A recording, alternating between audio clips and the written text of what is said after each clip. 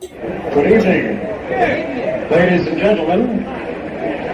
Welcome to Yankee Stadium.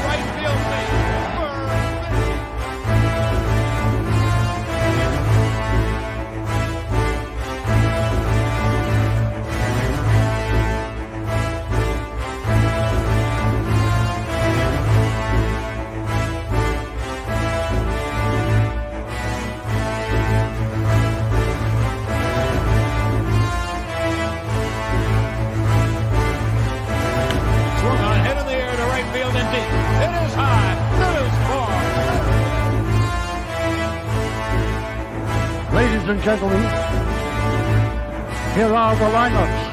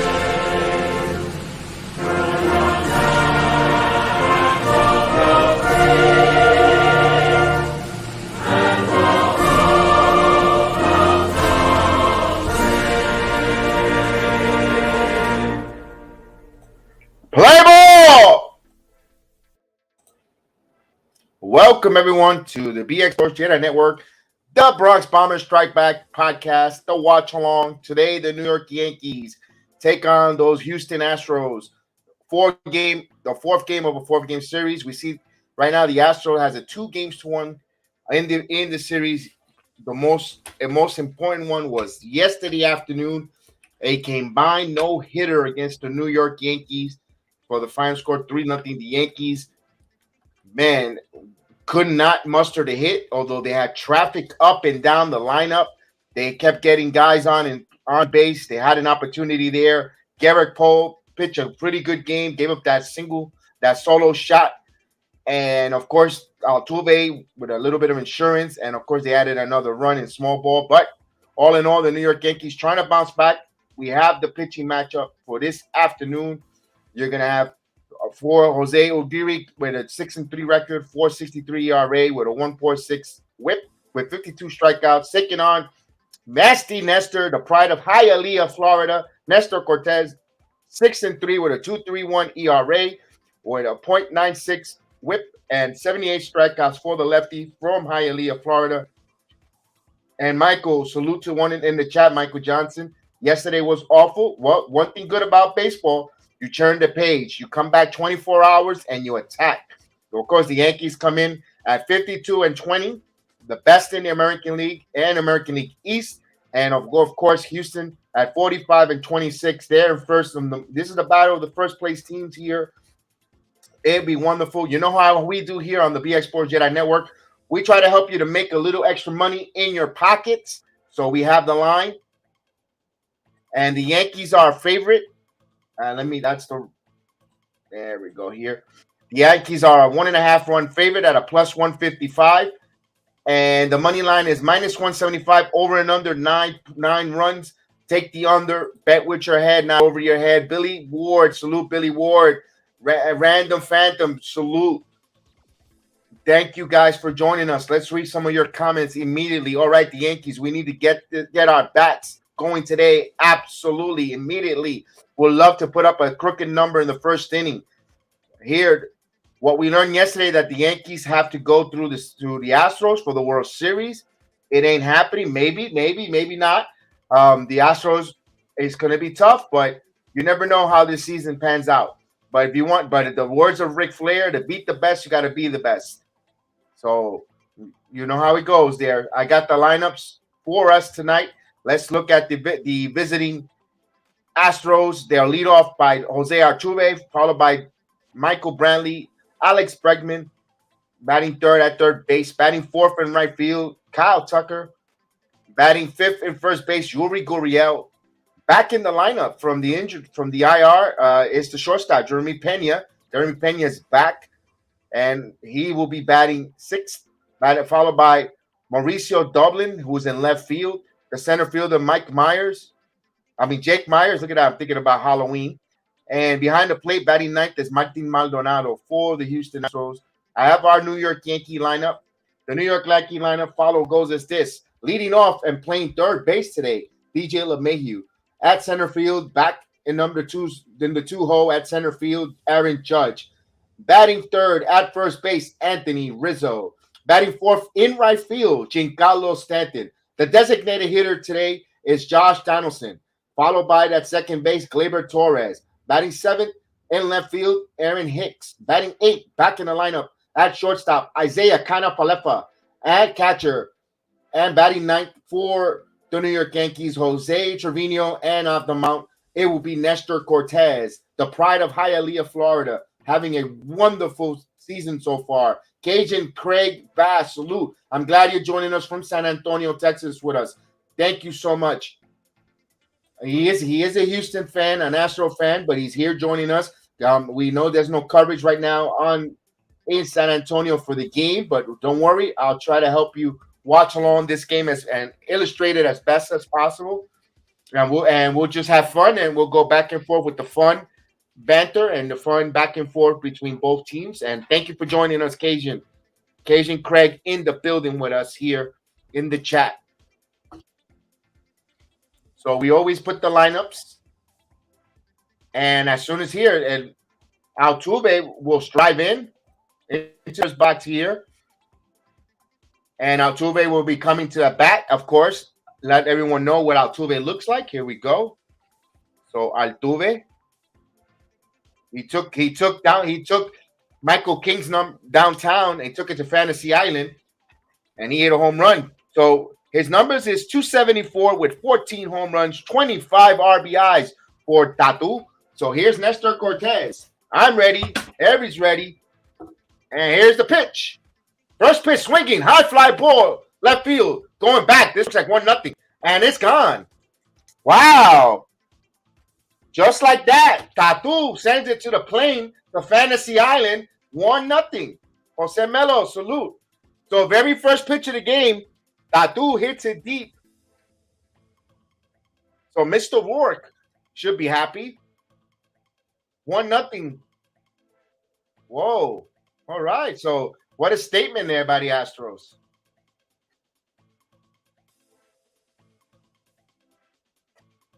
And you can, I tell you something here. Here we go again. So Houston is trying to put the juggler. Here's Brantley. Brantley swings and fouls away, and it hits the umpire right in the mask. Almost went down. Like down goes Frazier there. And he looks all Weasley. So we might have an umpire change here because he looked like it looked like it rung his bell there.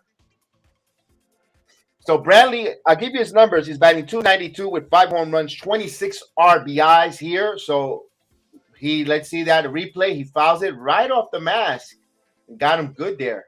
Looks like he got punched right in the face there.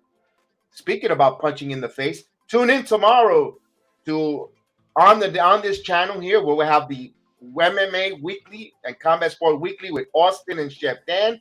They are going to break down a wonderful, exciting UFC card that happened last night. Oh my God, a lot of information that they want. Can't wait to hear Chef Dan and Austin break down.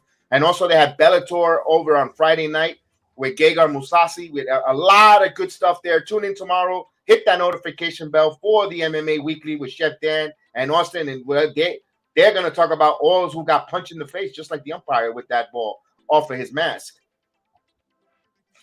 It says here, Jose Melo Cam, I could not watch the game yesterday. I tried. I had to something in the morning. I checked out. See, the Yankees got no hit. Yes, Jose. Yes. So they're attending to the umpire to make sure because that ball hit him right on the mask. It's similar to an MMA punch. Hopefully he's okay. All light of not trying to be comedic about it, but I hope he's okay because I have been behind the plate umpiring and that's all catching, and I know how that feels. It's not a pleasant sight. You get a little disoriented. You see stars. You say, hey, look at these stars. So the umpire looks okay. He's bending over and cleaning the plate. So 1-0 on a home run. First pitch of the game, Altuve took a cutter and just send it to Fantasy Island.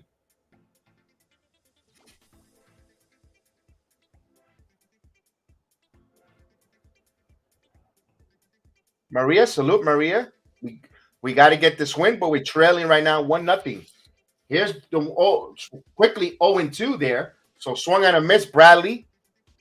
So Bradley 0-2 as we resume play here. Umpires feeling much better. So the count is 0-2 here. Cortes ready to deal. The 0-2 pitch. Grounded, foul. Still 0-2 the count here on a beautiful day in the Bronx.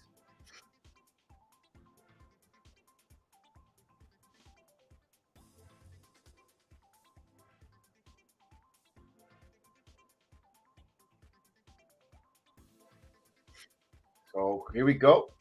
0-2 pitch on a beautiful 88 degree afternoon in the Bronx. So it's nice and hot. Here's the 0-2 pitch. Swing and a miss. Got him.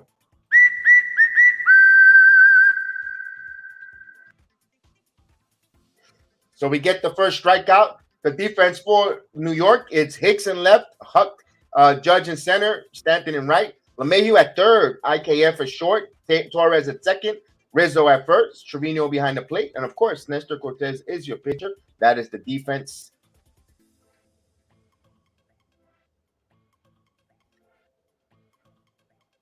So maybe after this here, Cortes just throws a gem. First pitch here to Bregman. Bregman grounded to LeMahieu, throws across the diamond. So 2 quick outs. Bregman was batting .332 with 9 home runs and 35 RBIs if you're keeping score at home. So he grounded out, so 5-3.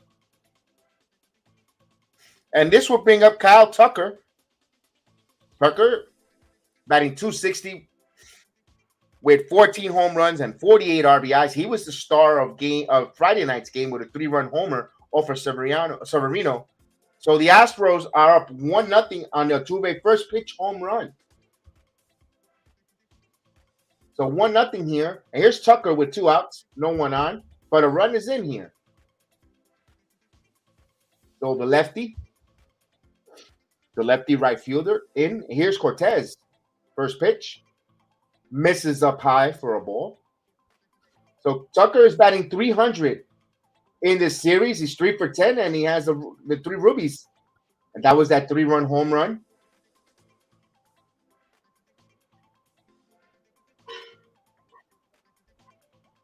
Here's the pitch. Down low, 2-0.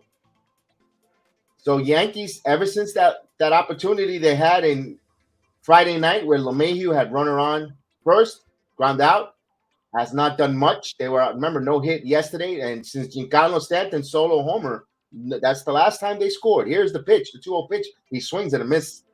He waved at it. 2 balls and 1 strike to count here. So the Yankees, of course, in their traditional pinstripes with their navy blue cap, interlocking NY across their hat. Of course, the Astros in their gray with Houston across their chest in orange and blue. Here's the pitch. Well, he just missed that one. So 3 balls and 1 strike with their blue cap, with their star and the letter H on it, the orange star.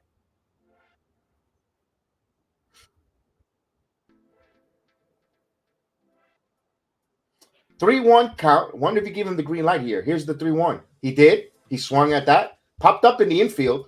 LeMahieu shading his eyes. And, he makes the play. Was not pretty, but he got it. So, with the leadoff home run from Altuve, they gave 1 run on 1 hit, no errors. They leave no one on. 1-0, and the Yankees first time at bat here in the first inning here. They're trailing 1-0 here on the BX Sports JEDI Network. The Bronx Bombers strike back, watch along, and play-by-play. Please hit those likes. We appreciate it. Thank you so much.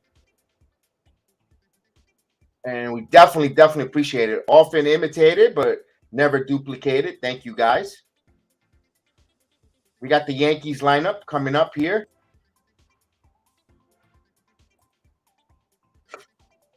For those of us that came in a little late, I'll give you the lineup. I'll post it again one more time for tonight's lineup. You got LeMahieu, Judge, Rizzo, Stanton, Donaldson, Torres, Hicks, Falefa, and Trevino. So that's the lineup that will try to break this no-hit bit that Houston has on us, and also scoring drought. They gotta start scoring. The Yankees, boy, we love the Yankees to put a crooked number in the first inning immediately. Answer right back. The question is, can the BX Bombers strike back? We will see. They're trailing 1-0. And we have the world's most famous chat in the building. We're already locked and loaded. Maria's ready, rock and loaded. Jose Melo, rock and loaded. The Random Phantom 82s, Michael Johnson, and even Cajun Craig in the building. I know I Am Heel will, once he wakes up from his beauty nap, will be in here. He is a rabid Houston fan, and also one of our many talented guys on the network with the Heel of the Ring podcast, who covers AEW, WWE wrestling. Of course, tonight, the big pay-per-view, the backdoor pay-per-view with New Japan, and AEW called the Forbidden Door.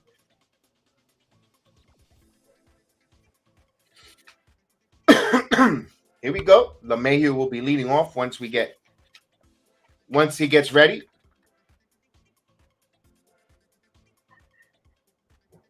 So Jose Urquidy, 13th start here. This is going to be his 14th. He has a record of 6-3 with a 4.68 ERA. So let's see. His ERA is up there. So let's see if the Yankees could get healthy here and get some hits. So when stepping into the batter's box for the New York Yankees will be DJ LeMahieu, who's batting .260 with 6 home runs and 29 RBIs from the right side. So Urquidy, first pitch, outside for a ball, 1-0.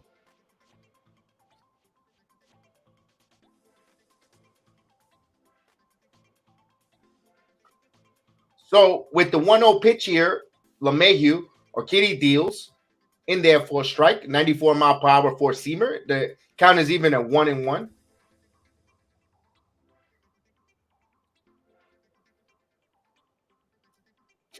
So the 1-ball-1-strike count, Urquidy deals.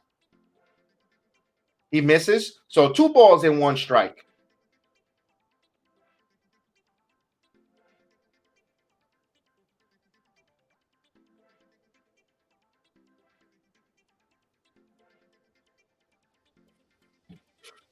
So here's the 2-1 pitch coming. He hit the inside corner for a strike, so evens the count at 2-2. That was very well located for Urquidy. So 2 balls and 2 strikes here to the leadoff hitter, DJ LeMahieu. Yankees trail 1-0 on Altuve first pitch home run, and a 2-2. Ooh, just missed. 3-2. Boy, one thing I tell you about this series, Houston does not miss by much in those strike zone. So the count runs full here, 3-2 here.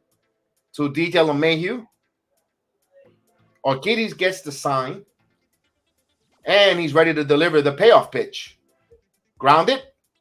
Third base. Bregman sets a side view, and he gets it in time. So one away. The Astros defensively goes by this. You got Dubon in left, Myers in center, Tucker in right, Bregman in third, Pena at short, Altuve at second, Gurriel at first, Maldonado behind the plate, and of course the pitcher Urquidy. So with one away, it brings up Aaron Judge. Judge dropped down to 295, but with 27 home runs, 53 RBIs, and his OBS is 1.007 for the big guy. Let's see if the Yankees want to see, work the count here. But boy, they're thinking about getting a hit. Let's get that. Let's get that out of the game, out of the way here. Hopefully, Judge could get something here. Here's the pitch. First pitch. Got a corner. I got that slider for a strike. So another umpire who's another umpire who is. We're gonna have a lot of frustration with his strike zone. Here's the 0-1 pitch. Judge pops up. Fly ball to right field, staying in the ballpark. And Tucker.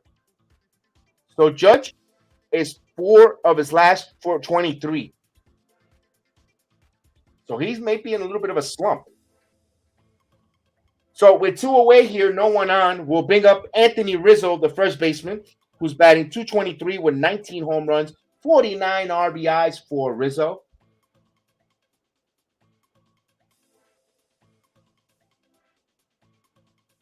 So let's see the Yankees. They got to start manufacturing runs, get back to what has got them here to 50 plus wins. The best team in baseball, not sitting around waiting for the 4-run home run, or the 6-run home run, like I like to say. Here's the pitch.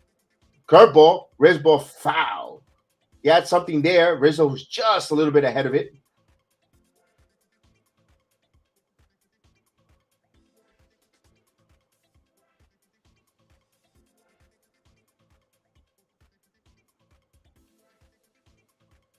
Here's the 0-1 pitch. Just missed outside. So 1 ball, 1 strike.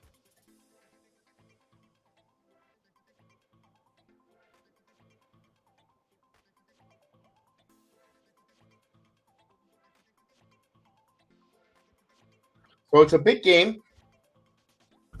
And if they need to win this game, here's a pitch. Foul. So it's 1-2. So if the Yankees win, it's just, 2-2.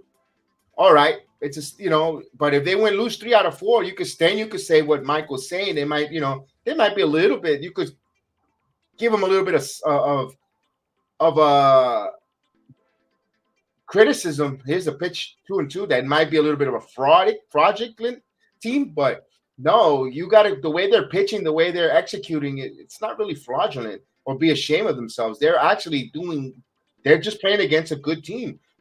Houston is doing did the same thing to the Mets. Mets are a good team as well. So it's Houston who's good. Here's the 2-2 pitch.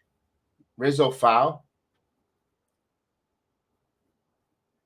So a team who's number 1 in American in all of baseball, who has the best pitching staff, best hitting staff, just caught Houston Houston caught the Yankees probably at the right time. Who knows? It's 2-2 here. Foul out of play.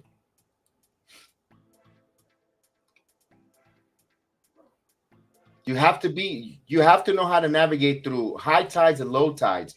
So if the Yankees are going through a little bit of a low tide and you want to jump off the ship, that's a shame on you, because you got to know how to navigate. Here's the 2-2 pitch. Rizzo, high fly ball. This is going high. Back at the warning track, and right there just makes the track. So the Yankees go in order, but Rizzo gave that a ride there. No runs, no hits, no errors. So no hits now for the no hit streak continues for the Yankees here. So we go now, change of inning. We go now to the second inning. Yankees trail 1-0 on the Altuve First pitch home run. So we are in the change of an inning.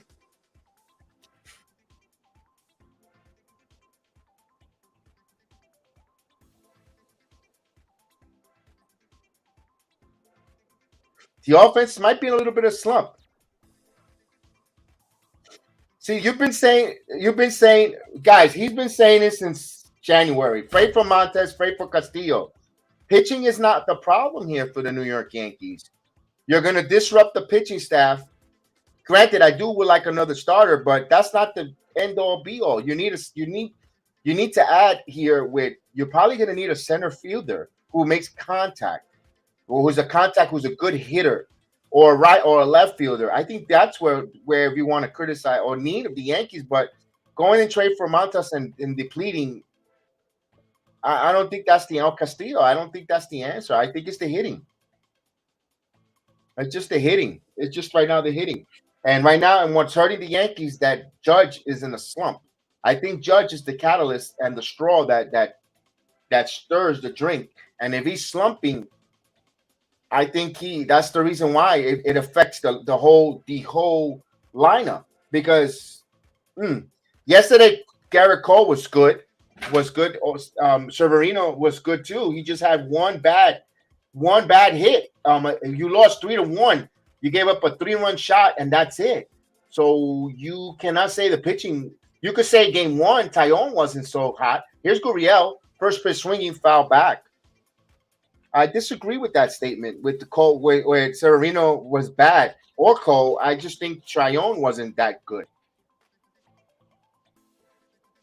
So here's the pitch. Swing and a miss, 0-2.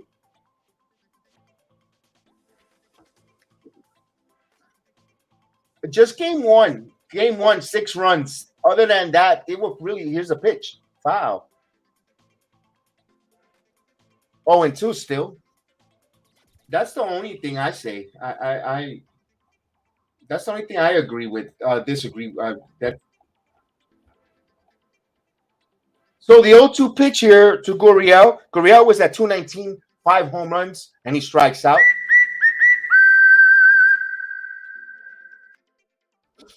So the first out recorded there. So I gave you numbers. He was at 219 with 5 home runs, 19 RBIs. Here's Jeremy Pena. So he's their normal shortstop, back up from the injured list. So Pena batting 277 with 9 home runs, 27 RBIs. So he's been out with a left thumb injury. So he's replacing Correa here. Here's the pitch. This foul. 0-1 to count. So it's the Yankees' first look.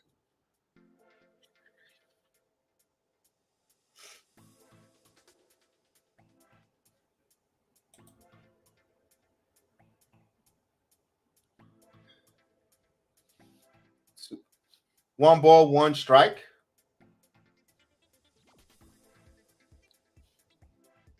Well, what I make for those comments, Caputo says, Pope says the Yankees are, and there's a pitch, a joke, and he says they're a fluke. And what I got to say with those comments is he's entitled to his opinion, to his comments. He could think that, but they say the record is what you say that you are. Here's a pitch, and this one is foul, 2-2. The records say that you don't apologize for beating the teams in front of you, Michael. You beat the teams who are in front of you, and you beat them. And you don't apologize. Now, if you lose to the team, you might not like who you lose to, but you're beating your American League Eastern rivals, and you're beating them, and you're kicking ass and taking names later. And here's a foul straight back, 2 balls and 2 strikes. So I wouldn't apologize or call them a joke, because if Toronto, because why? Because your predictions are not coming true. Space City, salute Space City, who is an Astro fan. Right now, you're up 1-0 right now in the top of the second inning, trying to take 3 out of 4 from the New York Yankees in the Bronx. We'll see. Here's the pitch. Swing on a miss, struck him out.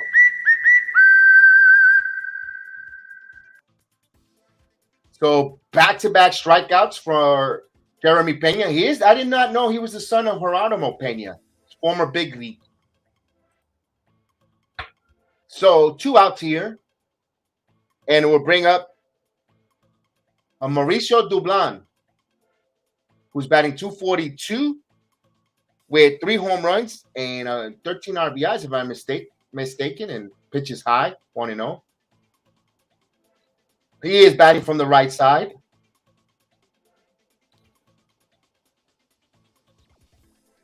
And here's the 1-0 pitch. This is popped up, and it'll go out of play.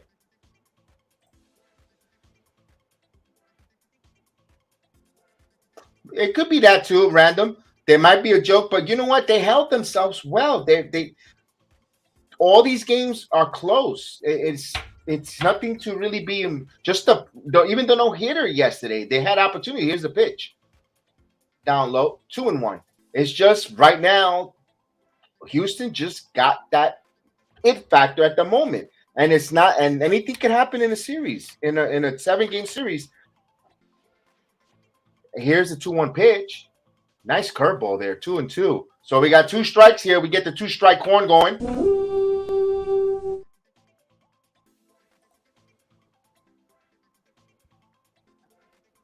So a paisano from Honduras is batting here. Here's the 2-2 pitch. Foul. So I think this is, wait, Rizzo dives. Oh, what a play by Anthony Rizzo. What a sliding play in foul territory. Sorry, Paisa, you're out. So he flied out there. Look at that platinum glove at first base. He slide. He goes in there, backhands, right into OxyClean, Arm & Hammer style. Anthony Rizzo. So the inning, no runs, no hits, no error. So we go to the bottom of the 2nd inning. Yankees trail 1-0. Wow. Nice play there. So we are in a change of innings here.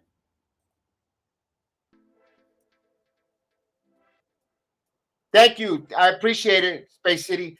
Thank you so much. And in the same way, I give the same respect to the Astros. Although when I go back and forth with Heel, you're going to see a young man in our channel named Heel. He's part of my channel. He's part of my wrestling program. So I give him back and forth with the Houston Astros, but all respect for them. But with him, no, except for him. So I just wanted to make that clear. If you hear me saying anything, it's not that I'm negative on the or sore loser with the Astros. It's with him only because we have a back and forth banter. But all respect for the Astros until we beat them. They got to get the respect. That's plain and simple. Like Ric Flair says, to be the man, you got to beat the man. And that's it. And you got to beat them. Once you beat them, that's it. The same way Boston. Boston could not beat us for years. That one series in 2004, things have changed. It's all it is. It is playoff type of baseball, Cajun. Absolutely. Absolutely. And I respect everyone's thoughts. If you're thinking the Yankees are frauds, if you're a Yankee fan and you still don't feel lukewarm with it, that's your opinion. That's your facts. But just because we didn't trade for the players you wanted or calling for, and you're acting spoiled, don't call the team fraudulent. We didn't get Montes, or we're not going to get Montes. Stop. Okay, we didn't get him. Doesn't mean that the team is fraudulent. Enjoy it. Enjoy the game. Enjoy the season. Enjoy it, because you don't know where we're going to see a great regular season. We all want the freaking World Series, of course. You take away that essence of winning a World Series to, this team is never. No, just enjoy it. Just enjoy it. At the World Series, where we went, we still got over 100 plus baseball games to go. No, 90 plus. Enjoy it. Here's Stanton. Stanton batting 242 here, and the first pitch swinging out of play with 16 home runs with 46 RBIs. There he is. There is that fraudulent Houston Astro fan who's really a Texas Ranger fan. He's just jumping on the bandwagon. There he is. There he is. Here's the pitch. Swing and a miss. 0-2. Guys, he wears more Texas Ranger paraphernalia than Astro fan. So don't let him fool you that he's a Houston Astro fan. Mr. Heel. I am Heel. Him, this guy. 1 ball, 2 strikes.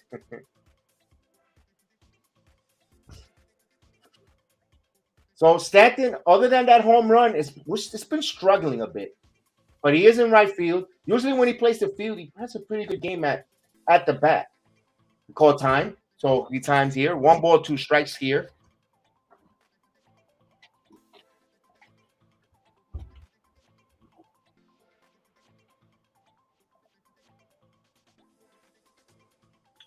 There's folks like that, Jose Melo. One series, they're ready to jump ship. Here's the pitch.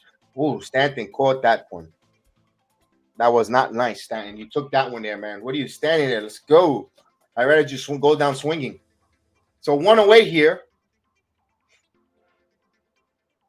That's what frustrates us. We see that a lot in the playoffs. See that right there, taking a lot of strikeouts, taking pitches like that. That's what gets you worried if you're the Yankees come October.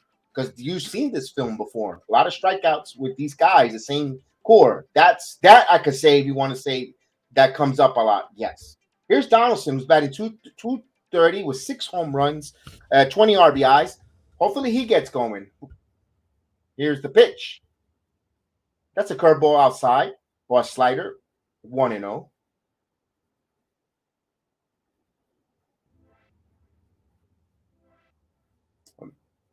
Don't be shocked if they get no hit again. They might have 4. They might only get 4 hits today. Here's a swing and a miss.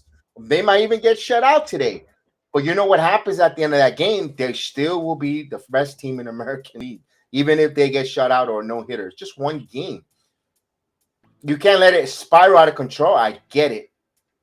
Here's the 1-1 pitch. In there, 2-1. Maybe that's 1 ball, 2 strikes. Maybe we're getting served a piece of humble pie. We were 15 games. We just won 15 home games in a row. We're going over the rock shop over the American League East. We're running away with it. Maybe a little bit of a humble pie to refocus. It could be something served well for the Yankees. Here's the pitch, and he foul tips that one. I don't want to lose.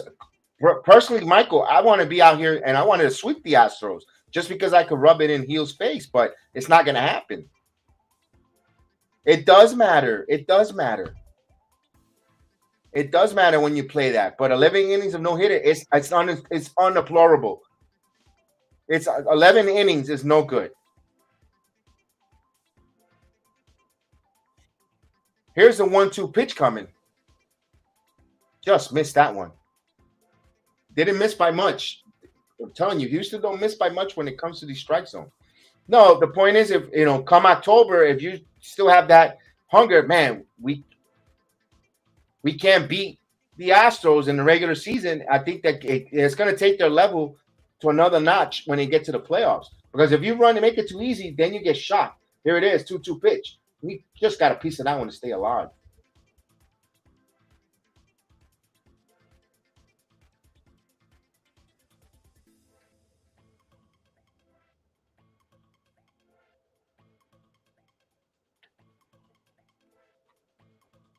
So 2 balls and 2 strikes here. Here's the 2-2 pitch coming. Donaldson. See, this is what I can't subscribe to. If the Yankees are getting no hit and they're hitting the ball into outfield to hitting and making contact, but they're not swinging and miss or the strikeouts, I can't subscribe to that. I don't like that. I personally want to see them making contact, even if it's so. It's telling me they're seeing the ball, good hitting. This I can't subscribe to with the swinging and miss. Here's Torres, who's batting 252 with 13 home runs, 32 RBIs, but it's only the bottom of the second inning. Here's the pitch. Curveball outside.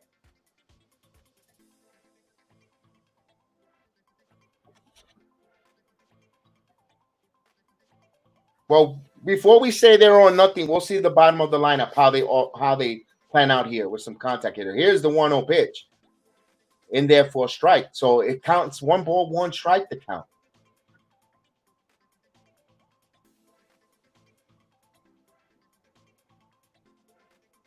So it's 1-1 count here. Houston has a 1-0 lead here. I agree. They need contact hitters. Here's the 1-1 pitch outside, especially if you want to get me a center fielder who's a good contact hitter.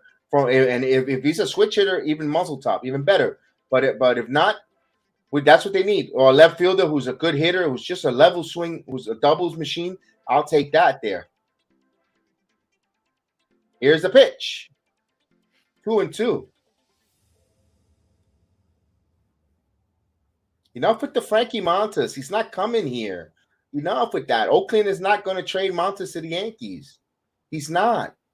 They didn't. If they, that would have happened, that would have happened in the beginning of the season. He's not. Here's the 2-2 pitch. He's not having.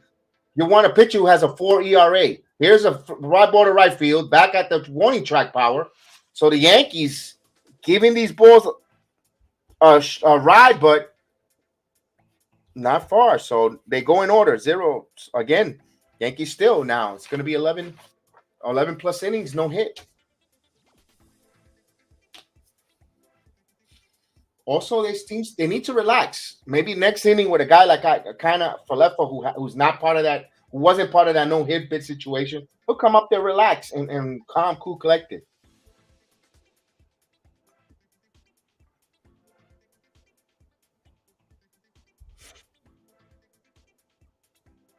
Yep, 3 up, 3 down, Space City. 3 up, 3 down. Also, what helps the Astros is that they have a for the pitcher, they have a 1-0 lead. He's out there calm, cool, relaxed. All right, let me just go out there free and easy pitch. That helps a lot when you give your pitcher an early lead. So we're in a change of an inning here. We have the chat fully engaged. Now we got just under 35 days before the trading deadline. Let's see. Maybe you might get your wish. You might get a Frankie Montas, who has, he's almost got a 4 ERA to disrupt what we have here. Although, be honest with you, I'm gonna be totally honest with you. I will take Montas over Taillon, but Taillon has been pitching well. Who are you going to remove out of this pitching staff who's pitching well? Everyone is on sync, despite the fact that you might like them, not like them, or not, but they're pitching well. Are you removing Nestor Cortes out and putting him back to a long reliever? Absolutely not. Garrett Cole, of course, he's not going anywhere. Jordan Montgomery's been decent, very well pitched. Everyone on the Yankees, it's not the starting staff. If you're telling me you're going to get relief bullpen? Yes. And if we need a left fielder, I agree. Maybe one of the young kids could come up in the middle, in August and be an impactful player with no scouting report. Here's the first pitch in there for a strike. So Cortes deals a strike in there. And this is Myers. So Jake Myers, who's batting 286 with no home runs, no RBIs. And here's a pitch. 1 ball, 1 strike to Myers. So 8-9-1 for the Houston Astros.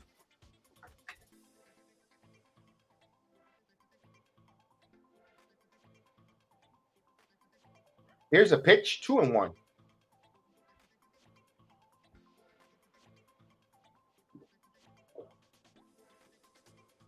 And your statement is correct. They're not the 98 Yankees because the story is not completed with this 2022 Yankee team. So we don't know that. So here's a pitch. Swing and a miss, 2-2. Jose Melo would prefer Luis Castillo to make him a 6 starter or a long reliever. Remember, he's also coming back from a little bit of an injury, if I'm not mistaken, Jose Melo. So 2 balls and 2 strikes to count here. And the pitch. This is foul out of play. So it's still 2 balls and 2 strikes to count here.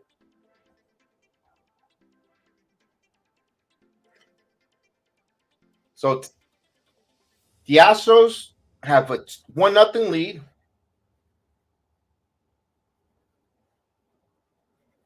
And the 2-2 pitch. He got him. Swing and a miss. Struck him out.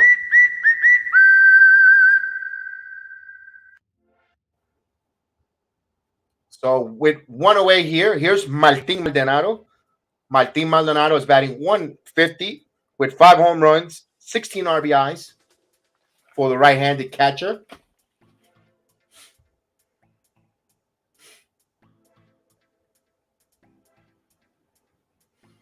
So 32 pitches here, 33rd, ready for Cortes. Here it comes. Swing and a miss. Got him with a cutter inside. 0-1 the count.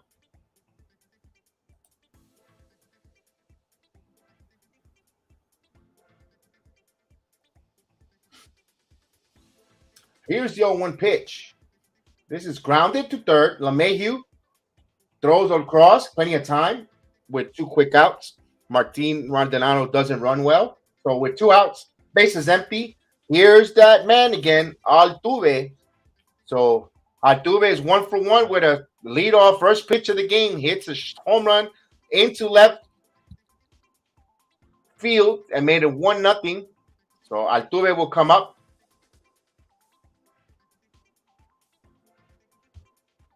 He sent one again back to his fantasy island.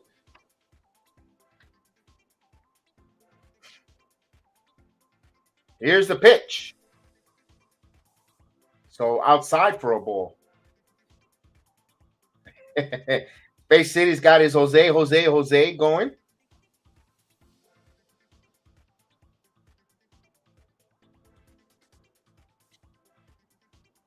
Let's go the 1-0 pitch here. Here's the pitch from Cortes.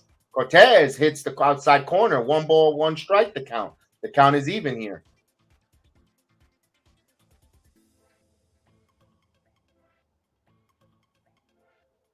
Here's the 1-1 pitch. He misses 2-1.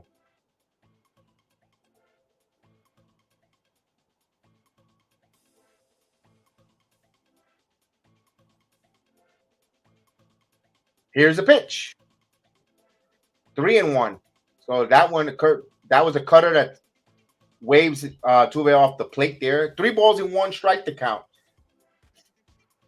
No Jordan Alvarez in the lineup. Here's the 3-1 pitch. In there for a strike.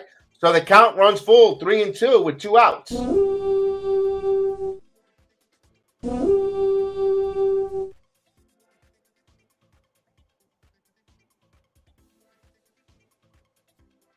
Let's see what Cortes will do here. He walked him.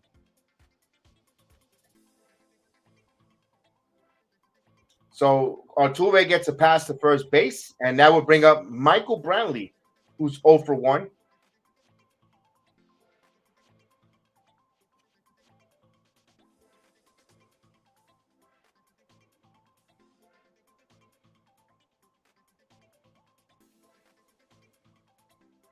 So here's Brantley, who's 0 for 1.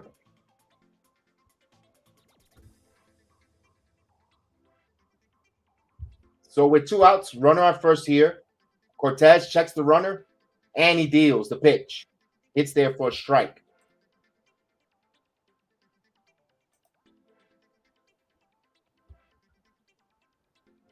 Oh, good job there, Jose. I think he's starting to deal up.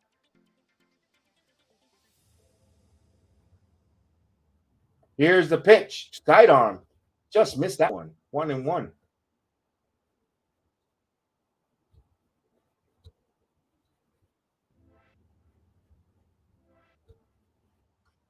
So 1 ball, 1 strike to count here. Cortes checks the runner and the pitch. Another took something off that one. 1 ball, 2 strikes again. Another 2 strike count here.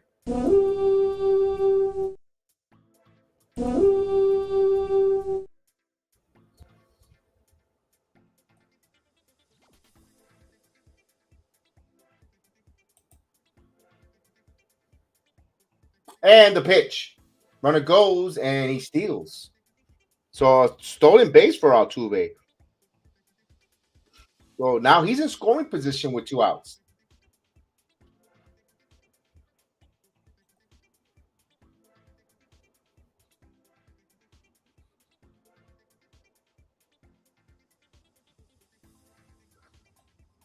Two and 2 here. Got him.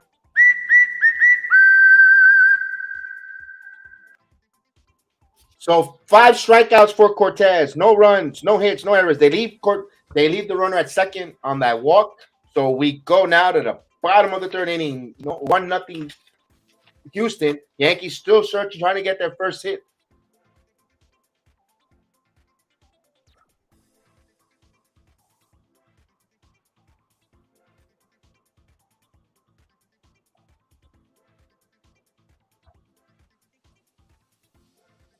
Let's Jose Melo. Let's see here. He says Chapman problem this season was loss of velocity. He's obviously the time off did good because it seems that he's got him back. It's a blessing closer to Big Apple. Not can do many can do it. That's right.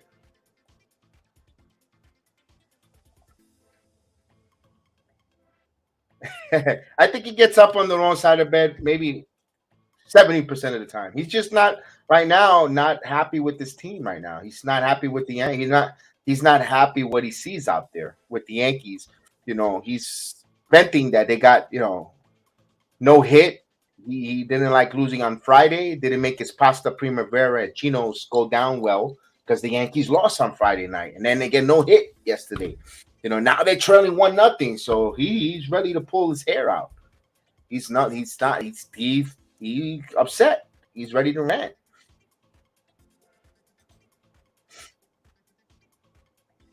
Yeah, I agree with you, AJ Marshall. The fans stop it because all you're doing, we're getting egg on our face.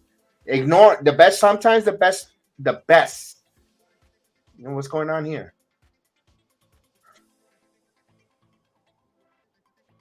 So the home plate umpire is leaving because remember he got hit the ball right off his face. So we're getting another umpire now.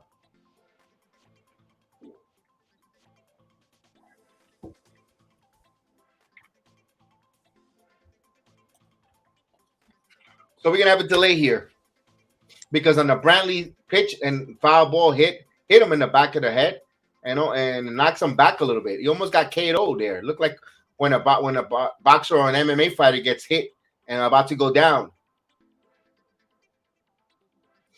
Especially with the weather is at 88 degrees, feeling close to the upper 90s, and it's hot, and you're wearing all that gear. It's extremely hot. I That's a good one.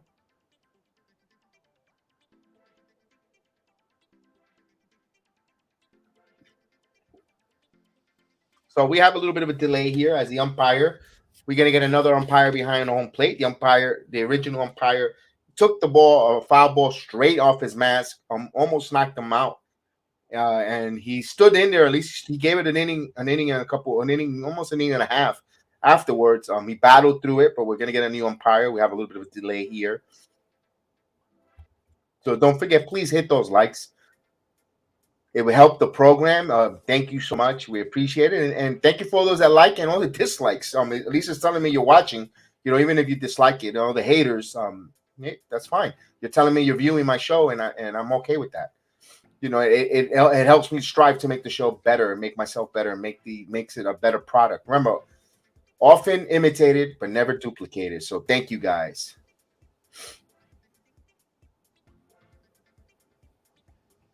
And yes, I want to address that with the fans. The fans need to calm down with the explicitive. We're fans, yes, especially for the prices that you get charged and a certain amount of money that you pay to go to these games. And I understand. Oh, we should have the right to cheer or say, but leave the explicitive. You don't have to be explicitive. You don't have to be. You don't have to. Be nasty like that. You could still get your point across. They just call him tattoo. Just you don't have to curse. There's little kids in there. There's little kids watching. There's little kids that want to, it's Sunday afternoon game where fathers and sons or moms don't want to take their kids to a game, enjoy a Sunday afternoon game, and you're there and you hear them with the explicitive. That's not cool though. You don't have to, you could still say, tattoo, or you could get on him, but not with the explicitive guys. I didn't know, but I didn't know Boone was with the Astros. Huh.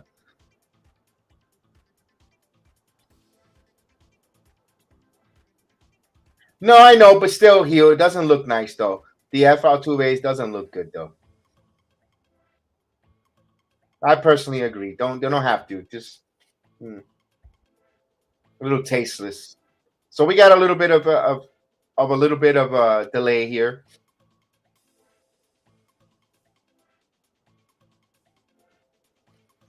Space City, I wouldn't say that because I've heard the asshole chants in Houston with the umpires.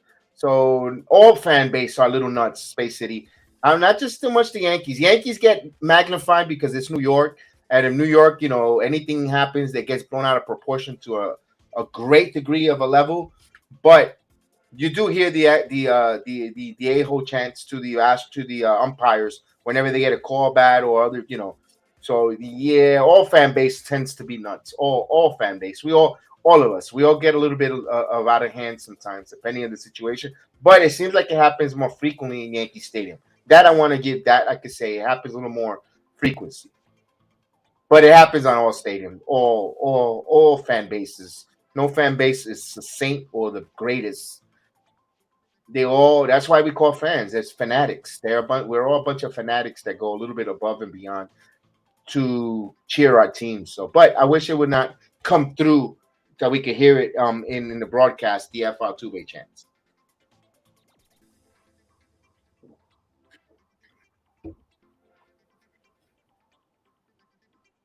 No, no, no, no. The Yankee fans are not saints. No, no, no way, no how. No fan base. You know what? No fan base. No fan base are saints. Every fan base acts a little bit a fool. All of us, because we take it a little bit extreme. I've gone to to the Rays games to here and living in Florida in Tampa. You know, and yes, this is something that's never seen on TV but if you're in the parking lot, you have a bunch of a bunch and a lot. What I mean a lot, and I should have recorded it. There's a lot of them singing "Sweet Home Alabama," "Yankee Go Home," and they have the Confederate flags in the parking lot. Yankees go home. I still remember that. Remember when I took my sons when they were young, and and that was not just one time. That was several times. That was in Tampa. That's just fan base. Hey, as long as they don't touch me or my family, you want to cheer and say that the Confederate flag and all that nonsense. That's you. That's your problem. You'll be the fool. I'm just going with my family to go watch the Yankee and leave me alone. Just don't bring that noise in my direction. You see that hitting everywhere. When they go to the Magic games in Orlando, they can't stand New York. And of course, the Knicks fans become a little bit obnoxious. You know what? As you go, it's like when you go visit someone in their home and you take over their home, you get a little bit upset. But that's what happens. Fan bases all over get a little nuts. When I used to go to the spring training home of the Houston Astros in Kissimmee, when they before they moved to West Palm Beach, the Houston Astros used to have their training facilities in Kissimmee. The few Astro fans that would go, they were also a little bit obnoxious with any visiting. I've seen when the Yankees came, when the Mets played the Astros in Kissimmee, it's just fan base for fan base. They support their team and they really, really, really are just supporting their team. And sometimes we take it above and beyond. That's all it is. It's fandom. That's why they call fans. It's a fandom. They're out of control. But it seems like the Yankee fans get a little bit carried away with explicit.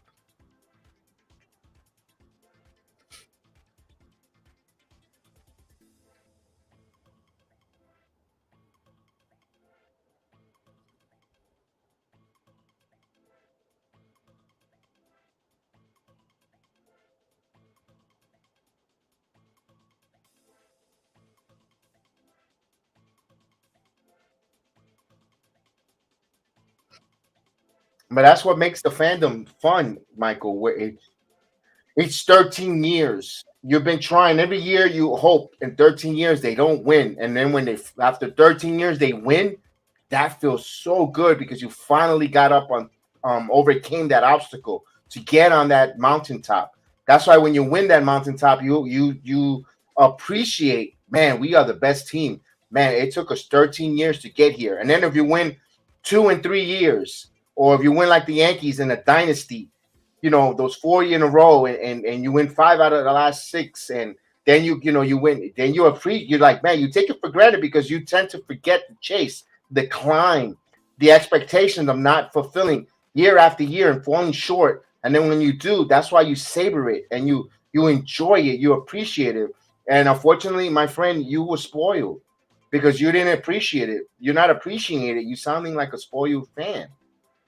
Because when you try to go in the 80s, when this team really were terrible, with no direction, no hope. You had Melino Perez, you had John Candelaria, you had Scott Kaminicki. My God, here's finally ready to go, and the first pitch in there for a strike. So strike one, you umpire behind the plate to Hicks. So Aaron Hicks batting 227 with 3 home runs, 18 RBIs. Yeah, and then when they won in 1986, that was delicious. That was satisfying in there for a strike 0-2. And you didn't even expect the Yankees to win that World Series to the Braves. And they did. That was so pleasing because we finally got over that hump of being a losing franchise in the 80s. Here's a pitch. Foul. And you saw great talented players come through the Yankee organization despite and not winning, from Dave Winfield, Ricky Henderson, Willie Randolph, Don Mattingly, Jack Clark, my God, Dave Urquidy. The list is on and on. Here's the 0-2 pitch coming. 1 ball, 2 strikes. And then all of a sudden you win in 1986. In 94, we thought we were going to win the World Series in 94. Everything was going well. The Yankees were good. Danny Tartabull was hitting. Jim Leyritz was emerging. Mike Stanley. Here's the 1-2 pitch. Swing and a miss. Got him. Hicks goes down on strikes. So the third strikeout here for New York hitters. Here's kind of Falefa. And now you win and you're like, wow.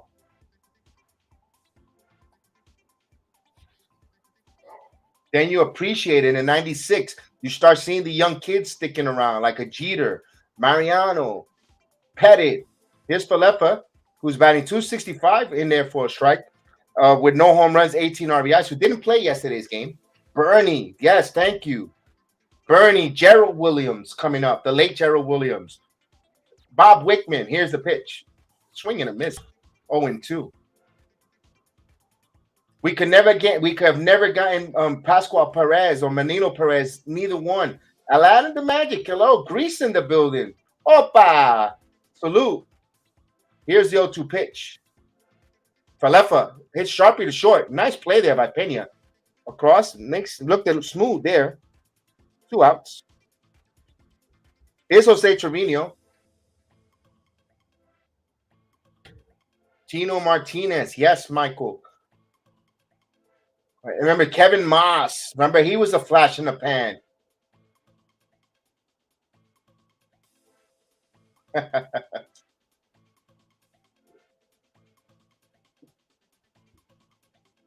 So Jose Trevino here with 2 away here.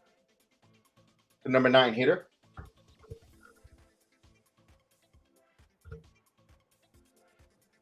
Here's the pitch. 1-0. Yeah, those days with Bob Wickman, and the Yankees developed some of these kids, got traded them, moved them along. Here's the pitch in there for a strike. 1-1. Yeah, Billy. You also remember Pat Kelly. You remember Pat Kelly? We thought he was going to move them around and all the shenanigans. Here's the 1-1 pitch, grounded, and right to the first baseman. Gurriel backs up and he makes the play. So Yankees again, 9 up, 9 down immediately there. So, but they're making contact. So we go to the 4th inning. Yep, Mike Stanley. It's a list, a plethora of players that we didn't win with, but we tried to develop. We were thinking that they were new hope. No, and everything clicked together. It takes time. Yep, another no-hitter. 9 up, 9 down. And actually no base runners. So actually it's partially a perfect game right now for Houston. They're making contact. They had a couple of pitches in the warning track. Okay, they had a couple hits to the warning track from the big guys. Falefa had a nice shot that Pena made a nice play. They're not striking out. They're yes, there's a few strikeouts. But it's always from the usual suspects. So only 4 strikeouts. They're making contact. In Orlando, Florida, Michael.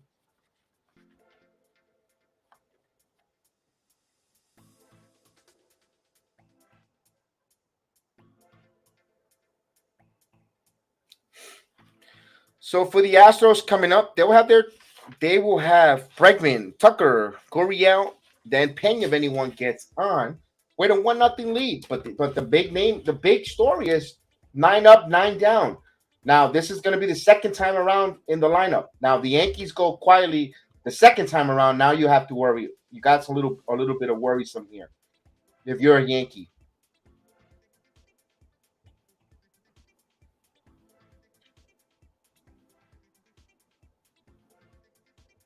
So we are in a commercial break.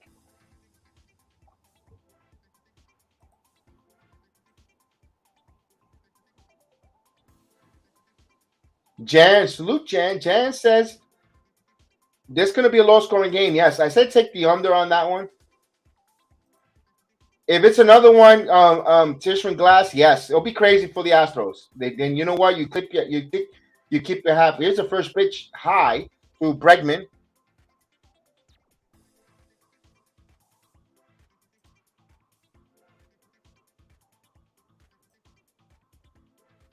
Here's a drill. If it's fair, it's gone, and it's foul. Well, let me get that change of inning score thing out of the way. So it's 1 ball, 1 strike to count here. Oh, good job, Mike Brandington. That's not home of the Pirates, of the spring training Pirates. Yes, near the sky. I go a lot to the Skyway Bridge, Michael, to fish. So I go to the Skyway Bridge a lot. So I love it. Here's the pitch. This is foul. Popped up. Is it going to be in territory? Rizzo, long run for Rizzo, but he goes out of play. And he says, absolutely, I'm a Knicks fan, Bills fan, Yankee fan my whole life for 45 years, and the Yankees are the only team that won a championship, but I love all three equally. Hey, I'm a Knicks, Yankee, Jet fan, and I like the Giants too, but I've seen the Giants and the Yankees win World Series, but I haven't seen either one of the other two teams. Here's the 1-2 pitch, and thank God for the Rangers for winning. Yes, Mike. Oh, yeah, the Skyway. I got family in not so far. Oh my God, I just lost the train thought of here's the 1-2 pitch coming. Swing and a miss. He got him.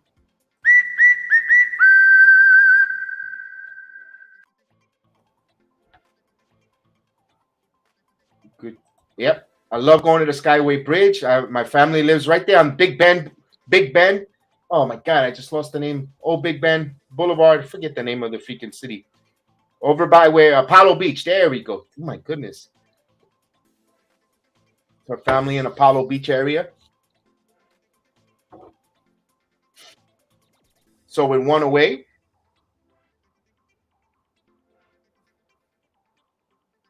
Here's Tucker. Swing and a miss. Tucker's 0 for 1, who popped up to shortstop his first time up. Wow, Aladdin the Magic says he's a San Diego Padre fan, a Chicago Bears fan, and a Golden State Warriors fan. These are popped up. Wow, that's a rare one. 5-1 deep center back at the track. Judge is there. He makes the play on the warning track there. So nice carry there. 2 away here.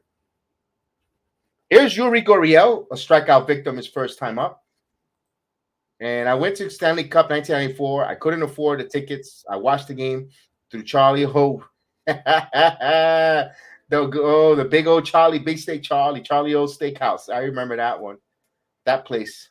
I think Mike Francesa used to do from live for the play-by-play there. If I'm not mistaken,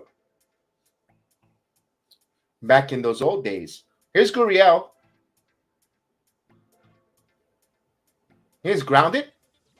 Nice play there. Backhand by Gacamp, but that's a base hit, Gurriel. But the fact that he made a nice play there for that effort is an infield single. Kev, you sound like me at the groceries when I can't remember some things.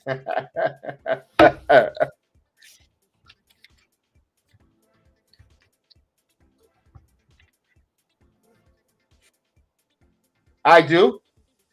Definitely. It's a BX Sports Jedi Network. It's I have it on the video thing, but hold on a second. Let me see if where is this? And we also subscribe. Please subscribe because we have also here's the pitch. We did all 82 of the New York Knicks games here. Myself, Chef Dan, we called every one of those games here. We had the draft party We're gonna have the free agency program, I believe, July 1st or this Friday. I believe we're gonna do it. I gotta get with Chef Dan, see how his schedule is. Here's the one pitch and foul. So Pena's 0 for 2. Michael, that's fine. Pope is, like I said, entitled to his opinion, but don't throw his name out because you're gonna get negative publicity with him. He's not here to defend himself. So that's cool that Pope thinks that they're not a real team. That's fine. We're not gonna put any shade on Pope. Pope has his opinion. There's a line drive, and that's a base hit. Hit the line. Gurriel now turns. He's going to third. Let's see if they send him. Hicks get the ball in quick. So we have a double for Pena. So second and third with 2 outs here. But with 2 outs, though, let's see if Cortes can navigate here. With Mauricio Del Bon, the Hondureño, coming up. Kev, yes, we are. We are going to do something, Mello. I just got to find out with Chef Dan. If we're going to go live when free agency kicks off at that time. Yes, we will be here. And as soon as news come out, we'll have fun with it. Yes, we will. So here's Dubon, the native Honduran, like yours truly here. My father's half Honduran and half Puerto Rican. So my mom is Puerto Rican. So it's a big spot. Caputo thinks it's game over, but you might be right, Caputo, because they're not hitting. If Dubon gets a hit, the way the Yankees are hitting, here's a pitch. This is a blooper, and this is going to go as a base hit. 1 run scores. Well, 2 runs will score. So Dubon gets a double. 3-0 Astros. That's a sign of a good team when you get 2 out base hits. And, man, making contact. Dubon got to cut her in.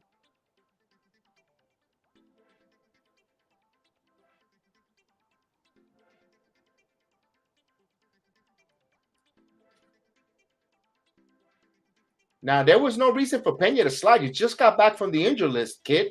You want to get back on there? I know you play hard, and that's the way you play, but that wasn't – you're going to get injured. But I appreciate his speed and his enthusiasm, but, man, he's got to know when to pick his choose there. Our bats needs to wake up now. Down trailing 3-0. Here's Jake Myers. So 2 runs are in here with 2 outs.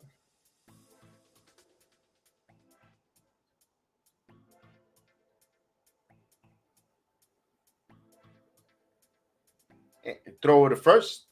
Dubon is back.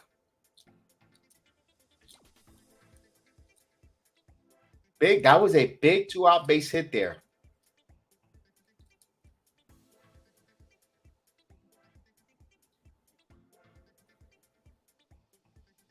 Pitch outside for a ball. 1-0. So Caputo is thankful he's not watching this game.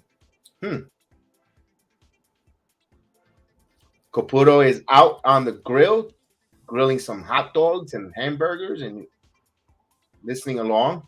Ooh, foul back. 1-1.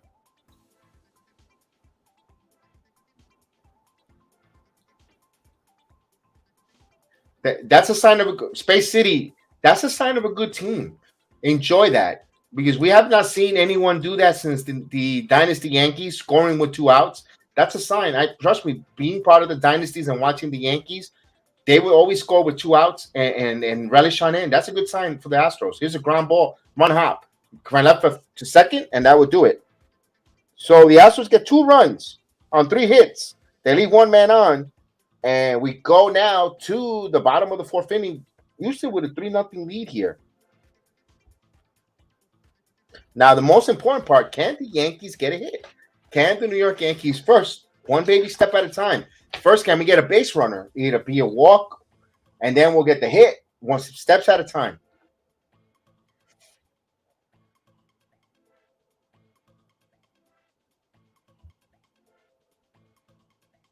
So right now, it's 3-0 right now. Let's see if the Yankees going to fight back. The Astro fans are full of effect, happy to they have a 3-0 lead right now. They should be. They're getting the big timely hits. getting good pitching, and they're looking like a better team right now. And they unfortunately, it's not nothing to be ashamed of, nothing to be hiding about. It's just the facts right now. They are becoming they're right now a better hitting team, a better pitching team right now. First and foremost, they're pitching way better in the starting rotation right now, and they're becoming clutch hitters. They're getting putting bat on ball and doing the right things at the right time. So right now, you got to tip your cap for the moment, but there's still plenty of baseball left here, plenty of innings here, but from the sample size that we see from the New York Yankees, you have optimism to be a little worried if you're a Yankee fan. I agree with that, but it doesn't mean you're losing total hope and you abandon and you jump. You wait.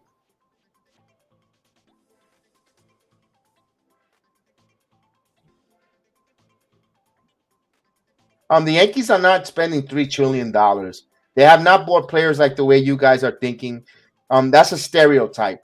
That comment you should put it towards the Dodgers. Not with the Yankees. The Yankees, all one player they bought was Garrett Cole.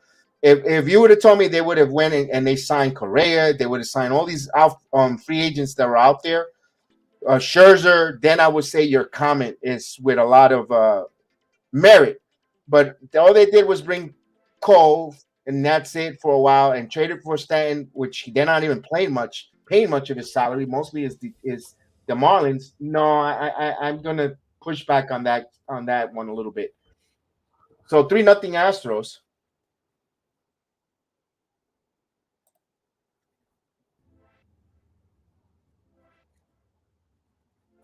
Right. That's it though. That's not spending a Cole is the only big acquisition. Stanton it's being divided. They don't have that. They're not paying their for his full contract there in their one ball, one strike.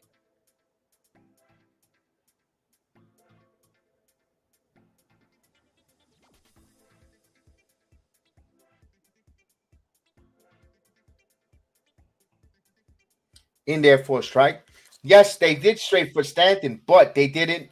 They're not paying the full brunt of that contract. Yes, they're paying them. They were under the luxury tax. Now they went up over because they got a arbitration and playing their own players. Here's a grounded, and that's in the back there. Long play. That's a base hit. No, they still got him. Are you kidding me? He rolled that like a bowling ball, and they still got him. Wow. I'm telling you what, when it rains, it pours for the Yankees here. In the hole, nice play by Pena. Wow. Nice stretch. Yep, he got him. Nice play there. That's a good play by the youngster there. Beautiful play there.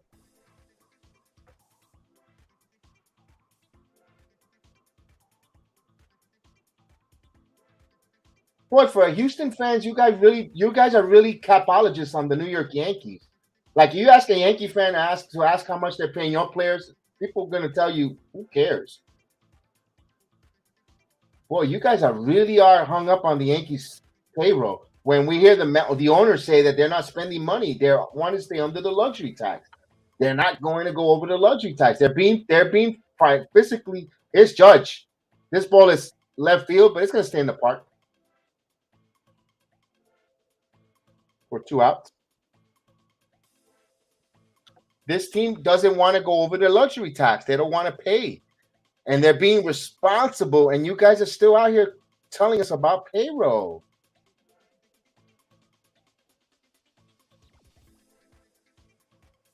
They're trying to do things the right way here and being responsible with signing players and not repaying, and they're still throw that payroll thing at us. It's like you guys don't want to hear about you guys cheating your World Series. We don't want to hear about the payroll.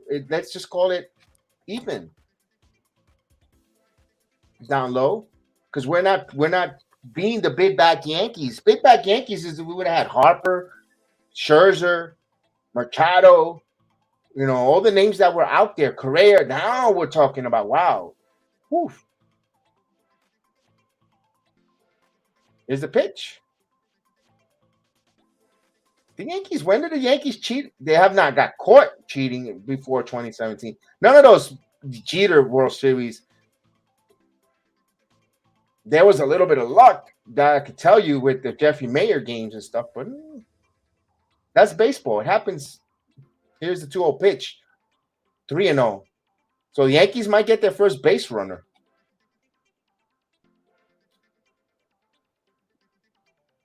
But that's the fun stuff about it, because we could debate back and forth and we could see it from different point of views, and we could agree to disagree, and that's it. Here's the 3-0 pitch. Walked him. So there's the base runner for the Yankees. Finally, someone's going to touch the first base back for the New York Yankees. So perfect game is out.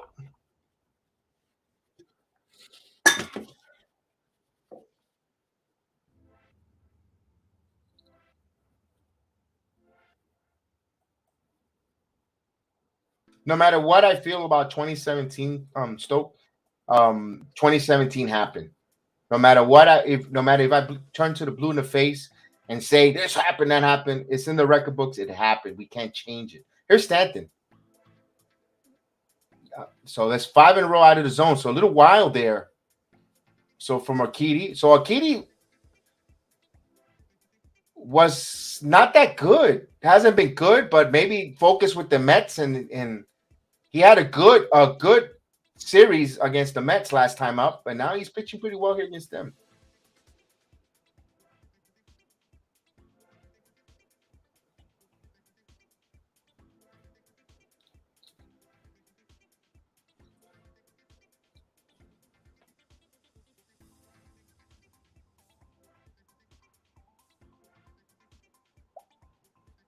So right now, no hit so far, but it's a 1-0 count here. Houston's playing well, pitching well, man. Here's a pitch in there for a strike. So it gets the outside corner.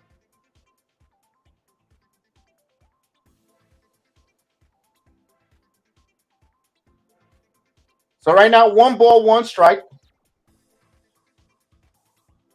And the pitch. Line drive, and right there, Tucker. So that was a nice line drive there, but right to someone. Tucker right there to run down for the final out. So no runs, no hits, no errors. They leave 1 on the walk. 3-0 Astros. So Yankees again, no hit.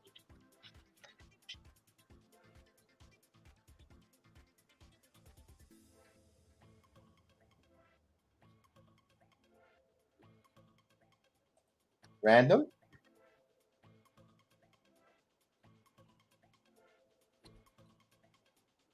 Oh, I mean, I could understand that. I could understand you being embarrassed, being frustrated, being concerned. But hmm.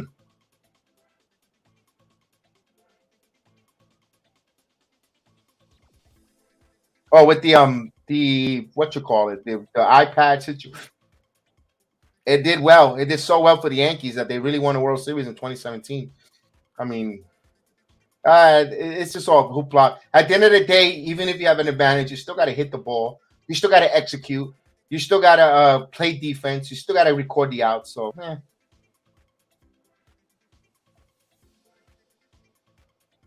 And here, the Yankees need contact hitters instead of batters who hit home runs. AJ, that's right. That's why hopefully they're changing. I don't know if they ever did or didn't. If they did, it didn't do them any good because we haven't celebrated a World Series since 2009, Stunk. So, I mean, if they cheated, so what are they going to say? They're the tallest dwarf in the circus? I mean, it didn't do nothing for us, to be honest with you. It's still you still need skill and a little bit, of breaks your way to win the World Series. And at the end of the day, even if you had, does it help if you have a little bit of an advantage? Of course, but you still got to execute it. Oh, I didn't know that fracture left thumb by Bryce Harper.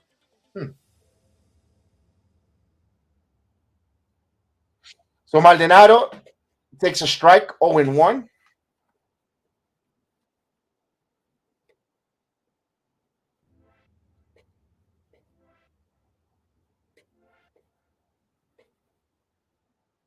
Here's the pitch inside. 1-1.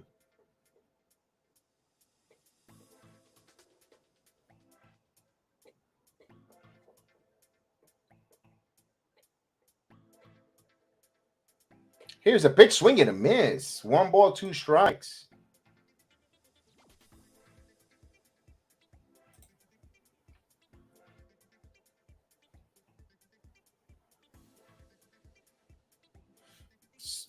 So they're saying that Nestor's last 4 games he's been getting hit lately. 2-2 and 2. So what is going on is that there's becoming a scouting report. Now it's up to him to get back with Blank Blake and his catchers to change something up. Here's the pitch. Foul. But he is getting a lot of he does get a lot of strikeouts here.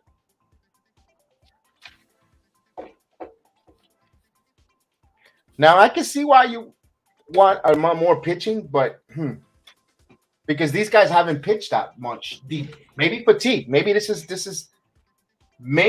a dead arm period here for Cortes. Here's the 2-2. Grounded up the middle. Right there is Torres. Throws. Got him. So Maldonado is out with 1 away. He brings up Altuve.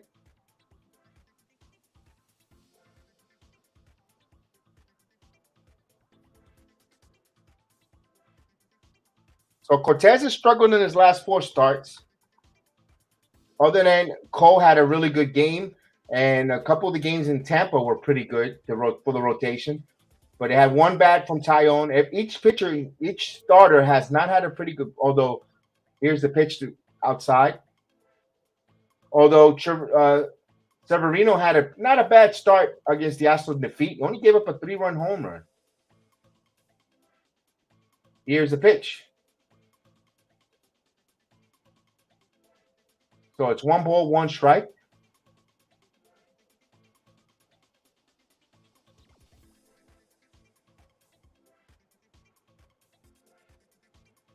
And the 1-1 pitch.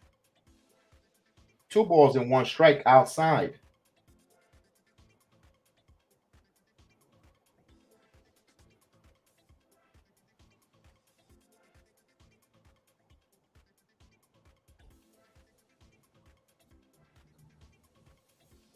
The 2-1 pitch misses. 3 balls and 1 strike to count to Altuve.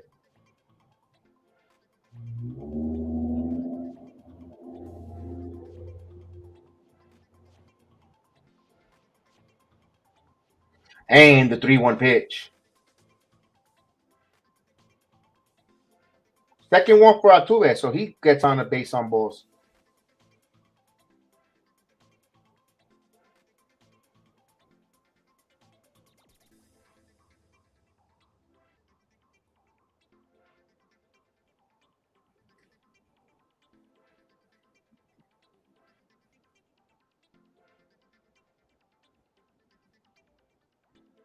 All right, with a 1 out, 1 on.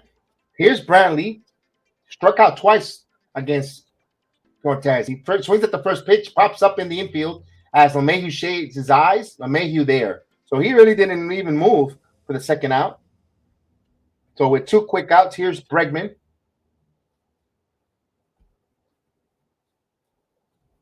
Oh for 2.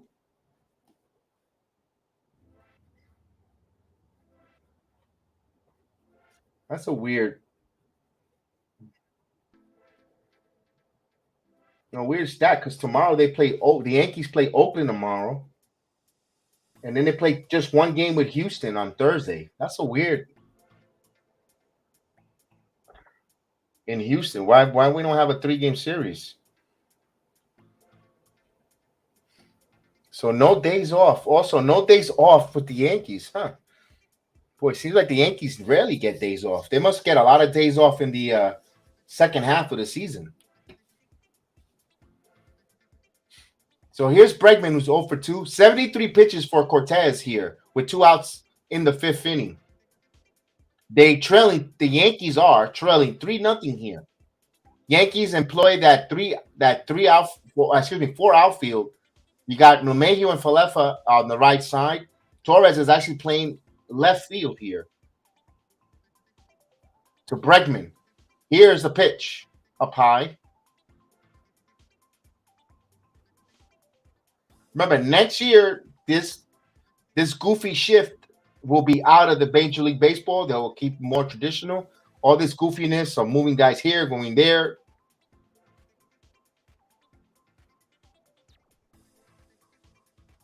Here's the 1-0 pitch coming from Cortes, and the pitch. This is foul out of play. 1-1 the count here. With 2 outs, but the Yankees do trail 3-0 here. The story of the game here is Yankees again being no hit. Again. They did get a base runner last inning on a walk, but no hit so far. Here's the 1-1 pitch from Cortes. Throws over to first. Altuve gets his uniform dirty, slides back. He is safe.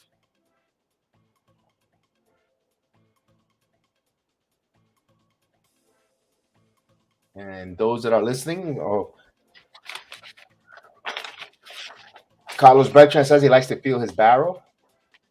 That's a little TMI here. Here's the 1-1 pitch. Swing and a miss. 1 ball, 2 strikes to count. We get the 2 strikes horn going here.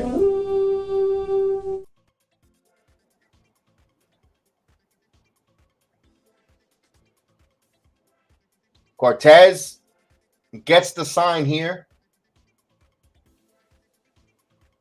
He checks on of Altuve. Here's the 1-2 pitch coming. Line, this one, and right in front of Torres. Torres quickly fires in. So first and second. A 2-out base hit. Now here's Tucker. Now,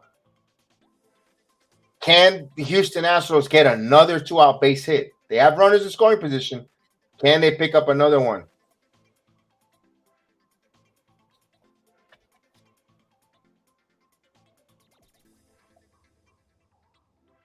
Here's Blake.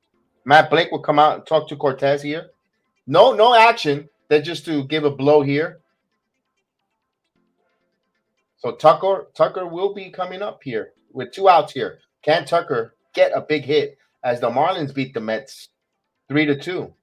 That game started at 11 o'clock. That was one of those early games for the Peacock Network, one of those pathetic early games that no one seems to like.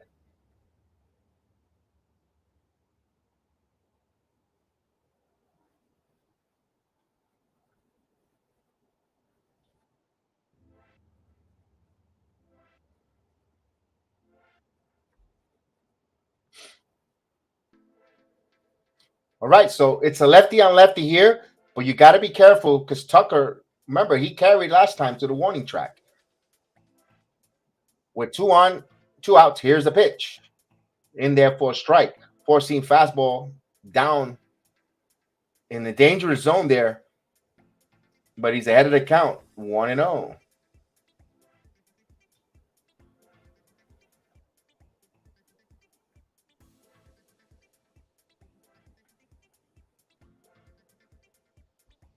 He misses. 1 ball, 1 strike.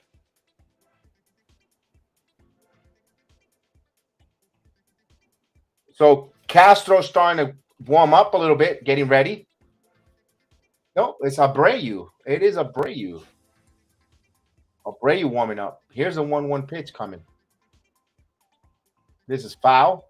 So 1 ball, 2 strikes to count. So the 2-strike count here.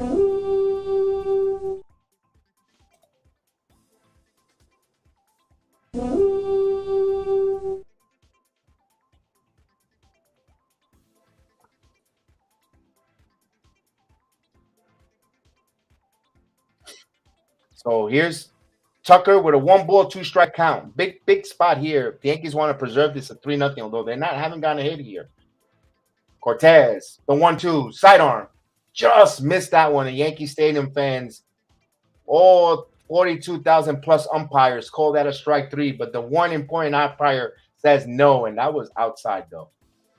Just misses.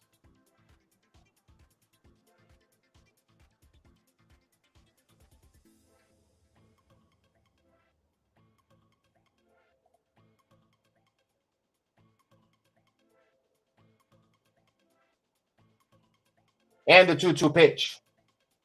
Wow, he spoils that one. We'll do it again.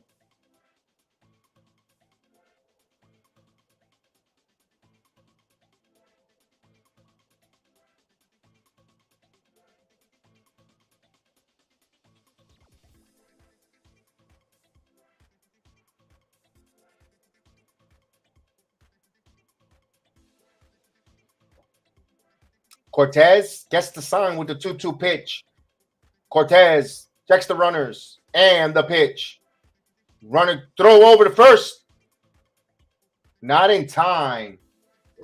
Wow. Redmond just got back there. I would like to see a replay there. Trevino loves to throw an arm, and that was close there. Let's see. Can we slow it down a little bit? No, he's safe, folks.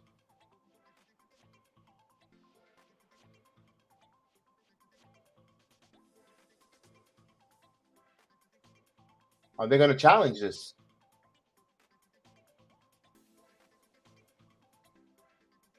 That should be interference. Oh, he's out. In that angle. One angle looks out, one angle looks safe. But you have to have conclusive evidence to overturn it. So it's got to be really clear.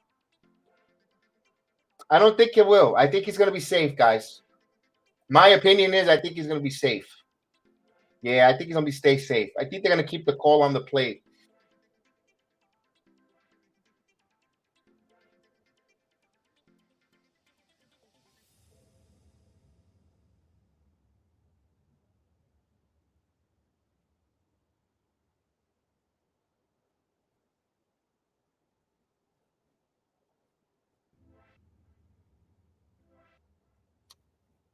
It'll be interesting.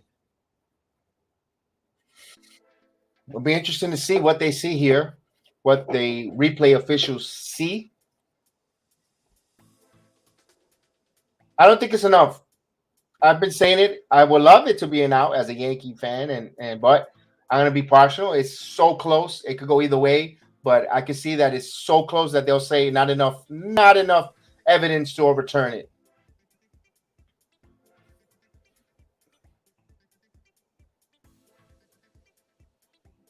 They're really checking. They're really taking. He's safe. Yep, we knew that.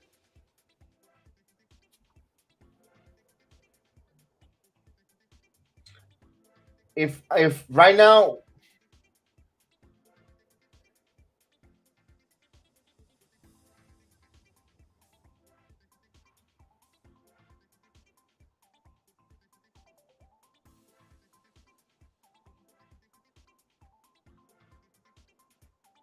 yeah, that was a close play. I knew they were gonna call something close like that.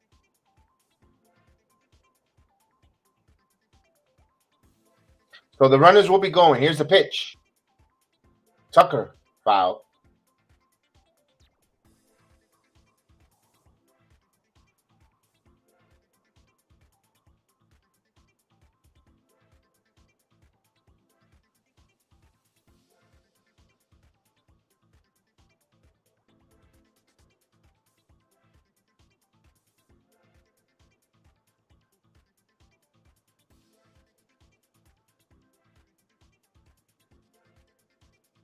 Here's the full count, the payoff pitch. Swing and a miss. Got him.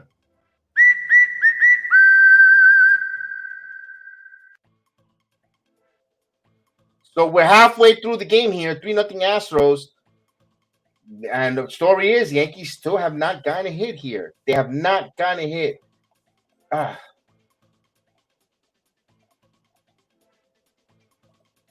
We are in a change of innings here. Change of innings.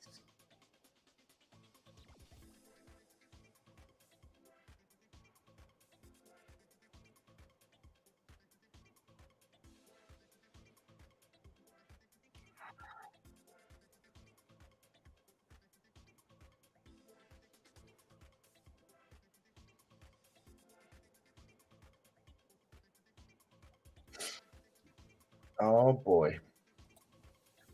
For the Yankees coming up in their inning, they will have Donaldson, Torres, Hicks, and Falefa. Yankees seeking their first hit here.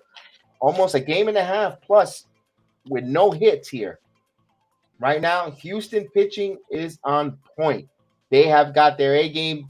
You know what? Kudos to Maldonado and pitching and their pitching coach. They're executing. They're executing their game plan as a pitching staff, and he's calling a hell of a game. Maldonado is calling a hell of a game.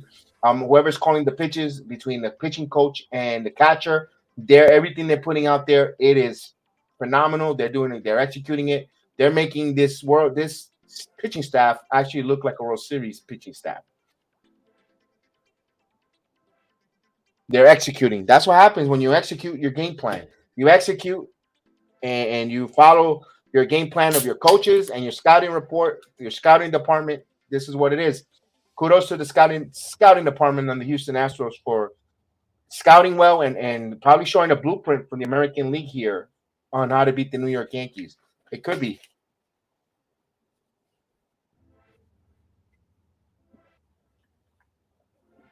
So it looks like Nestor Cortes will be over his pitching staff. It looks like we just saw Buffoon over there talking to him.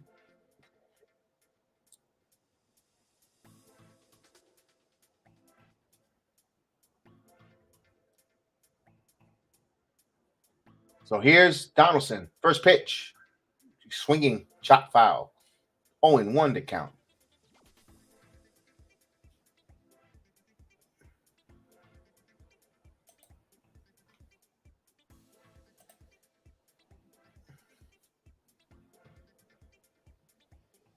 And the pitch.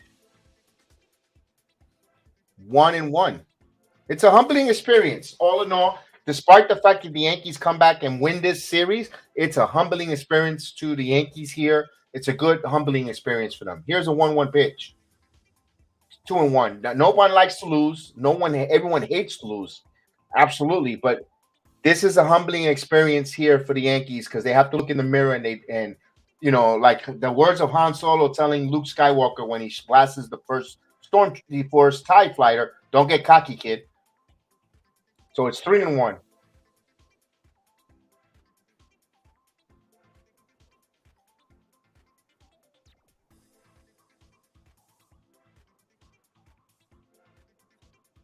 So 3 balls and 1 strike to count. There's a strike. Full count. That's Stokey. That's what I say. The same thing about Trevino and Kyle and Higashioka. When the way the pitching staff has been pitching, you want those catchers for that reason. Right now, it's a 3-2 pitch. If you get some hits, that's a bonus. And the payoff pitch. Donaldson walked. That was strike 3, but hey, I'll take it. So the second walk here.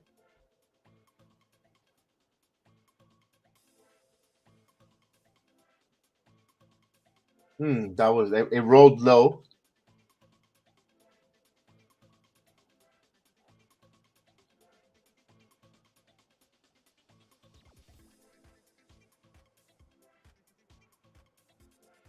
Here's Torres.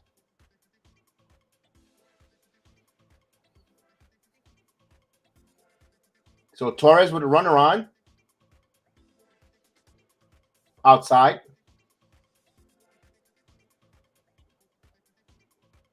Miguel Castro warming up for the Yankees in their pen.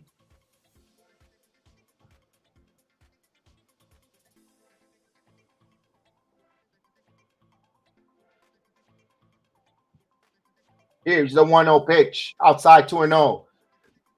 It looks like Urquidy is a little bit disoriented. That leadoff walk seems to bother him. Now, if here's when Maldonado should have went in and gave him a visit.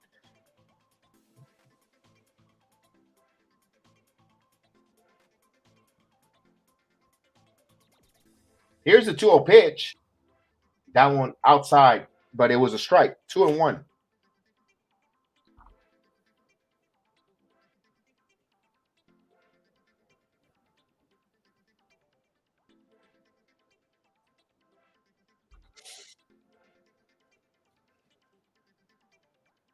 Here's the 2-1 pitch. 3 balls and 1 strike. So 3-1.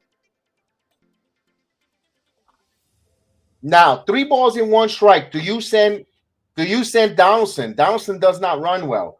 No, you won't. Because you want to try to get the defense on their toes, a base hit somewhere, something going. We'll see. Here's the 3-1 pitch coming. This is going to show a lot of intestinal fortitude for the Yankees if they could get back here on a 3-0 being no hit. Here's a pitch. Glaber swinging 3-1. Now the count runs full. Boy. Urquidy's pitch count is phenomenal. 66 pitches right here. And he's about to throw 67 with here in the fifth, starting the fifth inning. So his pitch count is really good. Very economical. But now this is the payoff pitch here. The payoff, Glaber steps out.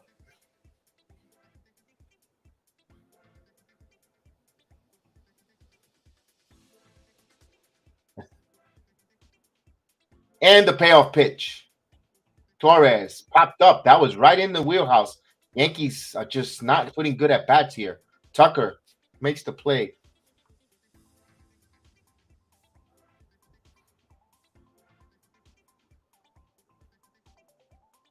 That was a pitch down the middle, guys. Down the middle. Here's Hicks. So with one out, Aaron Hicks will step up here. Yankees still have not gotten a hit this game. It's now becoming a norm here.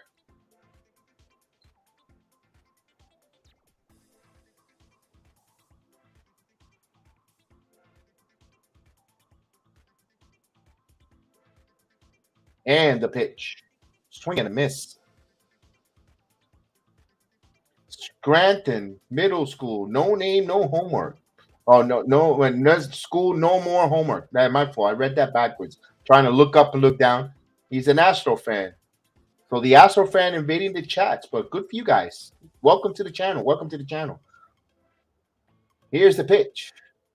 Grounded. That's going to be 2. Altuve. Back to first, and that's an easy double play. No hitter still intact. So no hitter alert.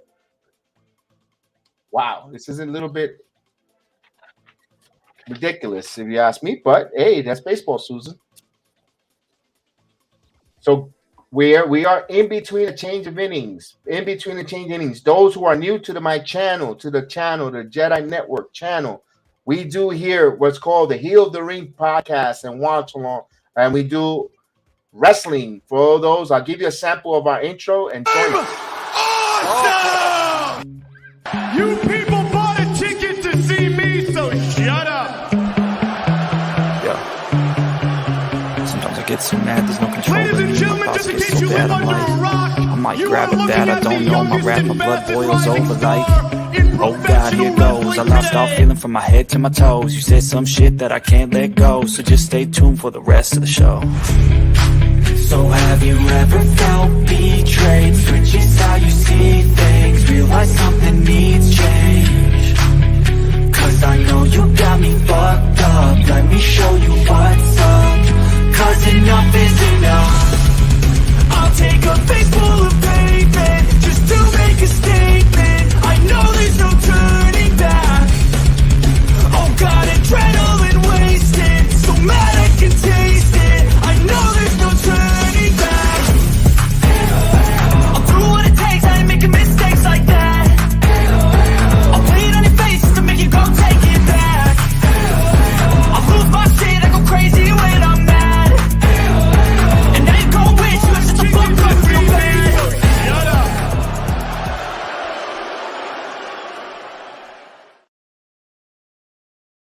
That is the Heel of the Ring podcast. We have it here on the BX Sport JEDI Network channel. If you're a wrestling fan, AEW, WWE, SmackDown, NXT, we cover it here. We cover the reviews. We give our thoughts. We do watch-alongs along with the Yankee watch-alongs. We, of course, one of the guys in there is Heel. I am Heel. Definitely part of the program.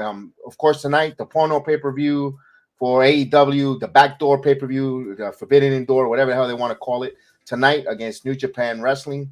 They'll be on and the boys will be reviewing it tomorrow. Stay tuned to their thoughts. And of course, Monday Night Raw, John Cena is back in action, celebrating 20 years of in the WWE. So he'll be on. And we go here now to the 6th inning. Miguel Castro's in here with Yuri Gurriel leading off here. Astro up 3-0 here. Gurriel, an infield single and a strikeout. Here's the first pitch in there for a strike for Castro. Let's get that change of inning here. And the pitch. 1 ball, 1 strike.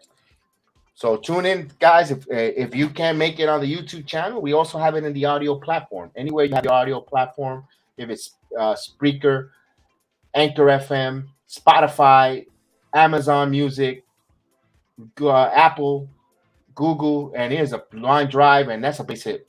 So good start there for the Astros in their inning. And anywhere you get your podcast, you put BX Sports Jedi Network, you find all the different programs from the Heal the Ring podcast, MMA Weekly with Austin and Chef Dan. They break down all the MMA cards, combat sport. If it's violence, they will be covering it from Bellator, Eagle FC, as well as UFC.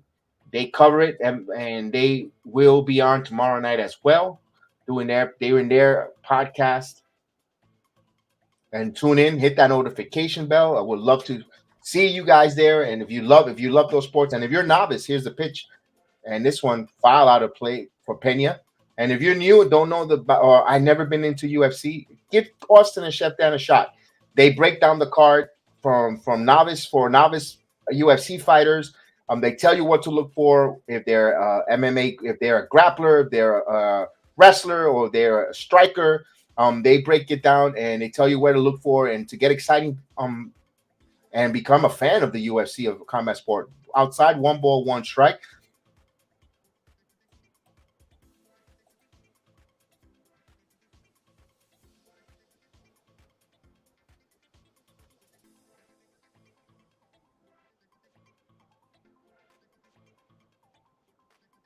So 1 ball, 1 strike to count. Here it comes. Outside. 2-1.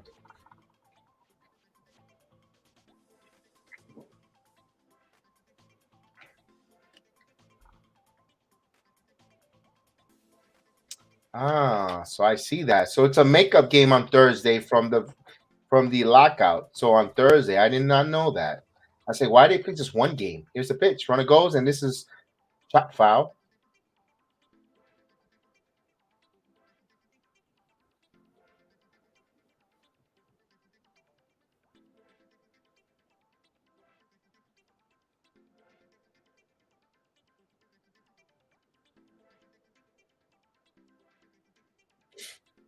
So 2 balls and 2 strikes with the runner at first is Yuri Gurriel. So Castro in for Cortes and swing and a miss. He got him with the on strikes. We'll get that whistle going in a minute.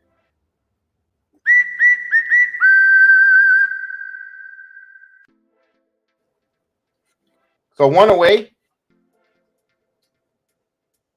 And Mauricio Dulban coming in here. Mauricio with a big 2-out base hit to get 2 RBIs there.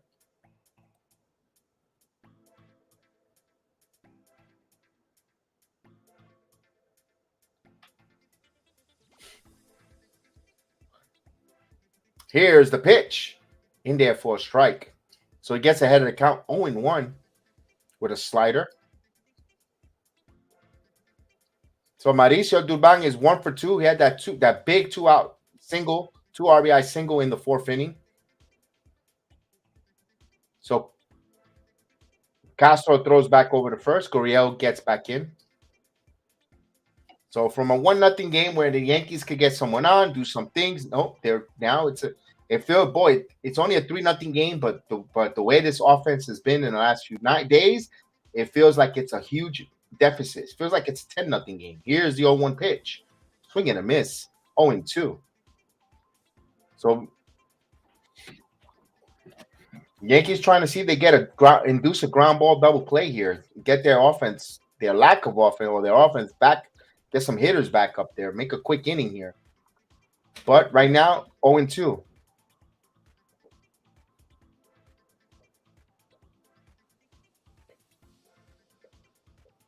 And here's the 0-2 pitch coming. Ground it. Third. Let's see they turn it. 1, That's all they're gonna get. Come on, try to get the double play here. 5-4. So fielder's choice for Dubon. We'll bring in Caputo in a moment. Mike? Yeah, I'm not happy. I think this team is done. I think they're going to collapse the division, and I think they suck. I'm sorry, but if you defend this after getting no hit for 2 straight games, you don't know baseball. This is an utter freaking disgrace. This is a disgrace to epic proportions.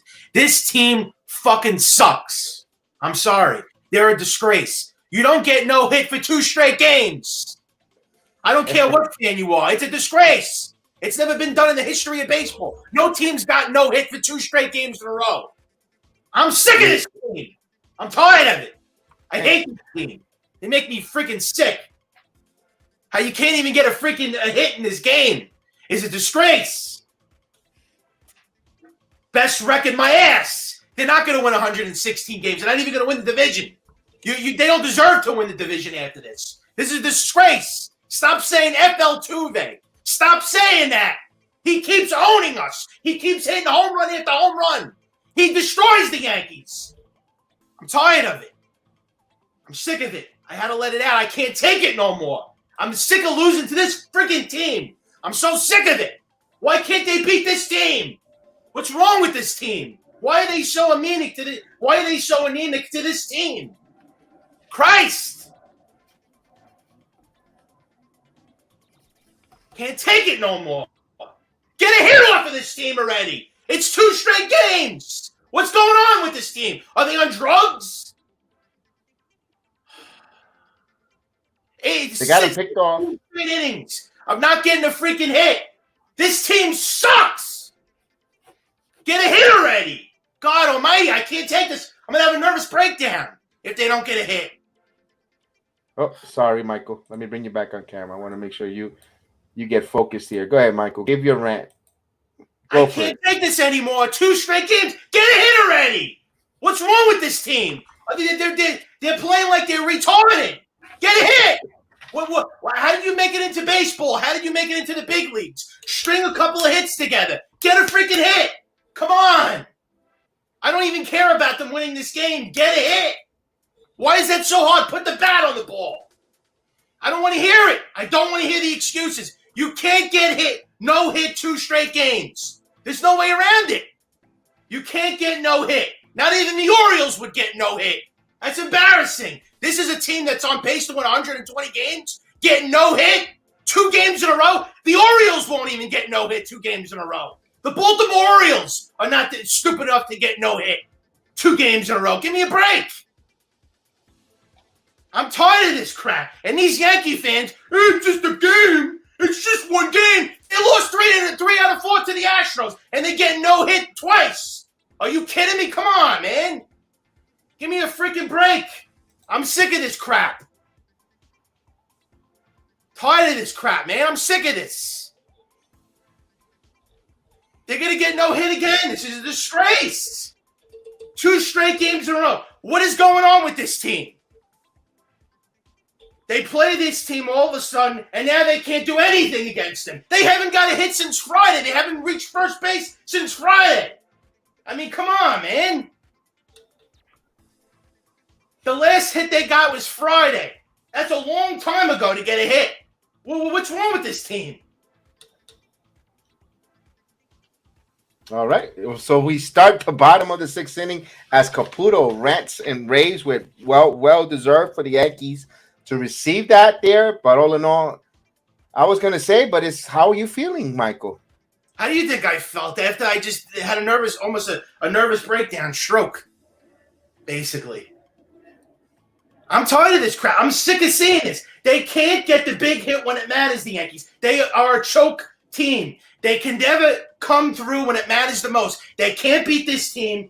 They're never going to win a World Series if they can never beat the Astros. Let's be real. This is the team that they got to face in the ALCS, and they don't get it done. I'm just speaking realistically, not like these other dumb Yankee fans that are sore losers and can't take it. You're a sore loser. If you can't accept this, then you're a sore loser. The Astros just own this team, and they can't even get a hit against this team. This is worse than losing in the World Series. This is disgraceful. I never saw anything. This is stupidity beyond belief. If you can't get a hit in 2 straight games, you got problems, man. This is not a freaking championship caliber team. The Yankees have to freaking make 3 moves at the trading deadline. They have to get a starter, a reliever, and an outfielder. They need a contact hitter. They have to get Ben Benintendi. They have to trade for Montez or Castillo, and they have to get a reliever. This team they're going to collapse the division. I'm telling you. This might sink the Yankees. This is bad. Getting no hit 2 straight games in a row. This is embarrassing. The 2-1 pitch. 3-1. Bad. I'm more concerned that they're not getting hits now. I don't even give a shit about winning this series. They're not even hitting. What's going on? They're going to get no hit again tomorrow too when they play Oakland? What is this nonsense? That's the elixir. When you got the elixir, what makes it all better, you got the pathetic all-thing coming in. Here's the 3-1 pitch. Falefa fouls, so the count. This is crazy. This team is going to kill me. They're going to put me in my early grave. What's wrong with this team? What are they doing? Looking like a championship caliber team and then teasing the shit out of us and doing this, getting no hit 2 straight games. The Yankees aren't contenders. They're pretenders. That's what they are. They're not a real team. They're a cock tease, the Yankees. That's all they ever are. They're a cock tease. They fool you into making you think they are a championship caliber team, and they do this shit. I mean, after looking absolutely phenomenal, they were wonderful, this team, and now they do this. This team's a joke. They're a fraud. They're a fraud, this team. They're not a real team. This is the team that I was talking about in January. I said, we're going to be a 4th-place team. Hello, this is what they are. This is what they are. They're a 4th-place team. This is the way they're playing right now. They're a joke. I can't take this anymore with this team. Now you understand why I get so upset and why millions of other Yankee fans get upset. Because of this. They're a joke. I wish other Yankee fans would show passion like that. Jesus Christ. They're all like, hey, we're still in 1st place. We're still in 1st place. We still have the best record. We're still 11 and a half games up. I don't give a shit about it. Get a freaking hit.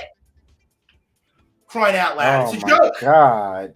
They're out again. First out as Falefa flies out on a 3-2 pitch with 1 away. So now it's 6, 5 and a third of an inning of no hit. Oh, my God.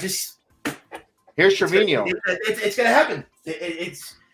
Baseball history is going to be made. I can't believe this. The Yankees are going to get no hit 2 straight games. I can't believe what I'm seeing. I'm not watching this team until I'm not going to watch them. I am not watching this team again until they get a hit again. That's it. I shut the TV off. You should not watch this team ever again until they get a base hit. You shouldn't even do a stream. Nobody should do streams. Watch this team until they get a freaking base hit. This is a disgrace. This is a disgrace, and they're losing. I'm done. I'm done. I just can't. I so can't here's take the 0-1 pitch to Trevino. Trevino swinging. What is wrong with popped up, and this one popped up, and it stays in foul out of play.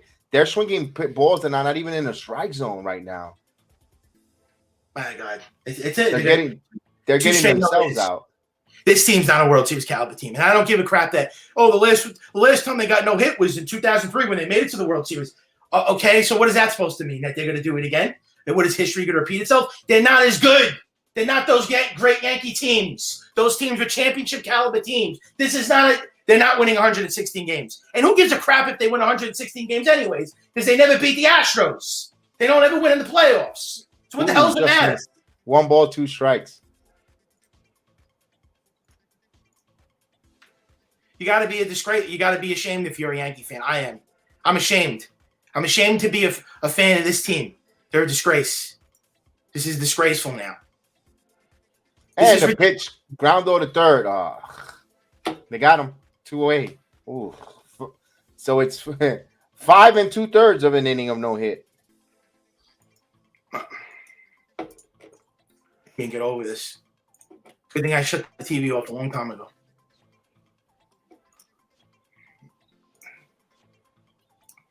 It's bad enough that they were going to lose to them again. Now we're going to get no hit from them.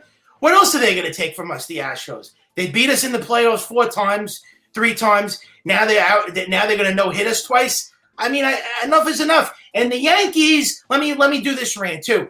The Yankees have proved to you that they faced a better team and they choked. They couldn't beat a team that was better than them.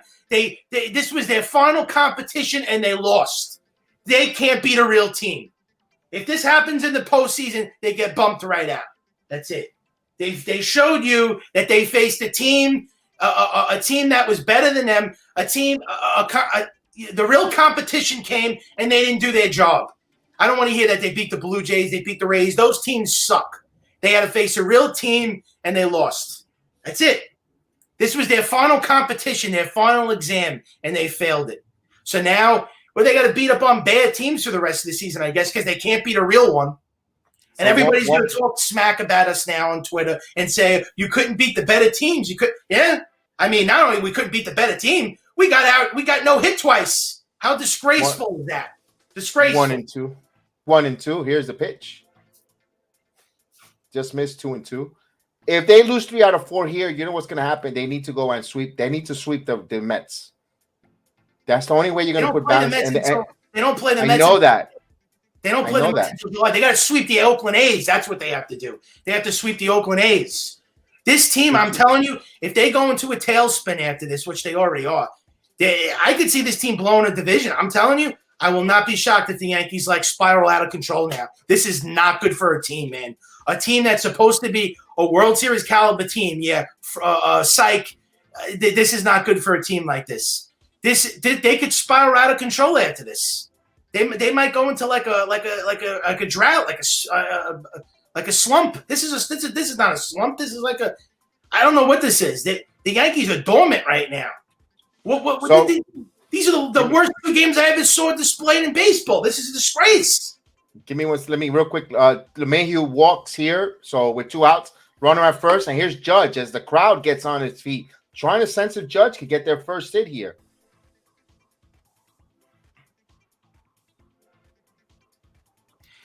You know what this team is, though? They're very easy to pitch to. It's fastball away. This guy put it right here. For those Yankee fans not seeing the trend, Houston is doing to what other teams have done to the Yankees in the playoffs for the past 5 years. Fastballs up. Either they swing under them or they pop up and miss them or strike out. That's what the Yankees are, man. They're nothing, this team.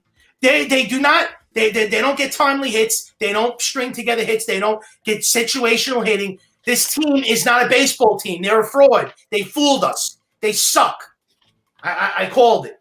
I knew this team was going to fold. So the inning comes to a conclusion. Judge lines out 16 innings of no-hit baseball against the Yankees here. We go to the 7th inning. 3-0 Houston. Oh, they get no hit. They get no hit like there's no more now. That's it. Three innings left. What could they possibly do? I can't believe this, man. Are they ever going to get a hit ever again? That's the $50 million question. Are they ever going to get a hit ever again? Is this going to stay like this for a couple of days, a week, a month, 2 months? Are we going to ever get a hit ever again? Are we going to get no hit for the rest of the season? This is a disgrace. Well, I mean, Aaron Boone, what's going on? This coaching staff, this ownership have to light a fire under this team's ass. What are they doing? What are they doing? They play like this in the playoffs. They're finished. They're finished. They're not going to make the playoffs if they keep continuing this. They're going to blow this division.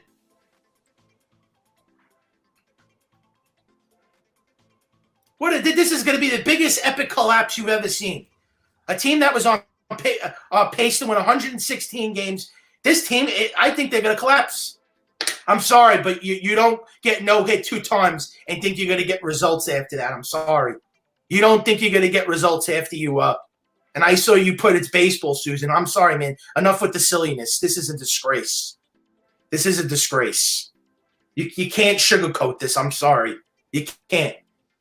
I mean, you think it's necessary if they get no hit 2 times in a row? Come on.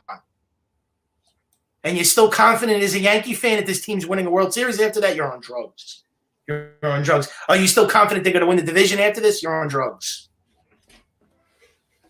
And how people are saying Houston sucks, Houston sucks. Say Houston sucks. Take it to the bank with you because the Yankees are getting their ass handed to them. They're getting pulverized in the series, destroyed. The Astros are eating them up and spitting them out. That's what they're doing to them. And they're no-hitting their ass 2 times. I never saw this. I never saw a team dominate another team like this. This is absolutely, utterly disgraceful. It's freaking pitiful. It's despicable. I can't think of the words. It's this team is throw up right now. They're throw up. They're vomit. It's a disgrace. Outside of 2 games, the Yankees have showed you that they're not for real. They really aren't. They got exposed for what they truly are. They're not a World Series caliber team. They're not a World Series caliber team. They're not a baseball team. They're a fraud team. Now you understand why I get the way I get, and I can't take this anymore. That's it. All right, so Myers has a 1-ball, 2-strike count there as Caputo went on another rant there. And we are in the top of the 7th inning, 3-0 Houston. Now, here's the 1-2 pitch. Foul back. Now, what game did you saw Thursday night's game? What was the score on Thursday night's game, Caputo? I'm not going to go by that. If you're going to actually tell me they're going to come back, they were down 6-3. They're not coming back. What was the final score? 7-6 Yankees. All right, fine. Friday night, what was the score? Friday night, 7-6 Yankees. They came back. No, that was Thursday. Oh, Thursday. What was the final score last Friday? 3-1 Houston. All right, and Houston won by how many runs? 2. All right.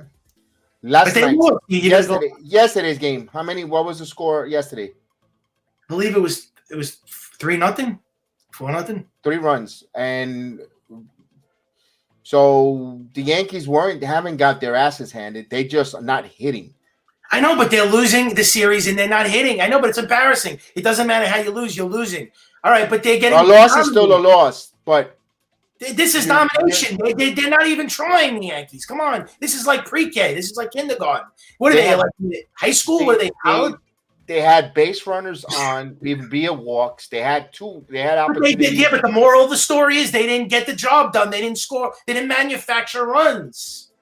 You can't sugarcoat this, man. It's not a sugarcoat, but they're not being totally dominant. And the only reason why they're not getting a break.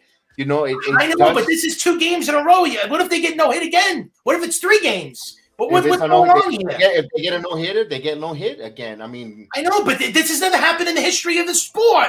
In 300 years of its existing. It's never happened. It's not normal. It's not normal. They should get sent down to the minors. This whole team sent them down to the minor leagues. They can't hit. Come on, man. This is something to talk about. You don't think this is huge news in the sport of baseball? A team is getting no hit.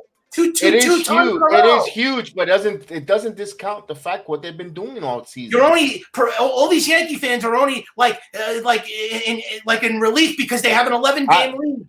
That doesn't mean anything. Listen. I'm not lost. All I'm trying to say is keep the course, navigate the ship. You know, just sit back, enjoy your Astros winning right now, and I'm not lost. The point is, I'm saying, you know what? You gotta stay positive. What do you wanted me to go berserk and act like a fool that they're losing to the Astros? All right, they're no hit. They're losing to them, they're not hitting. That's fine, but doesn't mean that I'm gonna sit here and lose my marbles or my.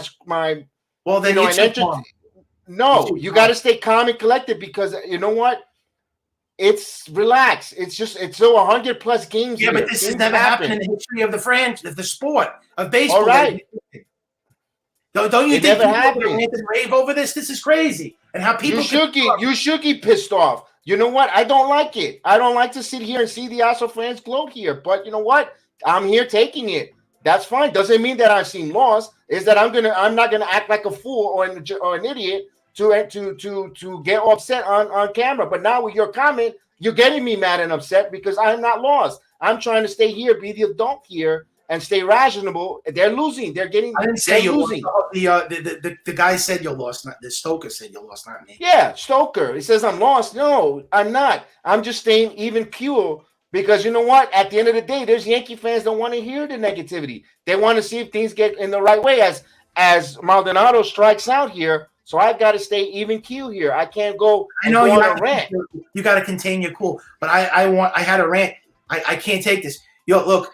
You have your own opinions on the Yankees, but a real, true, passionate fan will not take this. This is 2 straight games being no hit, and you have to look at this in the perspective of this team I to go. got it. I understand that, and I don't think I'm happy. I'm not happy. I'm not happy with the Yankees year after year. But you know what? I appreciate that these guys are out there every year winning over 90 plus games they don't win a year. World And I understand. I hate it.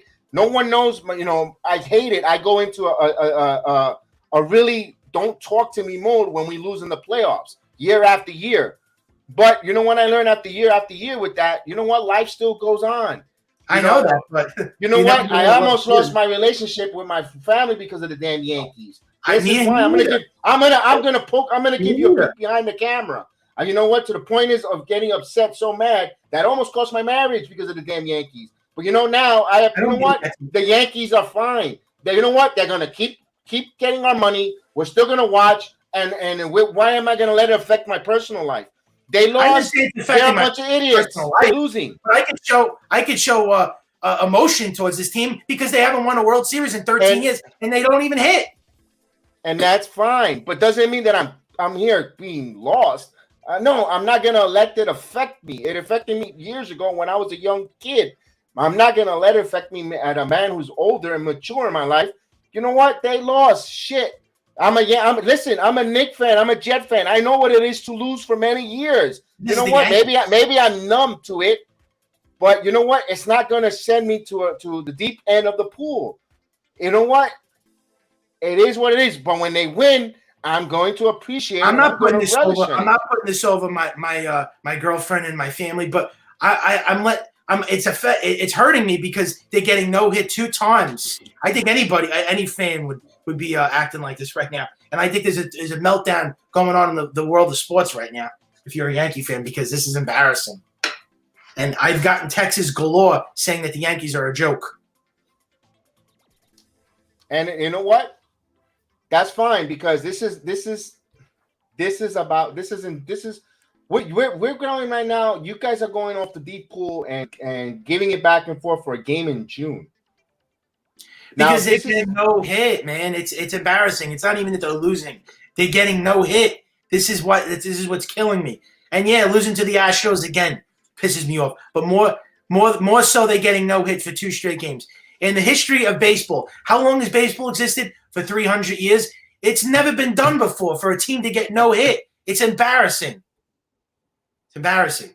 All right. That's you're correct. You are correct with that, but just, you know what? Let's see if they get hits. They got a couple innings here. It's not good. It's not good that the Yankees are being no hit. It's not good.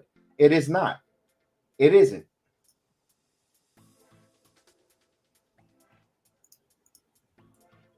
So you feel that it erases everything, beating all these teams early, the 50-plus wins? I don't know. The game isn't over. This game isn't over. I know you could say they might get a no-hitter. They might get no hit again. It's possible. It could be there. That is on the table. Now, if it happens again, you could go crazy, bonkers, and say, you know what, 2 freaking games in a row, that sucks. But right now, I'm going to reserve to wait for the final conclusion. Well, I will say this, though. They're not winning this game, so that's edged in stone already. They're not winning this ball game. It's over. And the no-hitter possibly could be intact, too. 99% non-chance they're losing, and I would say about 90% they're going to lose. They're going to get no hit. You see, look, they're talking about no meaningful game and how much. And meanwhile, Heel is worried about Thursday's game. He's got that memory of Hicks hitting a 3-run shot, and the game isn't over. You know, good news, the game isn't over. But he's talking about rushing the field. You know, what happened in the last 2 games though? They just lost. The Yankees lost 2 games in a row. They just lost. No team base wants to lose. No fan base wants to lose, guys. Plain and simple.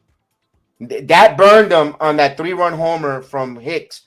He did not like the fact that they celebrated on that time game. One game in the series. Look, if the Yankees are lucky they didn't get their asses swept in this series, because this easily could have been a 4-game sweep. You're right. And I'm going to be honest with you there. If you look back on that Thursday night game, the Yankees could be getting right now a 4-game sweep. You are absolutely right. But still, It's just, it's a walk-off. In June meant nothing. That's right. You're right. You want to say that bothers? You don't care what the Texas fans say, but they're going to say we couldn't beat a real team when it came down to crunch time. We couldn't step up our A game, and we didn't beat the better team. Now, how are we supposed to answer back to those people? We didn't beat Houston. We didn't beat the team that we were supposed to beat. Now what? What are we going to say to them now? How are we going to answer back? Fly ball and right to the center fielder. Rizzo's out. They got nothing. Look, we have nothing on Houston now, and we got nothing on saying that we beat a better team. It's embarrassing. You can't slice this either way. You can't. It's embarrassing, correct. But now they got something to build on. They can't get past Houston. Now, guess what? Now that's another focus for this damn team, this Yankee team. We can't beat Houston. Guess what? Now you got to. Well, I hope Cashman wakes up and says now we got to make major moves at the trading deadline because I'm sorry, I'm calling it right now and throwing in the towel. If the Yankees do not make a big blockbuster trade at the deadline, this team is done. They're finished. They're not going to center field. Back at the track. It's gone. Home run. First hit. Shutout. Throw hitter. Take that now. Relax. Relax now. Relax with the no-hit shit. They got a fucking hit and a home run. Relax now. There you go. Now all the embarrassing shit that you were talking about is out of the game. They got to run in. That's it. Fun. It took them 3 days. 3-1. Now, I don't want to hear no more crap. Now, let's get to the baseball. Let's get back to the play-by-play. It's over. There you go. You wanted a reaction from me? There you go. I could play the heel role too, guys. Are we like rehearsing? Is this like a stage? Yes, indeed. Yes, indeed. First of all, I wasn't coming on here yelling at you. I was doing the random. You actually heard me yell. That was the first time I snapped. Burr, burr, burr, burr, burr. The Yankees got their first hit. There you go. Great job. We could throw a party for them from losing a game and getting scoring one run. And they, my God. So now we're no donuts, no bagels, no nothing. Stanton with a solo shot. So Maria's man came up with a big hit. So here we go. Now they're gonna lose the series. Okay, but you say you're okay. At least gonna get a hit. So here we go. We got a hit. Let's build on it now. I wish Here's Donaldson. I wish we would. Nothing to say here. Donaldson, swing and a miss. So Yankees trail 3-1. They're still losing, but the hit is out of the game. The home run is on it there. Yeah. Now we got some warm-up. It's almost like a victory, like a World Series, because we got a hit, a home run. It's like we got to celebrate like a loss, but we got a hit. We got one hit, but it was a home run. It counts as one run. Okay, so now I got something to cheer about. Big deal. Let's do it again. Down 2-1. You said enough with the crap. Enough with the crap. Seriously. So now, remember, they still got Presley in the bullpen. I mean, that's why. Here's the pitch. Yeah, they're celebrating that's funny though. I mean, it's pretty crazy for the first time, but we're actually celebrating a loss. Isn't it crazy? We're not celebrating a loss. They're only down by 2 runs the way this team hits. And of course they got Presley as their bullpen. It's not over until 27 outs. Okay, but look what happened the last 2 games or 3 games. Yeah. But that's my point. If you're going to beat the New York Yankees, even in no-hit situation, if opposing teams need to use all 27 freaking outs to beat the Yankees. That's why I was trying to make a point. But then, of course, Stoker doesn't let me, wants to say not clueless or not know, here's the pitch. Grounded there. The point is, you need all 27 freaking outs to get the Yankees done. Look, they had DJ LeMahieu had runner on first in the 9th inning, despite the fact a home run would have tied it. They needed all 27 outs to get the Yankees to get these victories. They are not done. You got to stop with oh my God, waving white flags. This team shown all season, even in defeat, they use all 27 outs. That's my point. You better hope that it doesn't deflate this team and screws up weakens the lineup, because this is a horrible thing to get over. This is treacherous. I mean, this is a brutal defeat. I mean, no, then guys are not watching. I'm sorry, you guys don't. That it's funny. The kid, you young generations, instead of being more evolving better than us, you seem more idiotic. To be honest, that's all they're gonna get is one hit. This offense sucks. Well, they're lucky they got that hit. That's it. Hooray! They got a hit and they're gonna lose. They get a hit that doesn't look good, but it's only a 3-1 game, Caputo, and everyone listening. You get a base hit and you get Stanton to bat up again with a runner on. You tie. And I'm not saying is it going to happen? I have no. You know what? You could say I don't trust them, and I'm going to agree with you. You know what? What we've seen in recent history in the last few days, I wouldn't trust that. But anything can happen. That's why baseball is so unpredictable. It's such a great sport. They get a run here. It's 3-1. Now, you could be going. You could dominate all aspects. You get a bad ninth inning. It's over. That's what it is. It's crazy. It's crazy. It's crazy that you guys are just, as a Yankee fan, not waiting for all 27 outs. Now, if you're going to go on this rant after the 27th out and we get no hit twice, absolutely, they deserve it. And they could even spiral out of control here, even despite hitting a home run here by Stanton. Even if they tied and they still lose the game on 4-3, they could still spiral out of control. Yes. Or maybe even Houston could spiral out of control, winning 3 out of 4 because they think, they're celebrating a little too early and getting cocky. They might have peaked too early, the Yankees or the Astros, and they could struggle afterwards. My point is, it is so much baseball to be played, unpredictability, so many things that we don't know what can happen. It's like you cannot win a World Series in June or July or in June and July. You can't. You could lose a division, but you can't. And so what are we all jumping, up and down and pissy about it? Man, God, if it was like the case, Mets would have been World Series champion for the first half of the season every year. Well, all I have to say is don't expect them to win the World Series to play the Astros. And you might be right. You might be. You know what? That statement, you might be right. But doesn't mean that I don't want to see it. Doesn't mean, you know what? Oh, here comes October. I don't want to play the Astros. Let's just give them the world. Let's just give them the American League pennant. No, bring it on. Bring it on. It's it's such an overreaction from the fan base. Relax.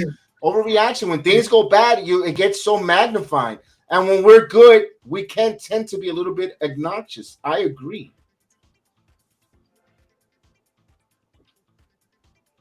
You gotta be calm, cool, appreciative. You gotta learn how to be gracious in winning and gracious in losing. Well, they better make major moves at the deadline, and not just one move. They have to make at least 2-3 moves because this team right now, currently constructed, they look wonderful. But now, after getting exposed by Houston, they have to do something more. And people were saying, "Oh, this team is great as is." I don't think so. I think they have to make their team even stronger because this was a pitiful display of offense and baseball in general. I don't care who you're facing, whether it's Houston or the Orioles you can't be no hit almost 2 games. They're lucky they didn't get no hit this game, but they did it. But they did it. The point is they did it. So let's move on for that. Can we move on? They did it. So let's move on for that. We're not right now. It's getting boring. It's getting boring going in circles saying about the no-hit stuff. It got. What about the series in general? What happened in the series? The series, you know what? Again, we're going back in circles again with the series. That easily the Yankees could have easily been going right now, being on the verge of being swept 4 games to 1. Absolutely. But it happened already. Presley blew it. No matter what happens, we can't change it. Presley blew it, and that's it. And listen, Stokes, if my aunt had balls, she'll be my uncle. So it is what it is. It happened already. That's it. Presley blew it. You can't change it. That's simple. We can't at least split the series. We couldn't even of course, but the Yankees still have 6 outs to try to tie and salvage the series. There's still 6 outs. It doesn't look good. No, they look like they're going to lose 3 out of 4. It does, but there's still chance here. There's still an opportunity here because there's still 6 outs to go. And Billy Ward says baseball is an extremely long season.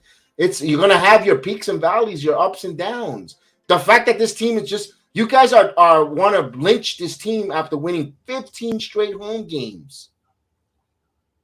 15 straight home games. You know what it is? Because we passed every exam, we passed every test, and we faced the final exam, and we didn't pass it. We failed it, and now it looks. But I personally, you know what? This is the. You could say this is like midway of the season. You could say they failed the midterms. They failed the midterms because when the final exam is in September. I say that because we beat the Astros. We beat the Rays, we beat the Blue Jays, we beat the Red Sox, we beat the Twins, we beat the Angels, but we couldn't beat the Astros. But here's there's no. This is not the full. This is not the. Can we agree? If the playoffs, if everyone was healthy, this is not the team the Yankees are going to field in September in the playoffs. Can we agree with that? This is not the team that we're going to see in October. I mean, I hope we're not going to get this team because if we do, we're going to get bumped out. No. We guarantee that Waldy Peralta won't be there. It will be Loaizica. It will be Chapman in that bullpen. This is not the point. This is not the team they're going to field in the playoffs. So for us to get bent out of shape for a team that's not going to be, most of these teams, and the same goes for Houston. That's not the same exact team that we're gonna see in the postseason. They're gonna probably make some upgrades. They're gonna probably have some kids. Pena played today after being out for so long. The first time we see Pena. The point is, this is not the final product. So we could say this is a midterm exam right now that the Yankees are facing, and they're failing the midterms. They're failing the midterms right now. Plain and simple. Houston is gonna pass. And they're gonna look where they're gonna get a flying color. They're gonna get a 75% here. Plain and simple. Now we should see then the finals is going to come in October, when they play for maybe the American League division in the division series, who knows, or in the American League Championship Series. Either or, the Yankees and Houston will see each other. They might not even see each other. Maybe the Yankees lose in the first round. Maybe the Houston lose in the first round. You never know. You never know. You got to keep even keel. Baseball is so much possibility, so much difference could be done. You never know if who they bring up here, who they're going to acquire. That would, that changes the trajectory of both of these team injuries.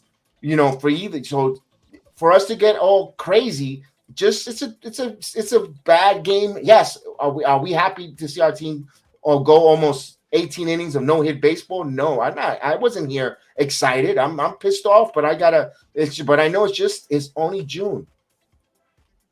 It's only June. Now, if they do this in the playoffs, then you're like, yo, they're a bunch of frauds. They can't even get a hit where you could be concentrated and everything's on the line and what you're playing for. Then I'm like, you know what? Damn, they're a bunch of frauds, man. They tease us all season long. When it comes to money baseball, you guys are choking. No, this is a regular season game that it's a long season when there's no excuses either. Yeah, you're right. You're right on a lot of points, but I was just trying to tell you that. But you have the right. But Michael, you have the right to be upset like that. Yes, I would never tell anyone they shouldn't be bothered or the way they should feel. No, who am I? I'm wrong. But I'm trying to give you my perspective and another perspective on it. Well, I was yelling. I wasn't yelling. I wasn't yelling at you. I was yelling at the. No, Yankees. I know. No, and it's not reprimanding you neither or anyone. Everyone in the chat, everyone that's listening to the sound of our voices. You're entitled to your opinion too, good, bad, or indifferent. That's what makes us very individual. But I respect it, and we may not agree or disagree. But I'm just giving you my perspective. Why I'm the way I am, because there's so much baseball left. I've seen it. I've seen collapse. I've seen rise. I've seen the Mariners. The Mariners, when they won 116 games, 116, they were a juggernaut in the regular season. They beat the Yankees just the way Houston did. And what happened in the playoffs? They lost to the Yankees. So you never know. That's why it's like you can, and I'm just trying to show another perspective. Even if we lose 3 out of 4, big cut there, 2-2. In the playoffs, the Yankees could go in there and win the series in 5 games. Oh, but remember they went to Yankee Stadium and won 3 out of 4. That's fine. 2 of them were no hits, almost a 2 no-hit situation. You never know.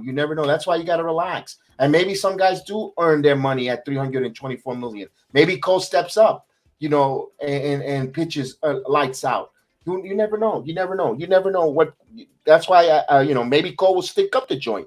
There's so much unpredictability. But if you knew if I tell you guys, you guys know exactly what's going on, please give me 6 numbers because I want to retire. I do really want to retire. I don't want to get up every day at 4 a.m. to go. I enjoy my job, but the work, the physical toll. Give me the 6 numbers for Powerball so I can retire. If you guys know exactly what's going on. If you guys are all the white mercados out there, please give me the numbers. It's because the fact that we passed every opposition. Like we were beating teams, taking no prisoners, destroying everybody. We're on pace to win 160 games. And then we play Houston, and it's like that's the roadblock. That's like we hit like a brick wall. Like we just – it's a shame. It's just like everything that we looked so like amazing for this team. Like it was like a dream, and then we played the Astros, and then it turned into a nightmare. That's the way it feels now. Like there's always one son of a gun team out there that just beats us. You know what? Let me tell you this, Caputo. Now you know how the Minnesota Twins fans feel about us Yankees. Yep. Now you know how the Minnesota Twins feel because they had teams that were really better than the Yankees, good, and what happens? The Yankees beat them. Now we know how the Minnesota Twins feel. And you know what? Until the Minnesota Twins take that obstacle, we are Yankee fans. We're confident. And that's how the Astro fans feel of right now when they play the Yankees. They feel that confidence that we have against the Minnesota Twins. That's how they feel against the Yankees. And it's funny because I think it's going to be Minnesota and Houston going at it. And you know what? Personally, if Minnesota, here's a pitch. He struck him out. Now, if Minnesota beats Houston, I will be worried because I would, there's always a first time. I would be worried if Minnesota beat the Yankees in the American League Championship Series. I would. I want to play Houston.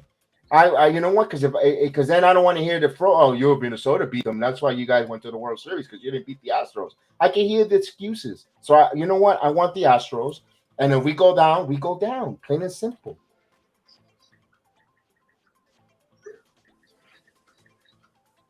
Well, I don't know how we're going to answer back to the Yankee haters now. We have nothing to say to the haters. They got us. So you know what? You be quiet. That's it. If they got us here, you stay quiet. Okay, have fun. Say what you're going to say. You know, sometimes silence is the most powerful action that there is. When then just going back and forth and say something to sound like a fool. Sometimes silence is the best combat. You stay silent, you leave it alone, and let the Yankees continue. And let them continue, let them build, like you said, it's going to show Cashman that they need to improve this club. When we thought there was false sense of security there, if you're telling me you could get yourself here's the 0-2 pitch coming. Let me give you the 0-2-2, and Gurriel fouls it off. Now we're in the top of the 8th inning, 3-1 Houston. Now, if the Yankees get themselves they could upgrade. If you're telling me he's going to upgrade, if they could upgrade in those positions, if you're telling me and they make a move, let's wait. Well, they have to make a trade. I mean, I've said this when the Yankees were going great. I was saying this when the Yankees were steamrolling past teams. I said, there's still something missing that we need, and I think it's going to be an effect. And now seeing this series, now they absolutely have to make a trade. Now you have to because those flaws that this team had, now you have to do it. I agree. They need a center fielder because here's the 2-2 pitch. Center fielder, a starter, and a reliever. I think they need a center fielder because I think Judge is great at center field, but I think he wears him down personally, and he's going to get into these and players going to have to get another contact hitter. They have too many power hitters. They need more contact hitters. The Yankees don't have enough of them. They rely too much on home runs, home run or bust.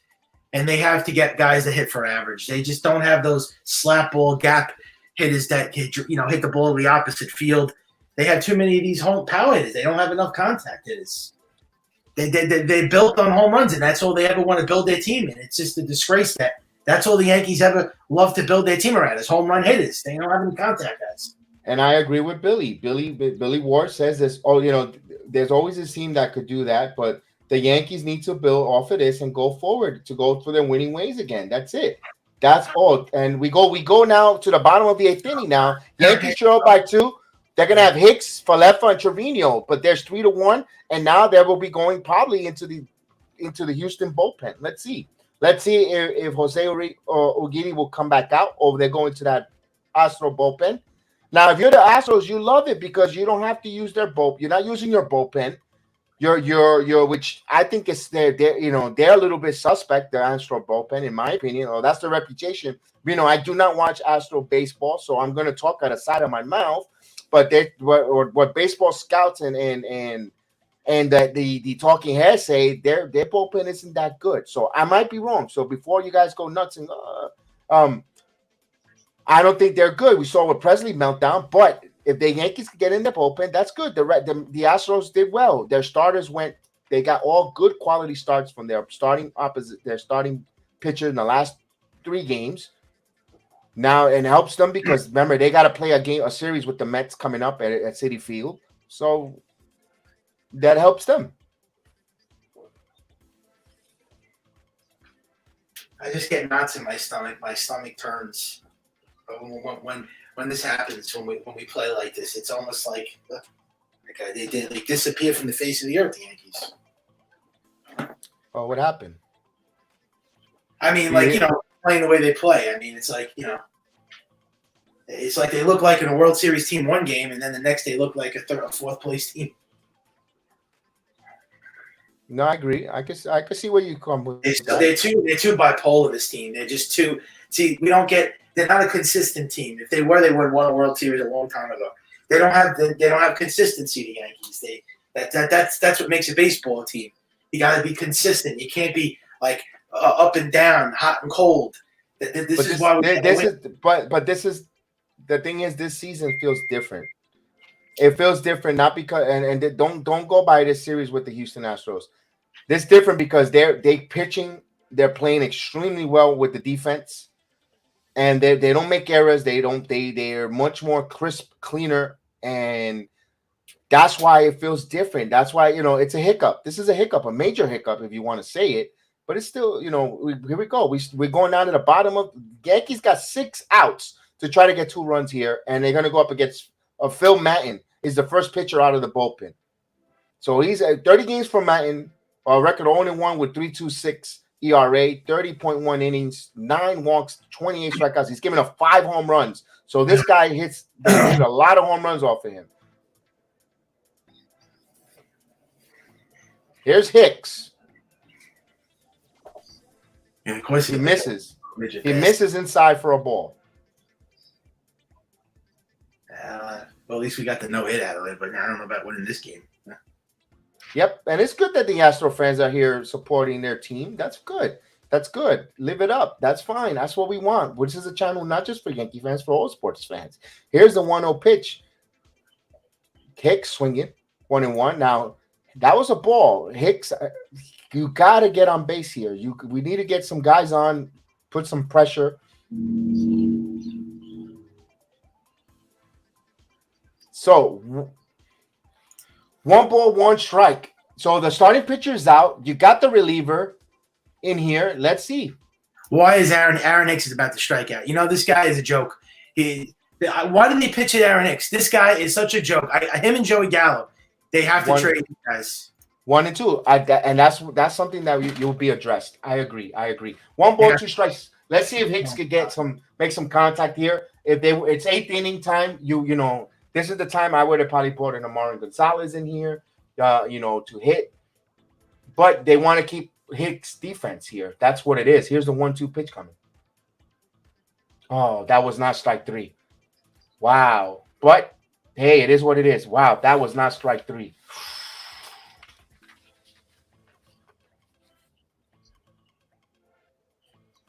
So Hicks goes down on a strike like you called it, but that was not a strike. But reputation precedes yourself. He's having a really bad season, and something close to the plate, he got called out there. So 1 out here, man, that was a bad call. But here's kind of Falefa.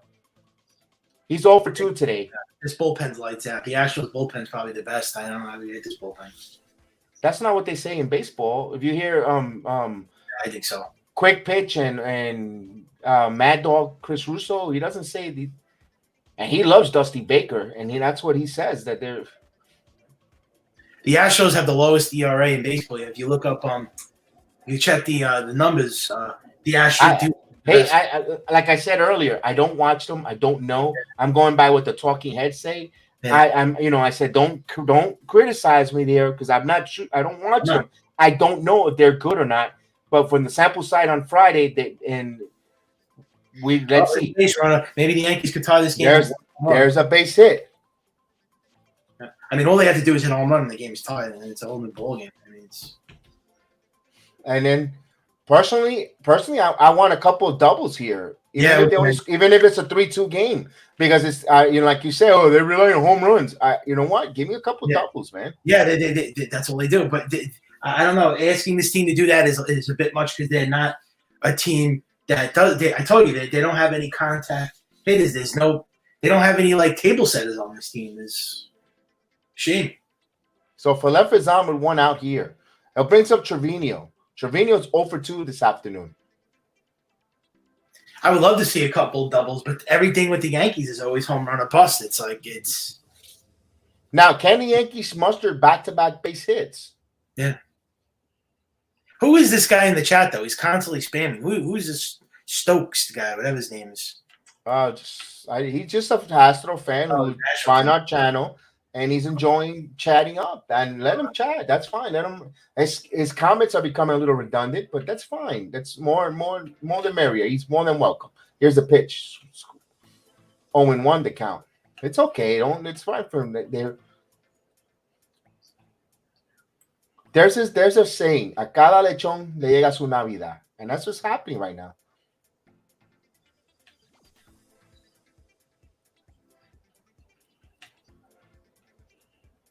I don't know if Trevino's got to go for a home run. He's not a home run hitter. He's a contact hitter. You're looking to just hit the ball the opposite field here.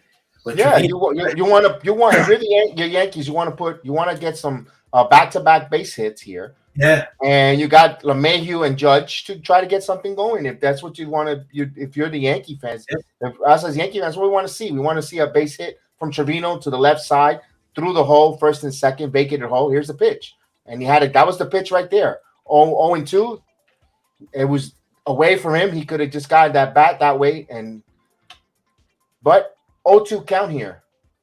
I will not send Isaiah kind of Falefa on. Not at all, because him getting thrown out at second means nothing. You want to keep him there. And the 0-2 pitch coming. Wow, he chased. So Yankees getting a little bit undisciplined in their approach. Trevino struck himself out there. 2 away now. Now DJ, that was a nice frisbee slider, moved away. And away, and that's a good pitch there.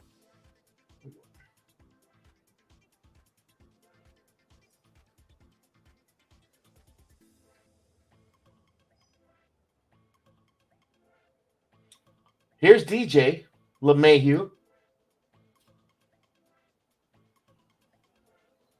And the pitch. 1-0. He says, no mames, güey. Oh, pues, pensándolo bien, lo vemos 1-0.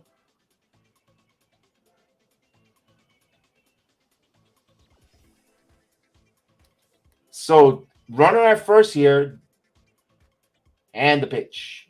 Ooh, that was a nice strike right there, 1-1. That looked like it exploded into the zone. It was only 91, but it was a good one. Oh, as Amazon has arrived. Because my dogs are receiving their packages.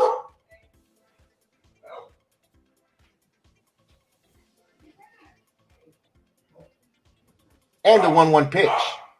Grounded foul. So 2 strikes here. 1 ball, 2 strikes.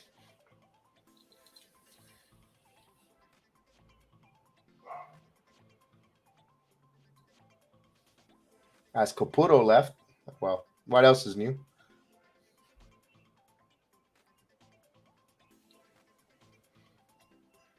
So 1 ball, 2 strikes here.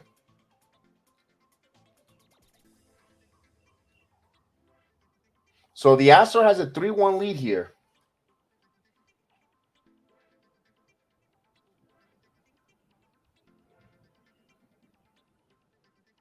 Throw over to first. So Falefa will get his uniform dirty. Tries to pick off attempt.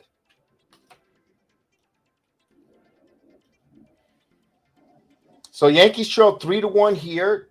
Yankees only with 2 hits this game. So they broke the no-hit bit, the shutout. Here's the 1-2 pitch from DJ. DJ, so Manton ready to deal. Misses. 2-2.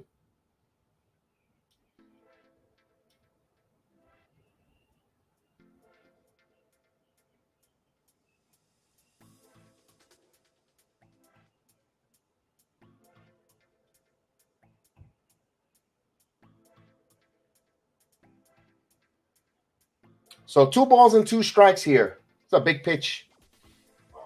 Because you go 3-2, you get the runners going, and you got Judge on deck. And the 2-2 pitch. This goes. It is high. It is far. It is gone. See ya. Game time. This is why you don't count the Yankees out. We are tied at 3 apiece. DJ LeMahieu, David John takes it long. And the Yankees tie the game.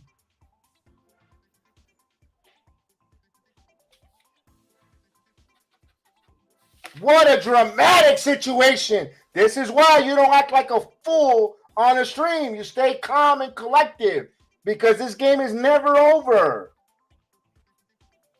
Home run. We are all even. 3 apiece.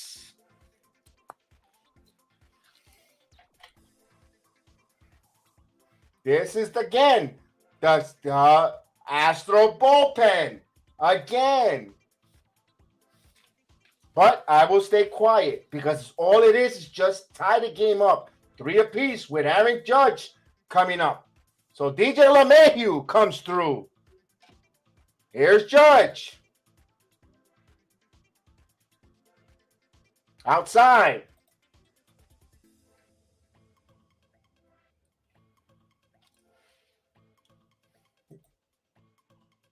DJ LeMahieu, baby. Home run. Of course, the redundancy is gone. Here's the pitch. Swing and a miss. 1 ball, 1 strike. So DJ pulls that one. No doubt about it.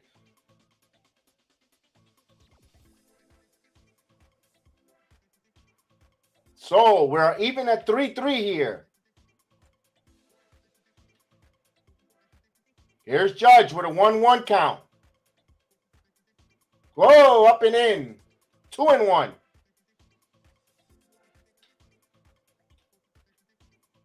So Judge is 0 for 2. 2 flyouts and a line out. He's sitting at 27 home runs. Major League leading 27 home run. Now, the Astros got in their bench. Jordan Alvarez. So the Astros got some hitters that were scoped up in their bench here. We're all even at 3 here. And the pitch. Down low. Did he go? He did not. 3 balls and 1 strike. Now, if you're the Yankees, you're giving Judge the green light. Yes, indeed. Give him the green light. So the Yankees were 0 for 11 since the walk-off hit on Thursday. Judge. Speaking about Judge. The crowd is alive. We're all even at 3 here in Yankee Stadium. Here's the 3-1 pitch. He walked him. So here's Rizzo now. Another quality hitter for the Yankees. A dangerous hitter. You're feeling the momentum shift. The game changing here right now.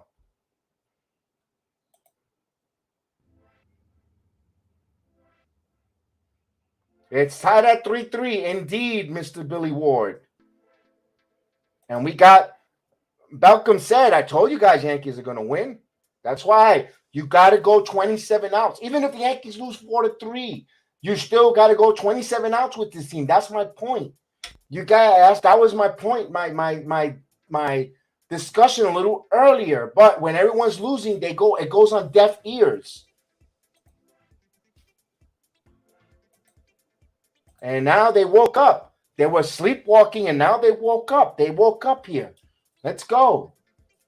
Giancarlo Stanton started it off with a shot, with a nice shot to Monument Park, and now here DJ LeMahieu and the crowd is on. You got the fans going nuts in Yankee Stadium. Let's go, Yankees. With Rizzo, runner on first. Here's Rizzo. Here's the pitch. Swing and a miss. Rizzo trying to send that one into the park to the ball. So 0-1. Now be careful if Phil Maitons throws a breaking ball that goes in the wheelhouse of Rizzo. So, and also that short porch. Would love him to take advantage of the short porch here. 0-1 count. Giancarlo Stanton is on deck. And the pitch. Up high. 1 ball, 1 strike.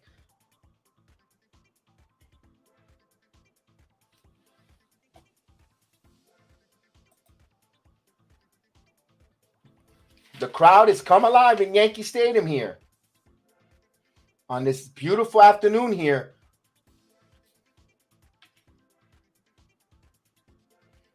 So here's the 1-1 pitch, 2-1. So Martin is aiming the pitch there. You could tell when the pitcher's aiming. 2 balls and 1 strike. Now you got to be careful. You don't come with a breaking ball in the wheelhouse on the left-hander hitter. That's their wheelhouse. They love hitting there. It's 2-1. Let's see. Here we go. And the 2-1 pitch. 3-1. He faked the snap throw, but 3-1. So 3-1 here. If you're the Yankees, 3-1, I'm giving Rizzo the green light. The reason why they haven't been hitting until late this game. They've come alive.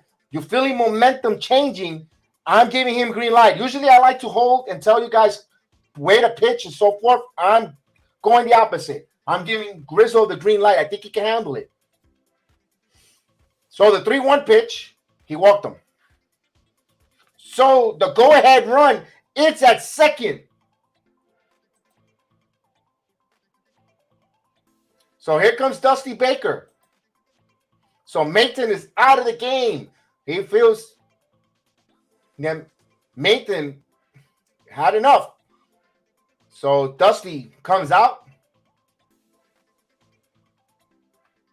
So Abreu will be coming in here. Brian Abreu will be pitching against Giancarlo Stanton, and Stanton going over the scouting report. So this game has changed. A lot of drama.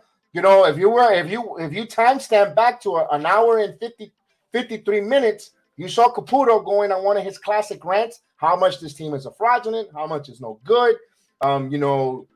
Not all these other the Yankees are a fraud. They're gonna get no hit. They're gonna lose, etc., etc. All this Yankee discord here, Cole overpriced, all the usual long-hanging fruit. And now the Yankees battle back here and tie this game at 3-3. No quit. That's why you can't quit. You get a guy on base, a base hit, you get a single, you get a walk, whatever the case, a 2-run shot, you're even. That's the same thing that happened on Friday night. LeMahieu had a chance. He failed at that. The Houston won 3-1. They had opportunities. The opportunities presented themselves. Yesterday's game, despite being no hit, the Yankees had base runners. That 8th inning, that 7th inning, they were high leverage situations. The Yankees failed that. But the point is, any course of a change of an inch or a different at bat, the series, even the same thing goes in Thursday evening. The Yankees came back 6-3. And be honest with you, Houston should have won that game. But certain things, it was a lot of ifs. It already passed. But it's not for you to say the team was totally fraudulent, outplayed. Just there was so many different turn of events that that's what baseball is. That's why we go with the highs and lows, and you love it because anything can happen. And that's why you can't say they failed the final examination where they didn't even get the midterms. This is midterms. This is early postseason preview, like Hill says. Postseason came early. It's exciting. This is what two teams do it. This is what you want to show, that the Yankees are showing resilience. They were sleepwalking, yes, last game, but they still, even in their sleepwalk, they managed to put base runners on. And eternal style, time and time, Yankees show why they're a great team. They're trying to show us they want to be in that conversation of a great team. They're showing us why. Listen, we want to show you why we think we might be in that great team. They're not there yet, style, but I agree with you, that statement, but they want to show you why. Here, tying this game, they could easily wave the white flag. They might, and who knows, they might go down, but they're giving a battle here. Now, Abreu versus Stanton. All we need is a base hit. Yankee takes the lead here. Stanton homered last time up. Usually, Stanton, when he gets hot, he goes in bunches. When he hits, he gets them in bunches. He's streaky. Here we go. Swings at the first pitch outside. Down and 0-1. So Abreu has a great curveball, and considers to be one of their elite high-level pitchers. So let's see.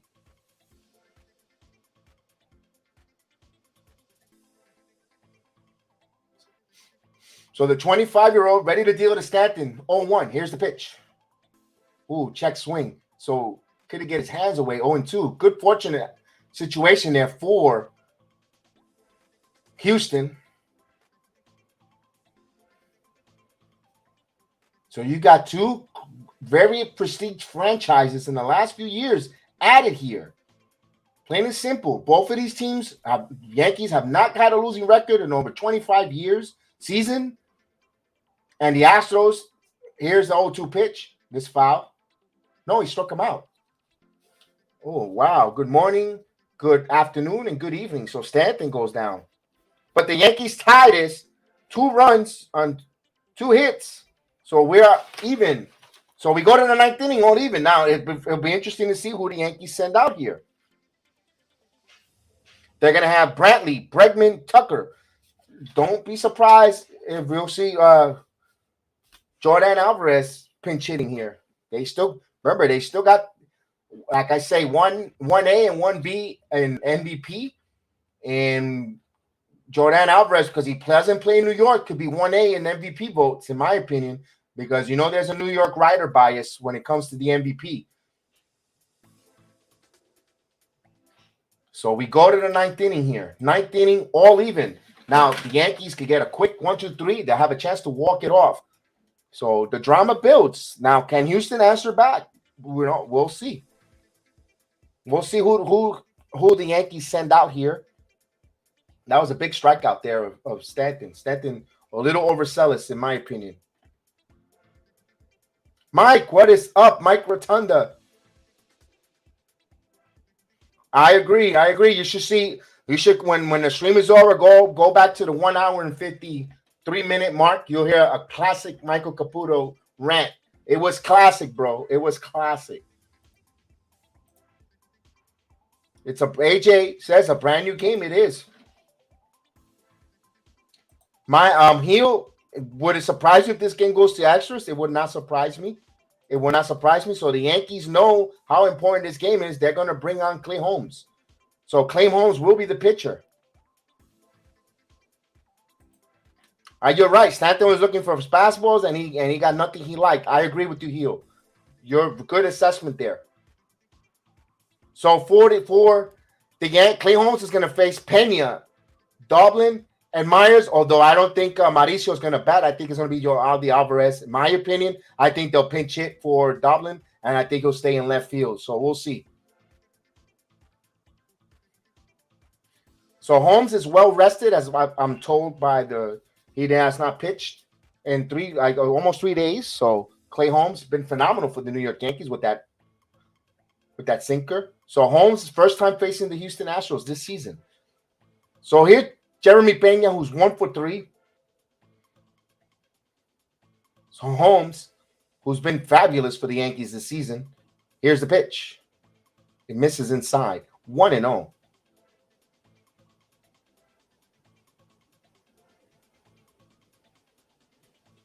I agree with you. Houston is a little bit better right now. I totally agree with you. But for us to be, he says we should be embarrassed and so forth. Or 1-1 because 2 days in a row being no hit. That I could understand, but the team is not fraudulent. I don't think the team is fraudulent. And Heel says it perfect there.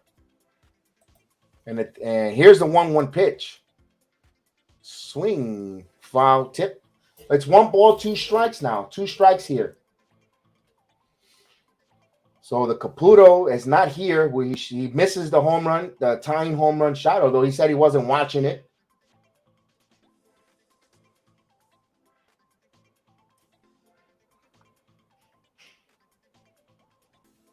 So 1 ball, 2 strikes. Here is the pitch coming. Swing and a miss. Got him.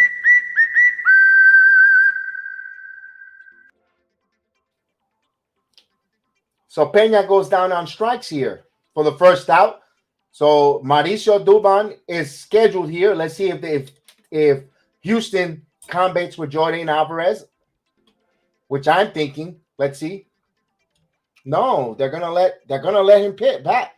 All right. Heel, you're the Houston fan. Do you like that move there? So Dubon is coming up. Here's the pitch.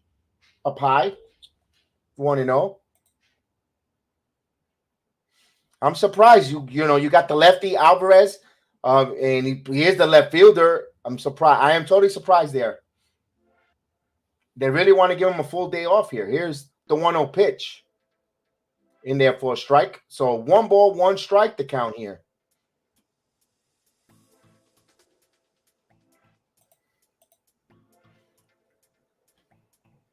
It's a good game. I wish the Philippines will watch this with us, but it's 4:30 in the morning in the Philippines.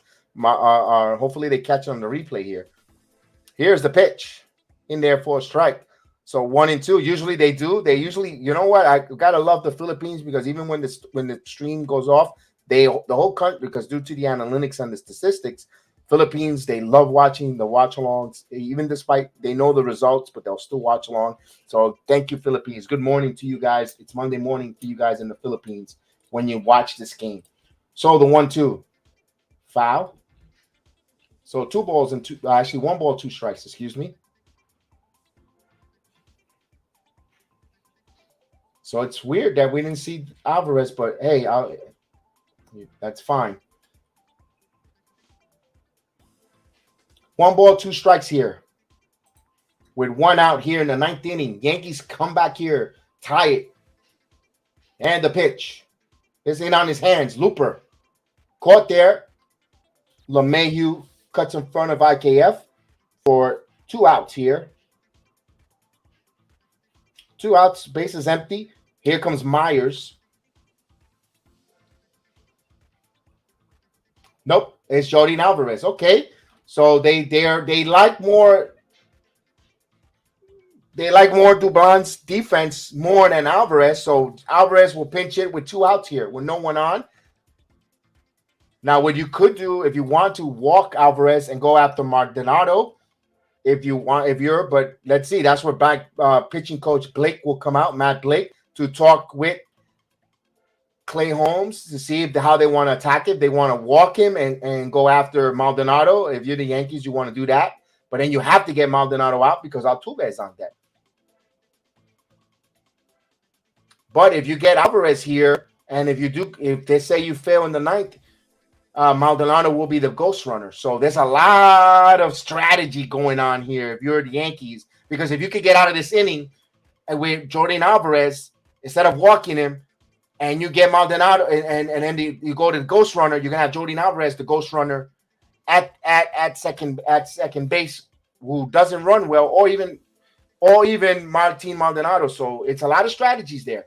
It's a lot.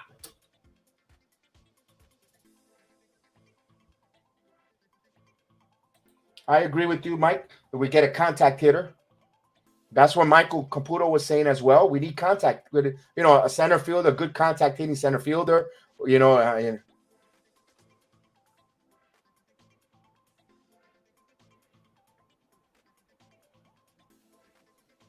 So Here we go. Base is empty. We got the 1A, if you want to say, or 1B of American League MVP race.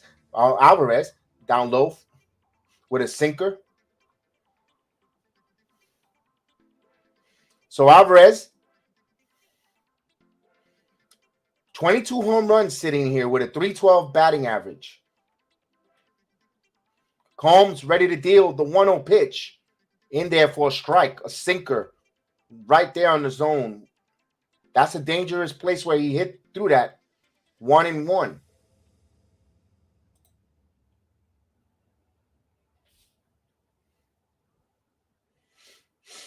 So Holmes ready to deal here, the 1-1 pitch.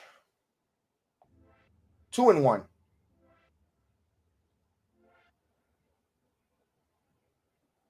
So 2 balls and 1 strike. They're being careful with Alvarez. You got Martin Maldonado, although I think Castro is on deck. Probably got a pinch hitter here. Right now, it's a 2 balls and 1 strike count here from Holmes to Jordan Alvarez. The 2-1 misses 3-1. Just put them on there. Just throw, unless they want to pitch. Let's see. They look in. Yep, they're going to walk him.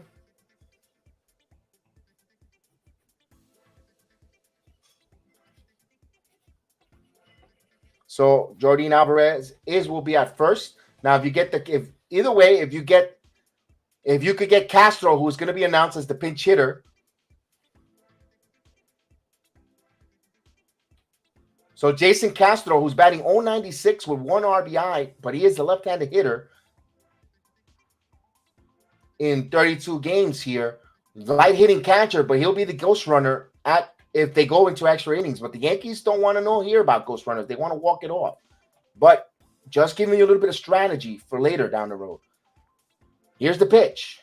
Down low for a ball. You have to get Castro out because you got Altuve on deck. So this is a big out here.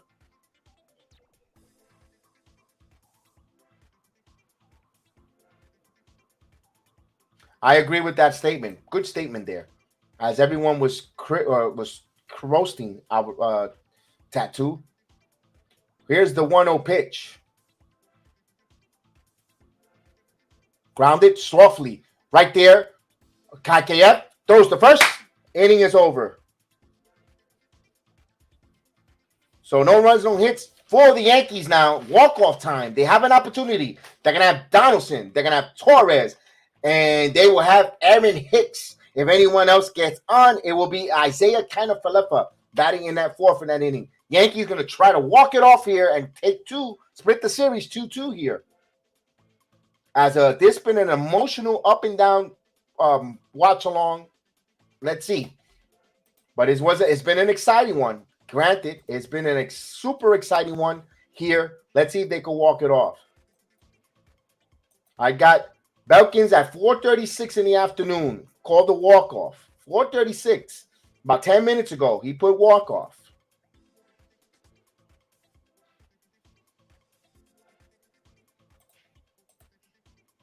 Here we go. Let's see if we can get this situation going, folks.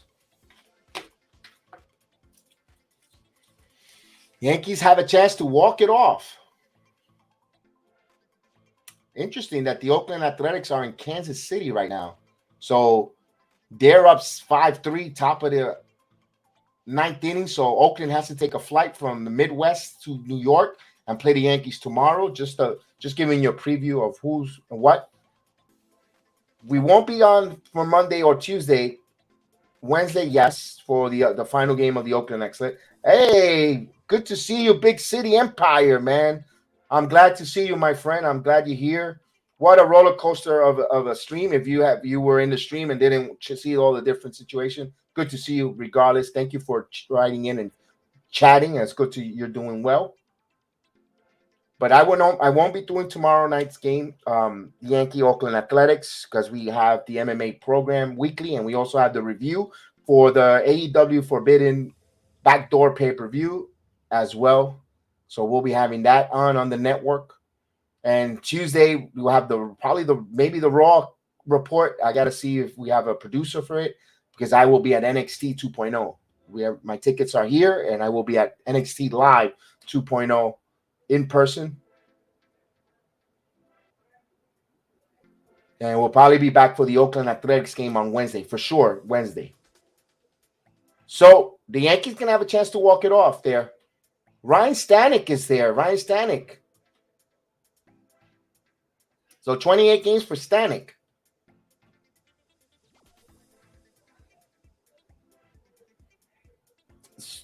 So Dubon and Diaz. Dubon will go center. Diaz will stay in left. So it was a one-and-done appearance for Jordani Alvarez. So Alvarez just came in for the pinch hit situation. All right.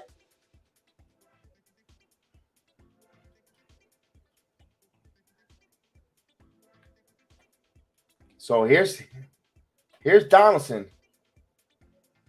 I agree. It's going to be so postseason. It's going to be up and down, gut-wrenching, and all. Yeah, so, yeah. I agree with you on that. So, here we go. First pitch. Ooh, a ball up high. 1-0. He starts off Donaldson with a pitch up high. Donaldson walked in the fifth. He's 0 for 2 for the afternoon. Boy, I know Donaldson has some big hits, but man, another New York. You want to endear yourself to Yankee fans. You know what we would like to see here. Here's the 1-0 pitch. Swing and a miss. 100 miles per hour up in the zone. Ooh, Stanek is bringing it. He's got some heat there.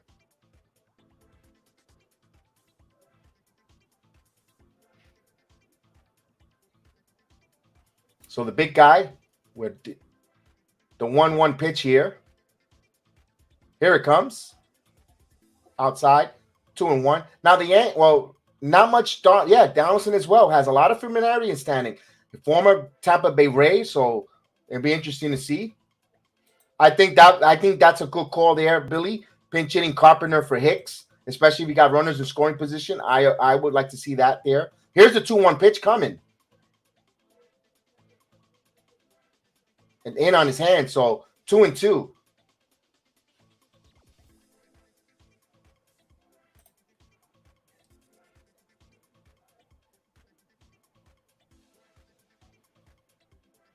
Mike, I've been saying it earlier. I say it through the words of Ric Flair. To beat the man, you got to be the man. You got to beat the man, and that's what they got to do here. The Yankees. I agree with you there. I've been saying that all. Not to sound redundant on the cast, but I've been saying all game. Here's the 2-2 pitch. Got him, Donaldson. That's a position, not for nothing. If I was the Yankees, I wouldn't mind. If I have a stud third baseman that I could bring in an upgrade, man, that's a name that I'm thinking of trying to get a third baseman who could hit, contact, Gold Glove third baseman. It's if they don't want to get an outfielder, but man, I like Donaldson, but I like what he brings in his character-wise, but man, performance-wise, I'm not big on him. Here's Torres. Torres has a flair for dramatic. Let's see if Torres could pull something here or hit one to right field. There's a pitch down low, a slider, 1-0. So is there a little tension and nervousness? Of course. Torres with 7 walk-off hits since the most in the Major League Baseball since 2018. So he has a flair for dramatic. So we're all even at 3 here. We are in the bottom of the 9th inning. Yankees trying to salvage and get 2 of 2 on this 4-game series. Here's the pitch. Up high, 2-0. After being no hit for almost 18-plus innings, the Yankees have come back. They strike back with a Giancarlo Stanton home run and a DJ LeMahieu 2-run shot. That's where we're at, all even at 3-3. Johnny Davis, salute Johnny Davis in the building with us in the chat. Our number 1 draft pick. Here's the 2-0 pitch, 3-0. So Torres on a 3-0 pitch here. I will hold him because he could be the win. He is the winning run if he gets on. But you got Aaron Hicks here. It'll be interesting. Billy Ward says he'll pinch hit Carpenter for Hicks. But right now it looks like Hicks is on deck. Is going to bat for himself there. We'll see. Do you give Torres the green light? Ah, man, I won't. Here's the pitch. He walked him. So with 1-out walk here, the winning run, it's going to be at first. They will let Aaron Hicks hit for himself. Now, Hicks had a game-tying 3-run shot over Presley. And let's see if he gets focused. Maybe he gets focused here in the big moments, boy, right now a double. I would love a double here. Something set me up, second and third with one out. Yeah, it doesn't have to be the home run, but hey, let's go. Let's see, and he has seen Stanek before in his Tampa Bay days here. So he's 0 for 3 tonight. Last at bat, he struck out pathetically, but let's see. Let's see if he gets focused here. Here's the pitch coming. Nice strike. So he gets ahead of the count. He got that nice splitter over 0-1.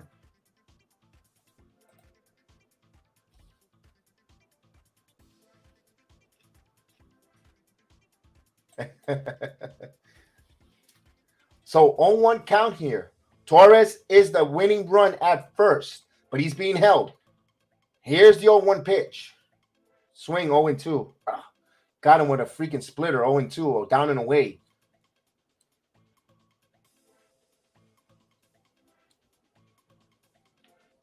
So Hicks was looking for a fastball, got the splitter. Now, Stanek could expand the zone here and see if Hicks will fish or hit something and try to hit a double play ball, get something for him to turn over. We shall see here the 0-2 count for Hicks. And the pitch. Chop, got it foul. So it's still 0-2 here. A lot of anticipation here in the Bronx. So Houston with 3 runs on 6 hits. Yankees 3 runs on 3 hits.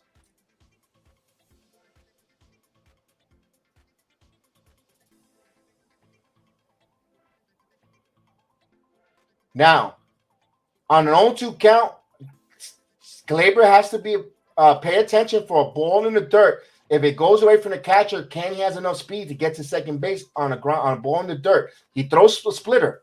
Torres fakes. He's dancing. Oof. Stanek steps off. That was a little dangerous there for Torres. Torres, I gotta hold on here. I want to leave the bat. Leave that bat on Hicks there. Maybe try to get a walk. We'll see. Let's see. Stanek. Here goes Torres. Up high. The throw is all the way to right field. Get up, Torres. Torres is going to go to third. And he's at third with 1 out. 90 feet away from a victory. Good job, Glaber. The running game, manufacturing baseball. You steal bases. This is what the Yankees had to do. This is what they needed to do here. Good job there. So now it pulls the infield in now.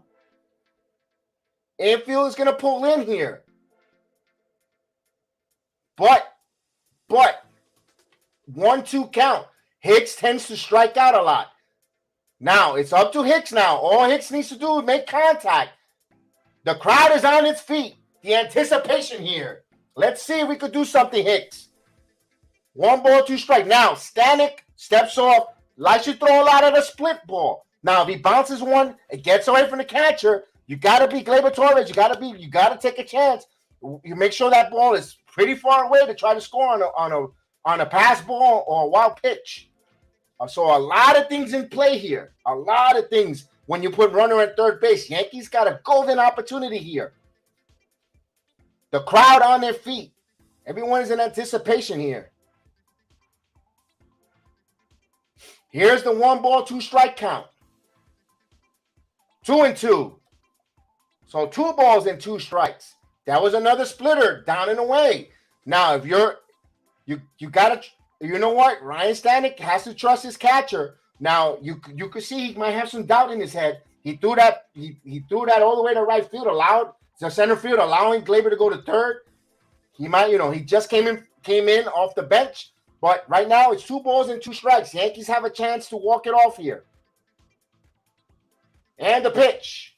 Up high. Did he go? No. So the count is full. 3-2. 100. He dialed it back. 101 miles per hour. High rising up to the eye section. So the count is full. 3-2.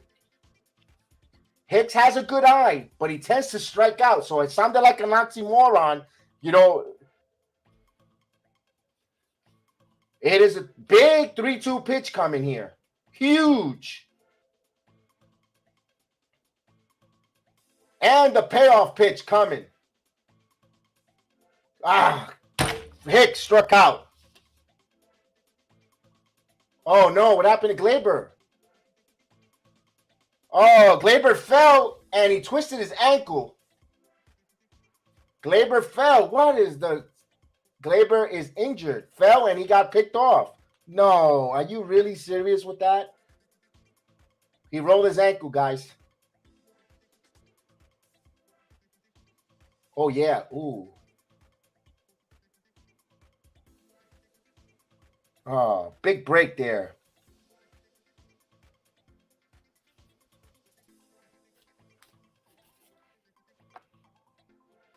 I think Gleyber broke his ankle.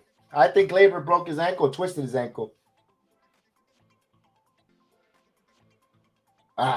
He just gave himself up there instead of at least crawling back. At least try to do something.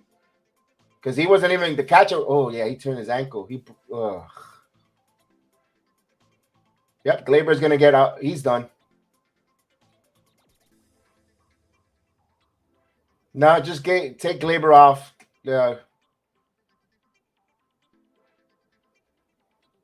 Let's see. Oh, come on, Gleyber. You serious? Oh, that is so anticlimactic. We go to free baseball, guys. Free baseball.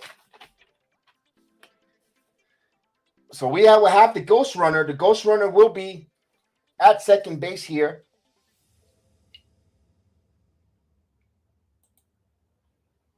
And we will have a change of innings. While we have a change of innings, I will be 2 seconds right back. Just give me 2 seconds, and we'll definitely be right back because there is a lot of fluid in me, and I have to be right back. Give me 1 second. And we're trying to find the Yankee thing. Nope. And give me 2 seconds, guys. I'll be right back.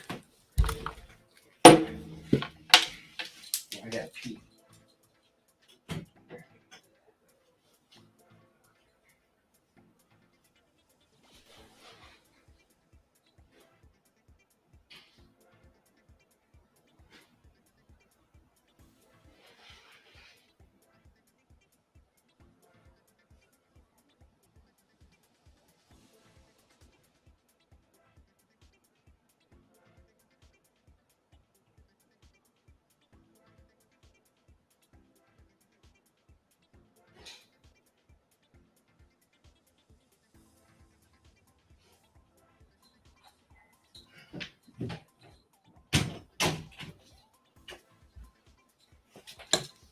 All right, I am back, folks. I am back.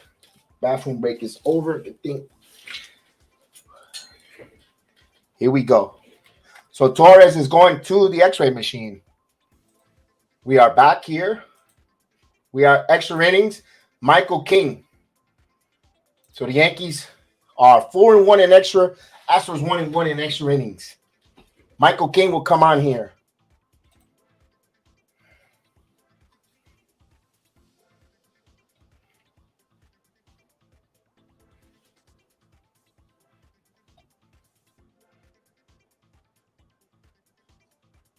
So Castro will be the ghost runner at second base. Altuve will come up, though. So Altuve has a flair for the dramatics here. They got the right hitter up there for Houston. Is Altuve.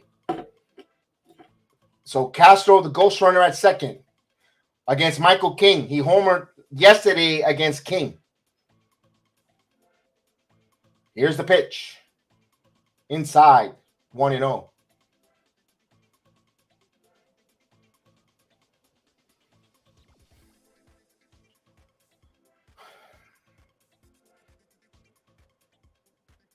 So with a runner at second, the ghost runner in extra innings here with no outs. Here's Altuve. Altuve, see if he gets a productive out or a base hit or get that RBI. Here's the pitch. Grounded, chop foul. So 1 ball, 1 strike to count.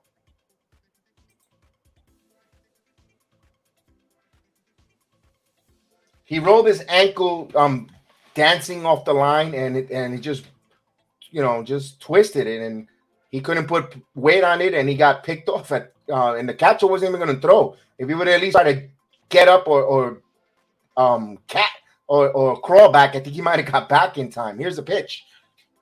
In there for a strike. 2 balls in 1 strike. So Glaber will go get some x-rays. Hopefully the x-rays are negative. Hopefully there's no ligament, no broken ankle, just probably a severe sprain where he could just rest it. Maybe a 10-day IL. They bring up Miguel Andujar. But we're just speculating the worst. So here's the 1-2 here. Grounded. Sky Falefa bobbles it. And of course, Altuve reaches. So an error by Falefa. First and second with no one out. Ah, come on. That just ate Falefa. Stumbled a little bit with his feet. So I wonder what's going on with the Yankee dirt, because it's so hot. Maybe it's dried up and it's becoming they can't get their footing. So you got first and second with no out here, and you're gonna have Manichewicz is gonna be the pinch hitter for Bradley. He came in the 8th inning. So Bradley's out with some right shoulder. So Bradley's injured. Torres is injured. I hope these guys get back soon. Let's see if they'll bunt here with Manichewicz as he fakes to see if he gives away, which he's not. I think he's going to swing away here. So I don't think Manichewicz is going to be one of those that will bunt. And Martinez is in the bullpen for Houston. We're all even at 3 here in the 10th inning. Here's the pitch. Did he go? No, he did not. Oh, wait, let's see. 1-0.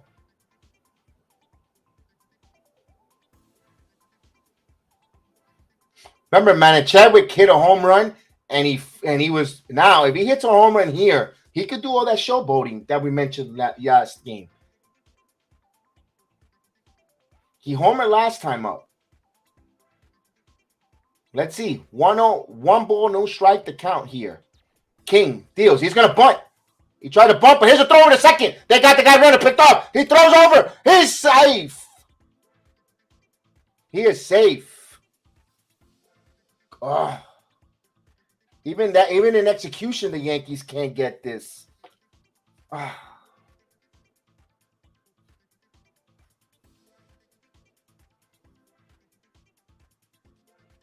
They had him. It's the catcher, too. What are you doing? It's the catcher.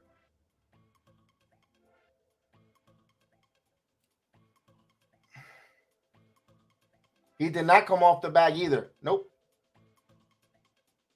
I don't think he came off the bag, guys. He's safe. Oh, he's out.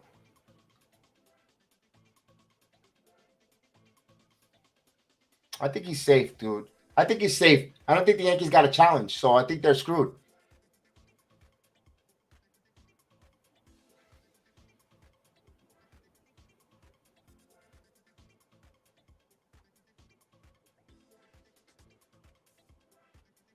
As the fans are screaming, he's got the tag on right now, and the hand comes off, and before the foot touch. I think he's safe, man. They're checking it out on replay, but I think he's safe. I think he's safe, guys. As much as I want to win this game and come back and get this victory, but I think he's safe. Man, that error by IKF is opening up some doors here.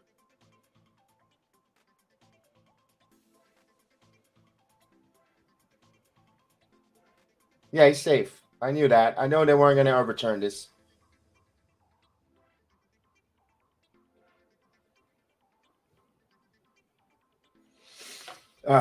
This sucks because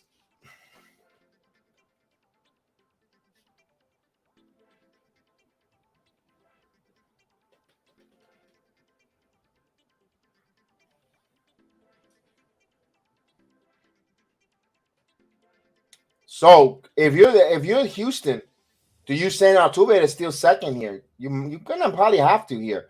The infield is in here with Manichewicz here, who has a 1-ball, 1-strike count. So Yankees defense not executing there. That throw, they had their backup catcher dead to rights and couldn't get him. He got into credit him to getting into third base there. Huge for Castro. So King has to do some good pitching here. This game is tied with go ahead, run at third here with nobody out here. So I see a lot of people who don't like the ghost runner, but it's to try to speed up the game here. Now, if you're the Yankees, Trevino, do you steal if Altuve steals? Are you throwing to second base here to try to get him out there? But Castro already showed some wheels. Who knows?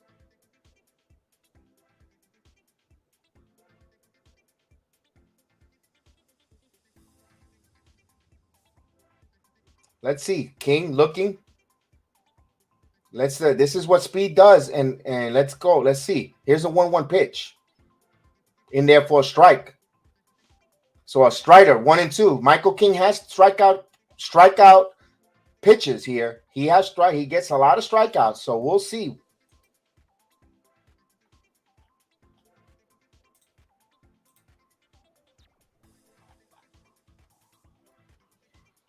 Here goes the 1-2 pitch. Big 1-2 pitch if he gets a strike. As he steps off here.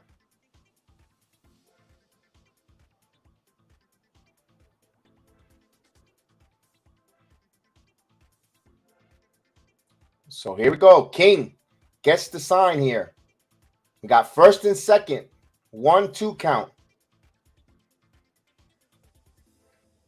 And the pitch. Outside. 2-2.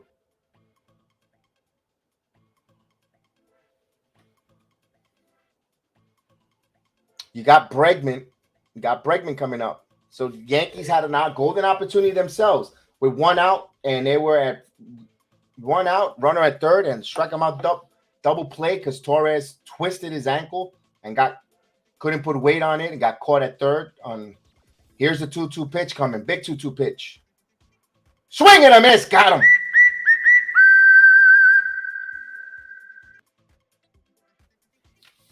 Big strikeout there. Big strikeout. Because if you're the Yankees, you could play for a double play with your middle infielders, and now and your corner infielders, you could play them in. We'll see. Now Bregman, not a lot of speed there, and he will be batting from the right side. Let's see. Let's see if the Yankees could be fortunate here. Bregman is 1 for 3 with a walk.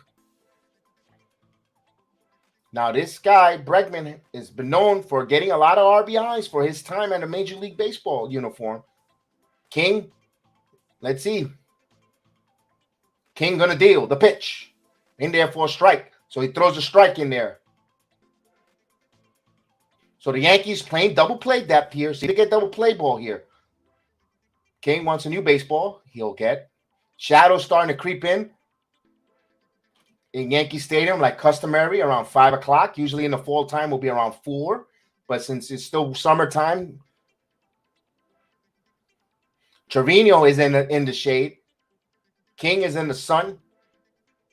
Here's the 0-1 pitch. They come big to the Yankee favor.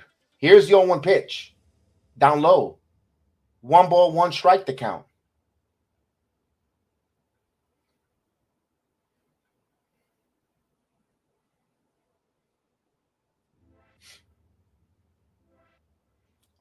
So it's 1 ball, 1 strike. We're all even at 3 apiece here. Michael King, the pitcher. Nervous time a little bit. Here's the 1-1 pitch from King to Bregman. Here it comes. Runner goes. Throw through second. Not in time. Knocked down by Gonzalez there. So Altuve steals second. Castro stood in place.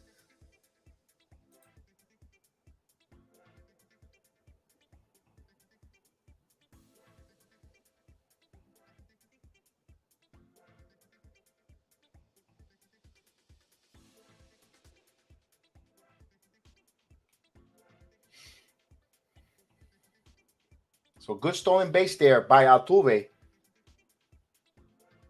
Allen Jr., what is up, Allen Jr.? Here's the pitch. In on his hands. 2 balls and 2 strikes. So big 2-strike here. Yankees want a strikeout here. 2-2 here. So the infield are playing in.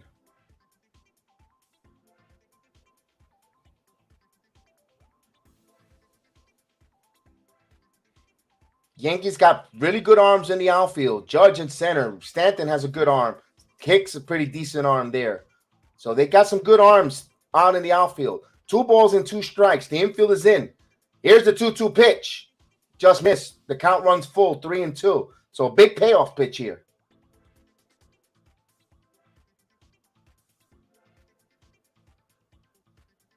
You got Tucker, the hero of Friday night's game. We're on deck. Right now, the payoff pitch here from King to Bregman. This is a big one. Here's the pitch. Foul. Just got a piece of that one.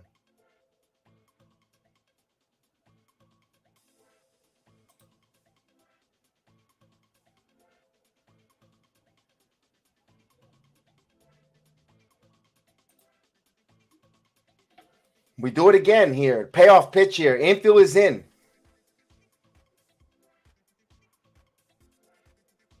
King gets the sign. With 1 out here. And the pitch. We walked him. So now no room for errors. Bases are loaded now. Now they could play for the double play here. With Tucker, the left-hander.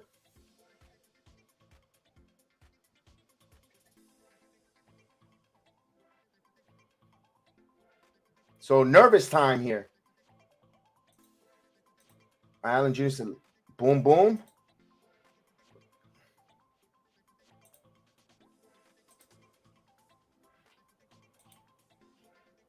There is 1 out only. 1 out, Mike. 1 out with the bases loaded. So here's Matt Blake on a pit coming to talk.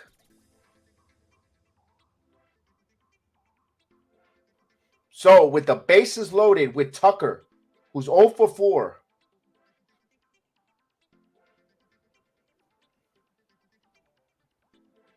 But Tucker's batting from the left side against King. He's 0 for 4. Pop up, fly out, 2 strikeouts. So the Yankees are going to play for 3 infields on the right side here. They're going to try to play for the double play. LeMahieu even with the bag. Or even with the in on the grass, on third. Here's the pitch. Misses. 1-0. King has to throw strikes here. Gave him a change up there. Down and away. So Tucker this year has 2 grand slams. He's batting .400 this season. King deals. Popped up. And this is in on the infield. Hicks makes the catch for the 2nd out. Big out for the Yankees. Big out. But we still not out of the woods yet. 2 outs now. Big pop-up. Here's Yuri Gurriel, who's 2 for 4 with 2 singles and a run. So Gurriel.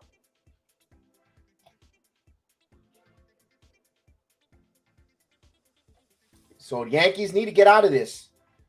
But in a tough customer in Gurriel. King now. And the pitch. In there for a strike. Beautiful slider in there for a strike. 0-1 to count. He's ahead of the count here. 0-1. Yankees trying to play little Houdini here. You got Castro at third, Altuve at second, and Bregman at first. All even at 3 here. We are in the extra innings, 10th inning. Here's the 0-1 pitch. Swing and a miss. So quickly, 0-2.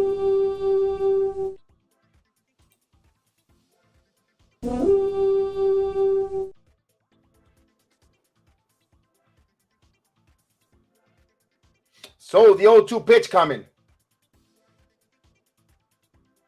Fans on their feet. Here it comes. Popped up.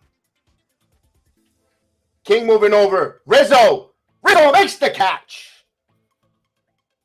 So Michael King gets out of trouble with the bases loaded. We go down to the bottom of the 10th. The Yankees need to walk it off here. Bottom of the 10th here. All even at 3. Here on the BX Sports JEDI Network, the Bronx Bombers strike back, watch along, and play-by-play. Whoa, an exciting game. We had what a roller coaster of events with this game. Up and down with guys jumping and deserting the Yankee ship, calling them frauds, calling them no good, all types of names. We had the Astro fans throwing a parade in the chat, up and down, excited, and now we go extra innings here. Wow. Remember, hit those likes. Remember, this channel is awfully imitated but never duplicated. So thank you guys so much for joining us.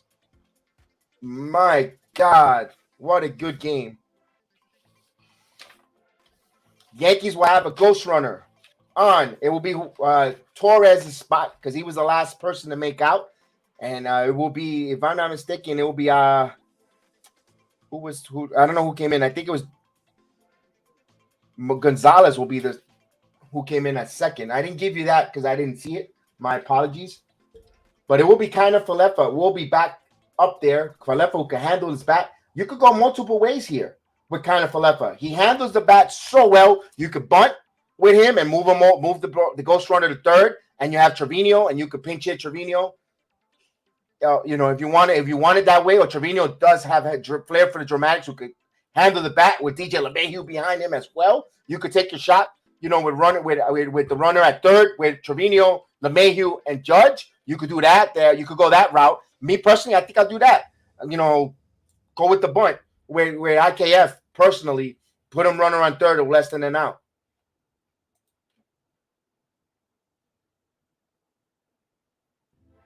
I agree with you, Heel. Baseball is a roller coaster, ups and downs. And if you're not entertained with this, yes, something's wrong with you. Ooh, Matt Carpenter's getting serious. Matt Carpenter's putting the eye black on. That means he's getting serious there. That's some serious stuff there. So Hicks will be the runner at second. Why is Hicks the runner at second? Third will be Torres.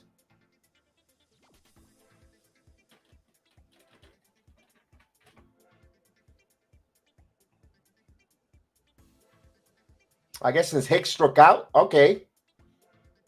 Okay, makes sense. Hicks will be the runner at yes, right?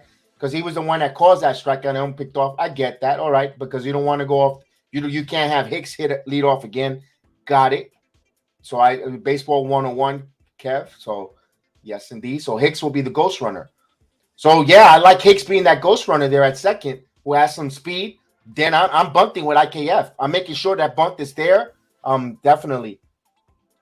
Let's see how the Yankees will play it here with IKF here, who's 1 for 3. Unless if you want to go with the base, let him hit. But Martinez is the pitcher. The pitch. IKF bunts it, and that's foul. 0-1.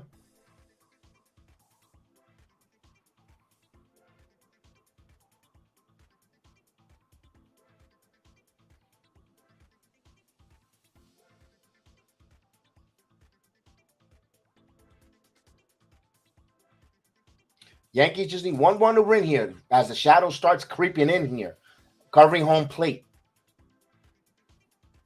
Here's the 0-1 pitch. Falefa squares. It takes a strike. So it takes the bunt away. Ugh. If I'm the Yankees, Falefa handles the bat, take the bunt away. Ugh. Come on. This is the small ball things that you got to execute if you're going to be a team that wants to take your team to another level in the playoffs. You've got to execute these kind of plays. Here's the 0-2 pitch. Martinez to Falefa. And here it comes. Falefa bunts it. And that's a base hit. No, it's a beauty. Excuse me. I got excited that he got it fair when I meant to say fair. So that big sacrifice bunt for Falefa. So he got the runner at third now. IKF. Hicks at third. So those are the type of plays that you want to do to win some baseball games. So good job there for IKF, deading it right in the middle. And Hicks is at third, winning run for the New York Yankees at third base with Matt Carpenter, who will pinch hit for Trevino. Matt Carpenter is a left-handed hitter who has endeared himself to the New York Yankees, and they're going to walk him. So Carpenter forces Dusty move. So now you have first and third for New York. Now they're going to call on DJ LeMahieu, who is a good contact hitter, although LeMahieu has hit into his double plays, but he makes contact. You got a contact hitter and DJ LeMahieu up. When all you need is him to make contact with the winning run at third. A fly ball anywhere in the outfield wins this game. A base hit, it's over. And a fielder's choice, this game is over. So a lot of implication here with DJ LeMahieu, but DJ LeMahieu hits the ball extremely hard and has been as tendencies of hitting into double plays. But you got Aaron Judge, the on-deck batter. So pick your poison if you're Houston. Do you want to go against DJ LeMahieu, who tied the game up? He's the reason why we are here with a 2-run shot tying the game, and he could be the reason why he's going to send everyone home in Yankee Stadium happy if he just comes through. We shall see. The drama builds in the Bronx. So the corners are in. Middle is playing double play depth. First pitch inside, 1-0.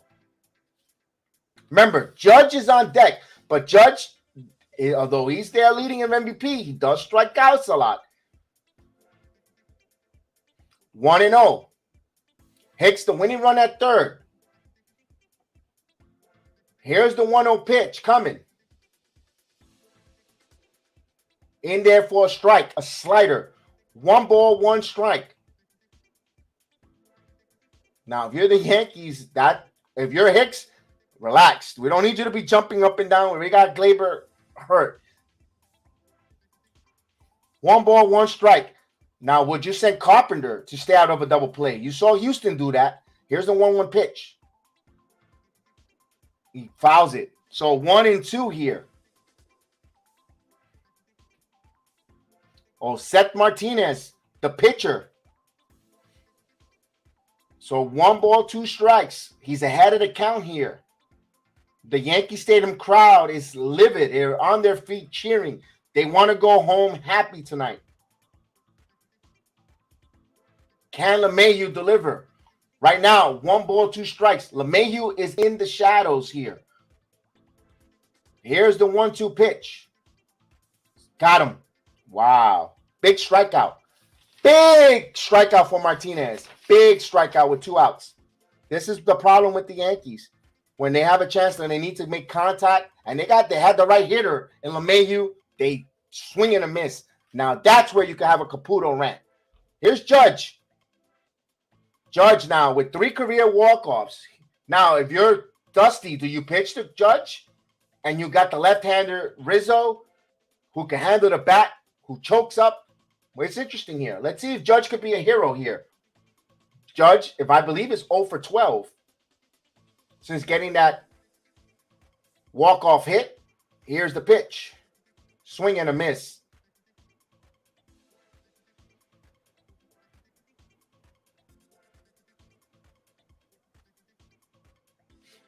So 0-1 to count for Judge. Judge having a 1A or 1B MVP for the American League here. He's got 3 career walk-off hits so far. Here's the 0-1 pitch coming. This ball is hit in the air. There it goes. It's good. Home run. All rise. It is a walk-off 3-run shot for the New York Yankees. The Yankees win 6-3. It is Judgment Day, and the Yankees take 2 of the series after they thought they were dead. They thought they were gone. They were a bunch of frauds. This team is flawed. This team is no good. This team loses to the Astros. All the Astros throwing a parade in Yankee Stadium. We hear all the Astros, who's your daddy? But this is a regular season game. Just a regular season game in June. The Yankees walk it off on the Houston Astros 6-3. Yes. And tonight, the Yankees will win, will celebrate. But for one person, no soup for you, Caputo. No soup for you. You cannot enjoy this victory, my friend. You said what you had to say. We're going to relinquish with this victory, Yankee fans.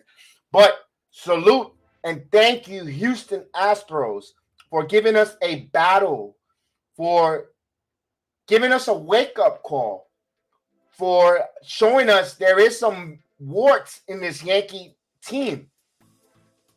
You got to love MVP Aaron Judge. Yes, Austin. Absolutely. Good game healed. Thank you, Houston. You provided entertainment. You showed us that this team, the American League, is not to be a walkthrough. We cannot sleepwalk because we have the NY. We're going to go all the way to the World Series. No, we have to work our asses off if we want to go to the World Series, if we want to win the American League pennant. And it's not going to be easy with the Houston Astros. This was what it all showed me. It showed me that it's not going to be an easy road. They got to work their rear ends off. And this is what makes you enjoy being a fan. We had the lowest of lows. We were being no hit. They had a perfect game through almost 5 innings. Okay. We were dead to rights. We had Yankee fans jumping off the bandwagon, saying how much they suck. They're a fraud. They were naming names. Caputo was naming names from the Pope, saying that they're fraudulent. They were giving them. We were even talking about as a host not being clueless or whatever the case it was. No, this is why the Yankees, you play 27 outs. You do 27 outs because it's not over until the final third out of the game. You use all 27 outs, and the Yankees today use 27 outs and then some. It is good. It shows character, shows heart. And hey, it's nothing to put your head down, Houston Astros. You scared the living bejesus out of the Yankees here. You could have easily swept this 4-game series, as we mentioned. But you guys came in, played a good series. You know what this says? Like Rhinebeck says, feed me more. Feed me more. That's what it says. We want more of the Astros. I'm pretty sure the Astro fans want more of the Yankees. Feed us more. This was fun, despite the fact we got to be proud that the Yankees kept battling. This team did not fold like a cheap suit. They kept battling. They kept battling. They kept battling. They kept battling. And, of course, they win tonight 6-3.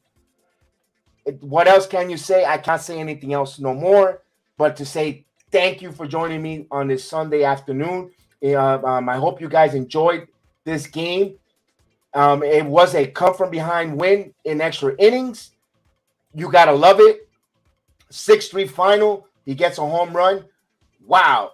And my friend George from Thailand, just woke up to see the Judge walk-off shot. It is wonderful. The only thing that you probably regret, yes, is not doing all 4 games. I agree. Game 1, I wish I would have not done that snooze fest of the NBA draft. It was a snooze fest if I knew the Knicks weren't going to. But you know what? It is what it is. Things happen for a good reason. I had fun with always seeing everyone from my Knicks fan, from the Knicks channel. Always love seeing everyone in the chat, so I'm not going to regret that much. We did do the walk-off anyway on the watch-along, so it's good to see always my Knicks family there. So I say I can't regret that. The Friday night game, I could not do it. I had issues in my house. When you own a home, all things break down. You have to tend to those, the maintenance part of it. And, of course, I managed to get both games yesterday, so it was good. Like, yes, George, all rise, all rise. The Judge put the hammer down to split the series. This was good. We can't take nothing for granted. Right, Johnny Davis. You cannot take nothing for granted. Kev, Caputo's rant, don't do like yours. When you had emotions and fly, they woke up. Yeah, I had to get upset. And apologies for me if it didn't come out. But it was like they finally got a hit. It's like, like me when I got emotional, it was like me saying, be quiet without being rude or vulgar, just to be quiet. And look at this. Let's see. Let's bring in Caputo. Let's go. Say because we're gonna here's the crow. Here's the medicine of the crow. Say How How do you want the temperature taken? I mean, I'm glad we split, man. That was a huge comeback win. I hope Torres is okay. How the hell did he fall on that play? He hurt his ankle? Boy, a clumsy player, man. There's always problem with him on base pads.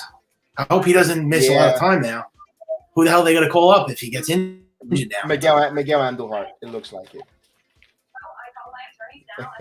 I mean, that was – come on. Did anybody really think – all right, I'm happy, but did anybody really think we were going to win that game? And the fact that we would get no hit for 17 straight innings, come on. Yeah. That was like a miracle. You were ridiculing me when I said, look, this game is close. You get a guy on base, a 2-run shot or whatever the case. You put base runners on, boom, you're right back into it. And just like that, DJ LeMahieu, bam. After that outburst that I had on Stanton home run, I told you it's not – even though one hit, oh, wow, it's just one hit. Yeah, but look what happened. The Yankees only had, 4 hits this game. And they won this game 6 runs on 4 hits. You gotta say huge win. I mean, I would have loved a 3 out of 4, but I mean, I'll take a split. I guess No, you take the split. We could easily lost 3-1. We could easily lost 4-0. But we could have got swept. Yeah, and you build on it, Mike. That's my point. You guys, when I guess you get clouded with losses, or at the moment. When you got to look at the big picture, yes, short term it looks like it sucked, especially seeing the other folks, And Michael Donato says, "Why not walk Judge?" I mentioned that, Michael. I was saying that. I said, I wonder if Dusty will walk Judge, but then Dusty's a little old time manager, old school. Why? Because why did you walk the righty to face the lefty in Rizzo? That's probably why, Donato. Salute to you. Welcome to the channel. I think that's why. I'm trying to think. I'm trying to see the other prospect. Personally, I'm happy that they. I know they won. Yeah, but it was good. Phenomenal job. Yeah, you missed it. Wow, what a game, Michael. Give us some thoughts because I got to get going. I got to do a few things. My thoughts. What a miraculous comeback.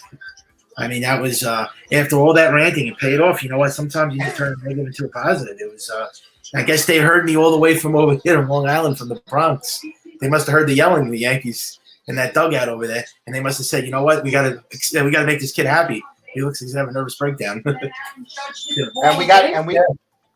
believe it. It's like a repeat of the other night. I missed all. I know you missed it. I'll put it on you. Yeah.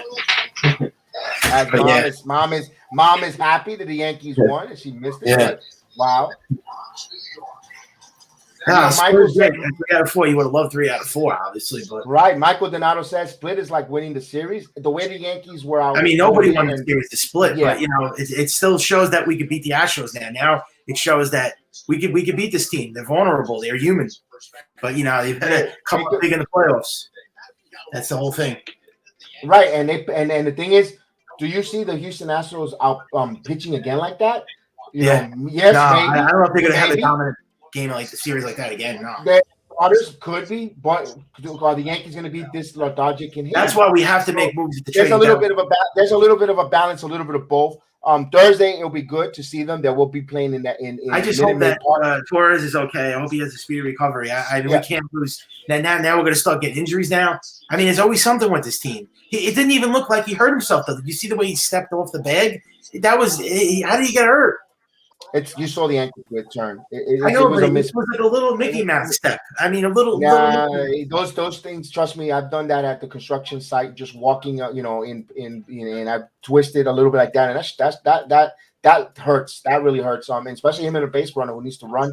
And I dubbed that. I'm like, it's like, ooh, that. I hope he's all right. Yeah, but Gio I hope so. Remember Gio showed me that diving play in the dugout. He still played. No, but all in all, that was really good. Good game. You can never. That's why my point was, and I was trying to say, it's 27 outs. Even when they go in defeat, the Yankees make everyone sweat because you got to use all 27 outs. Do they come through all the time? Feel like no. I was just gonna say, even their losses feel like their wins because when they lose, you can't believe that they lose because they're having such a great year. But this almost loss almost got me like I thought they were gonna lose this game. I can't believe they won. That rant would have been perfect for now. That's why you have to wait. If they would have lost this game and lost it in a pathetic way, actually the rant was great because they came back and won. It did something. It made the momentum change. I told you sometimes being positive turns being negative turns it into a positive. They won. I mean, I actually happy I made that rank because they won. Maybe you got the heart of iron, but you can't have that your pleasure and your emotions go up and down like that. Not, I mean, God bless you for your age, but no, I'm not old either. I'm not old. I'm not an old person either, but I am not going to test faith with revving up my pressure in my heart, because that's no. But all in all, man, tomorrow Oakland Athletics come into town. You feel good if you're the Yankees. Now you go and you punish the Athletics. Monday night. We're not gonna do the game Monday or Tuesday. Wednesday we'll be back on Wednesday. Monday is the MMA hour with the AEW. Yeah, backdoor. I watched this post game. Cortes is okay. And then Tuesday I will be at NXT Live. I will be at the arena. So the Mets take on the Astros next. That's going to be interesting. I wish I could do the Mets watch along against the Astros, because I think it'll be fun. I think those games are going to be fun. To be honest with you, Mets Astros tomorrow, it will be fun. Today, let me ask you something though. But what is it with Torres with base running, with like heads up base running mistakes? You know, he tore his ACL one time in the minors for that. Didn't he like a Tommy? No, John? it was his hand. His hand. But what is it with him on the base pads? There's always something on the base pad. I mean, it was his hand or shoulder. One of these two. Yeah, but he's not good with base running. He always you know, some people that's just his niche there. But all in all, man, I want to thank you guys for joining me this evening. I'm not going to take you more on the Saturday. You have given us 4 hours of your time. We thank you guys. We ask you guys to be blessed this Sunday. Thank you guys for joining us. All the Houston Astro fans, thank you for joining us, despite the fact that you guys were bringing it to us, and we took it, and we thank you guys. Even though, welcome to the chat. We enjoy. No ill will. You guys are more happy to say what you like to say. And Michael Donato, thank you. Please subscribe to our channel. Welcome. We do cover Yankee baseball, Knicks basketball, NFL. We also do MMA, wrestling. I missed your home run. How was the home run call though? It was good. It was good. Just put it on the rewind. And Jose Melo, Billy Ward, who was with me from the beginning, Johnny Davis, the #1 draft pick, Maria, the gracious Maria, always, Michael Johnson, Beacom. I'm just gonna go with Beacom. I won't be able to pronounce your last name. Mike Rotunda, Allen the Jr. Mets. Wait, actually, the Mets? Yeah, they already played. Yeah, they played, but no, they have a home and home. Willie Robinson, thank you, Willie Robinson. Really? Willie Robinson, we appreciate it. Thank you so much. AJ Marshall, one of our guys, thank you for joining us. Stokely Barr, Julian Estrada was there. Those are the Houston fans. Thank you guys. Thank you for making the chat live though, even though Stokely was a little bit redundant with his stuff, but no problem. Troy Laverston, thank you for joining us as well in the Facebook app.